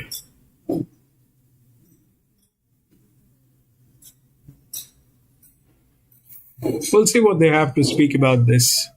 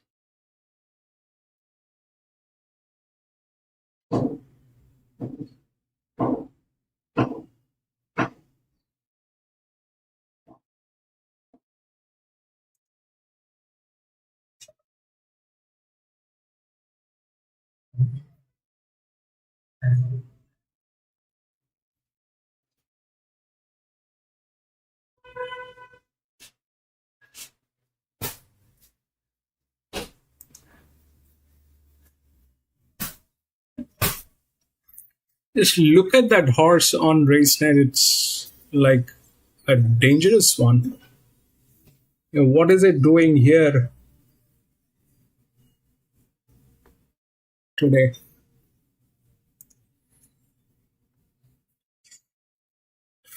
I mean, I don't know if this thing can win, but the presence of this thing makes everything dicey.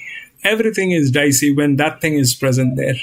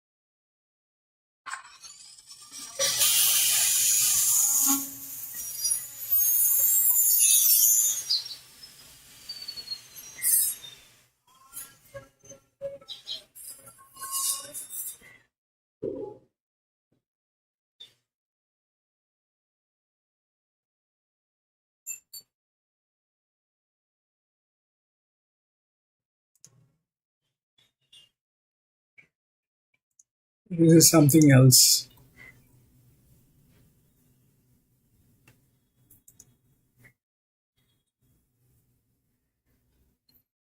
It's probably balaclava.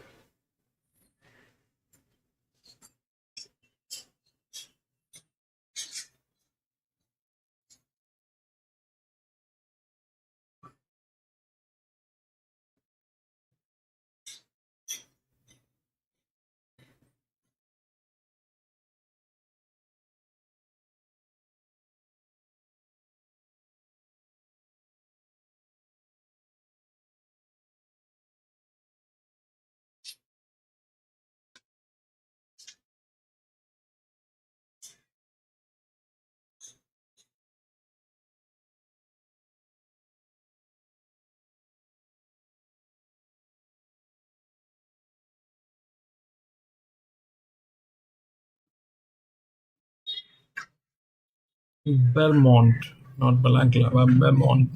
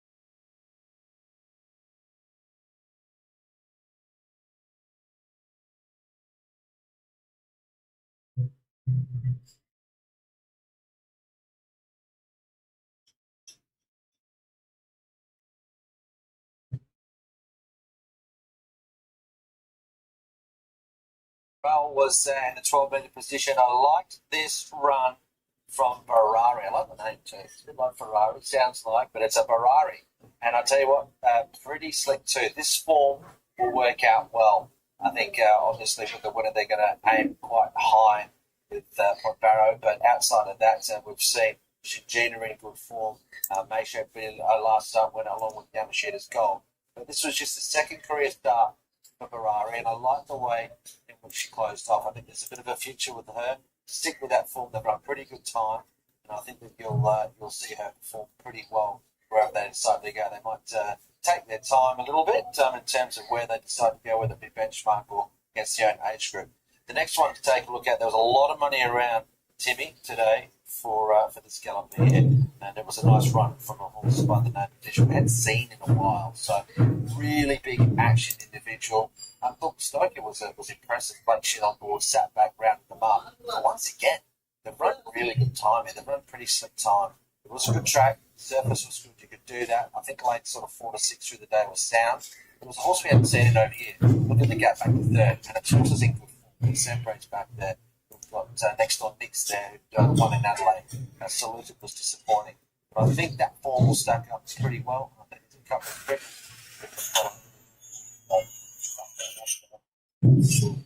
One, of course, and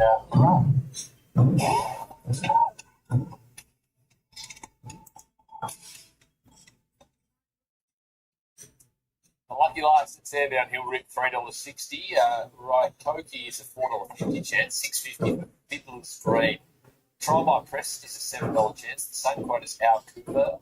The Ferrari 12, Night Eagle 12, Cannon Up 12. Let's get into the mountain yard for the lucky last on this Wednesday. This mountain yard is brought to you by Vogels Platinum. Find out more at vogelsplatinum.com.au.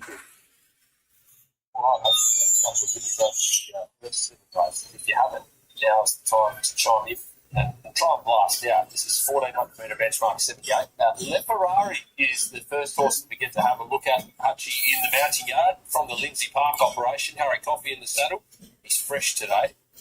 And he's never won fresh, but he's run a couple of good races. So the positive stat for him is 2 from 2 on the track. So that's the good thing. Like you said, he hasn't won fresh. Usually gets better with the run. Well, but there's some intent here. He's first up 1,400. A little bit of natural improvement to come. This horse, it's a lovely relaxed parade from him. His coat's just going to come through a touch more too, but he's got a really good base of fitness there.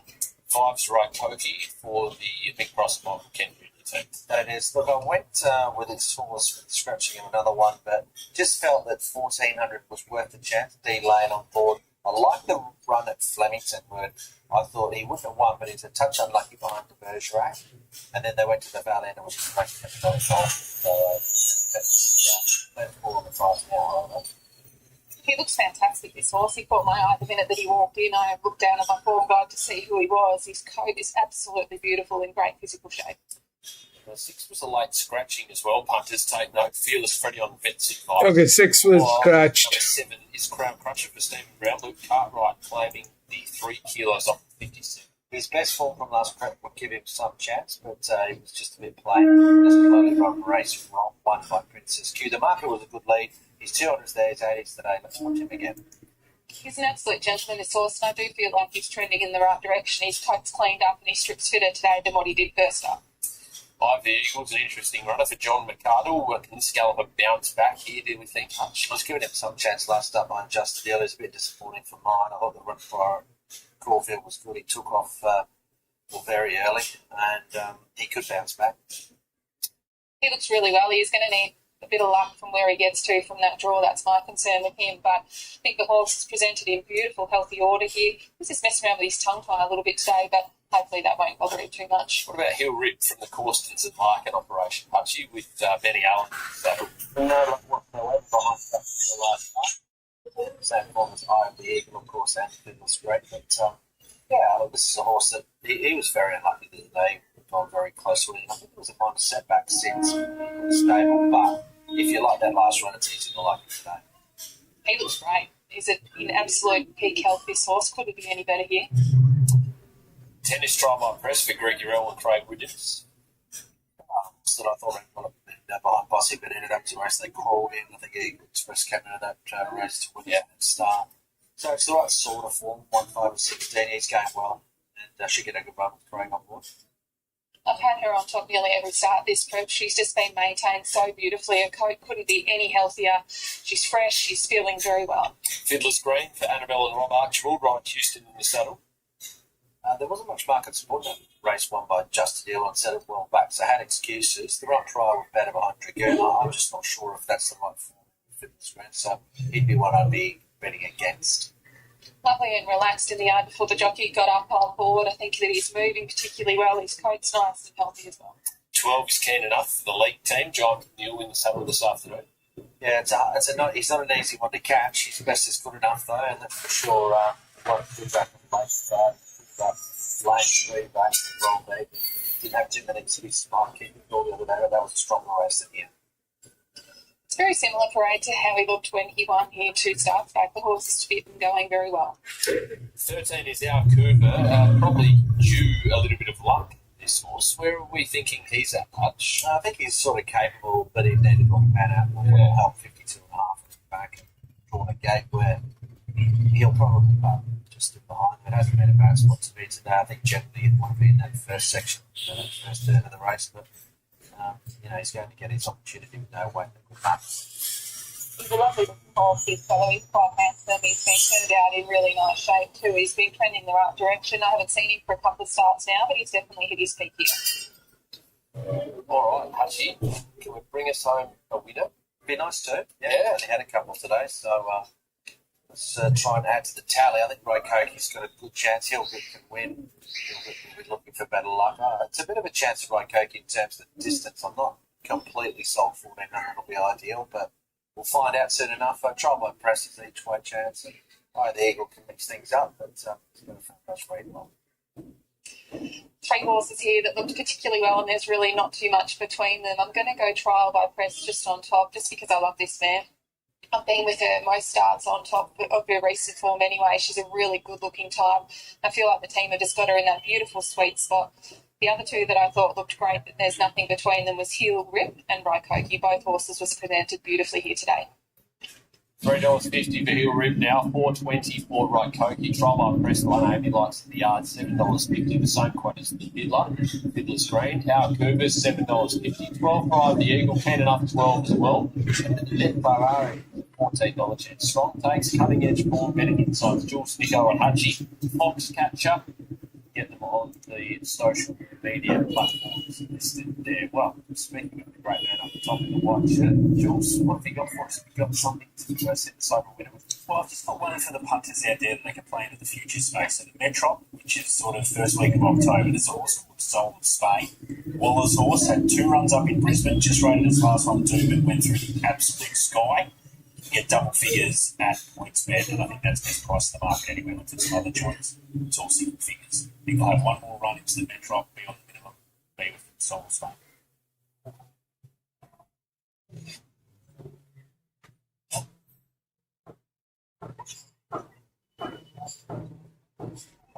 Very astute and that side of take a horse to water. Can't do much more than that. Listen in, punters.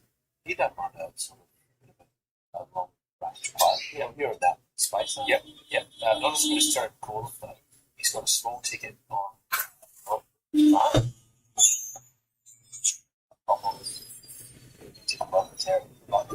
right, let's find out a little bit more about our last favourite with Will Larkin. I'm joined by Group 1 winning trainer Will Larkin. Will, is all the excitement from the weekend settled in yet? It's still there. I've broken and watched replay about 1,000 times now, but it's a great result. It's celebrated well. Just a quiet night. Did you go home and have a bowl of ice cream and a cup of tea on the couch and watch those replays? No, it was definitely not quiet, that's for sure. But, that's what we do it for in this game, so you got to celebrate well when it happens. They don't happen very often, Group 1, so you have to enjoy it. Can we get another winner here with Heel Rip? He's been going really well this prep. Yeah, I think he's going really well. He's very unlucky last start. I think the race sets up quite well for him. There does look a lot of speed, and we don't really want to be going forward with his best when he's chasing. So hopefully they string out a bit and give one nice spot. I'm sure it'll be strong one. He's been up a good while, this horse, hasn't he? But he's been racing consistently and he just holds his condition so well. Yeah, he does. He's a big boy as well and handles his training really well. So, I think there's still a few runs left in him. He's not showing any signs of slowing down at the moment. His track work's been good, so I expect another ball shot. How did Barrakill pull up, Will? Yeah, super. He's really well. So, all systems go to the Galloper. Exciting times. Well done again and good luck here. Thank you. Yeah, great to hear from Will Larkin. It would have been a fun night after Barrakill won the Moira on Sunday. I'm sitting with him to be Benny Allen on the DJ dance. He knows all right of that. Is he the young bull? Is that what he calls himself? Young calf. You need something like that. You need Hollywood this name like that. Not much younger, but I'm Still younger than you.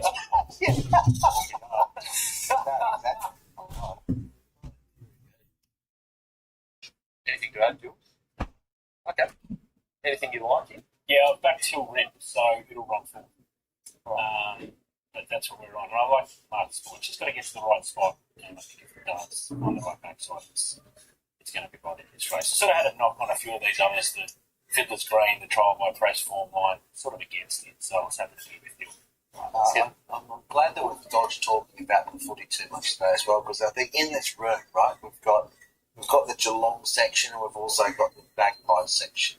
And what section are you in? What Loser section. I'm in the loser section, so I'm glad I don't have to give up. Do you have any teams left in the? I'm with the Suns now. You're a Storm man. We're talking about the Suns. Love the pink as well. Oh, dearie me. That's it, no matter who. Goes in with Raikkonen, so 2 to get set, 3 to get set in fact. Keen enough for Ferrari to join the line with also Raikkonen. So an entertaining day coming to a close. Point Barrow, the 2 highlights earlier on in the program for sure. Racing heads to Seattle tomorrow. Field locked away. Race number 8. Away they go.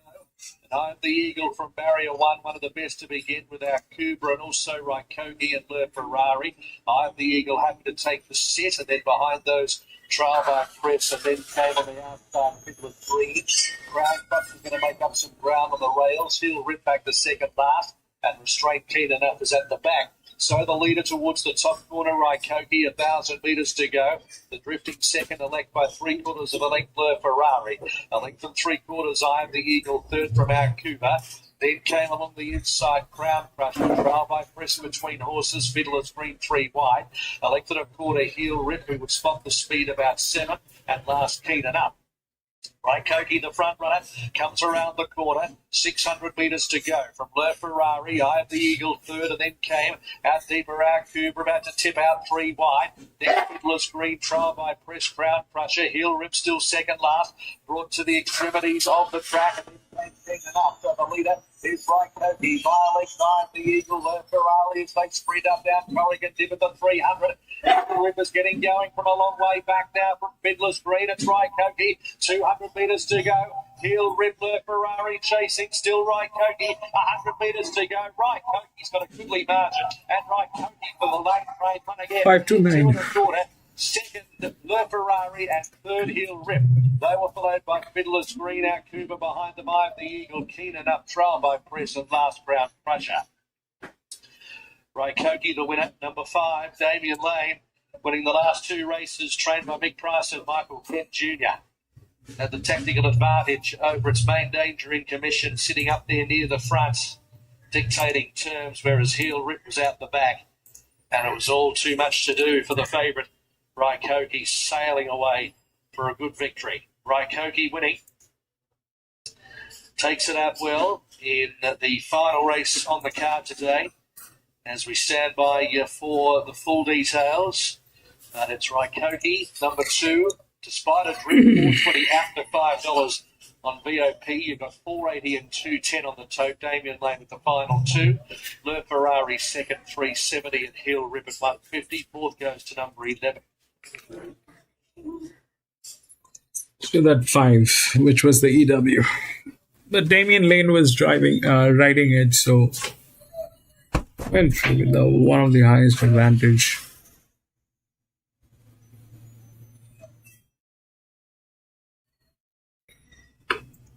All right, that is it, ladies and gentlemen. We had 8 races today here at Sandown Hillside. That was the last one. But I'm going to be racing on Saturday at Flemington. So if you have a little time, please come and join me. We will do a little chit-chat and try to have some fun here.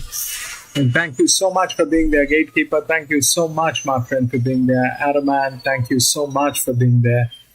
Lewis, thank you so much for being there, my friend. And everybody who's watching this, thank you. Thank you all from the bottom of my heart. I know you watch it from countries where the timing is very difficult, probably in the middle of the night or very early morning. But thank you for being there. I'll see you on Saturday after.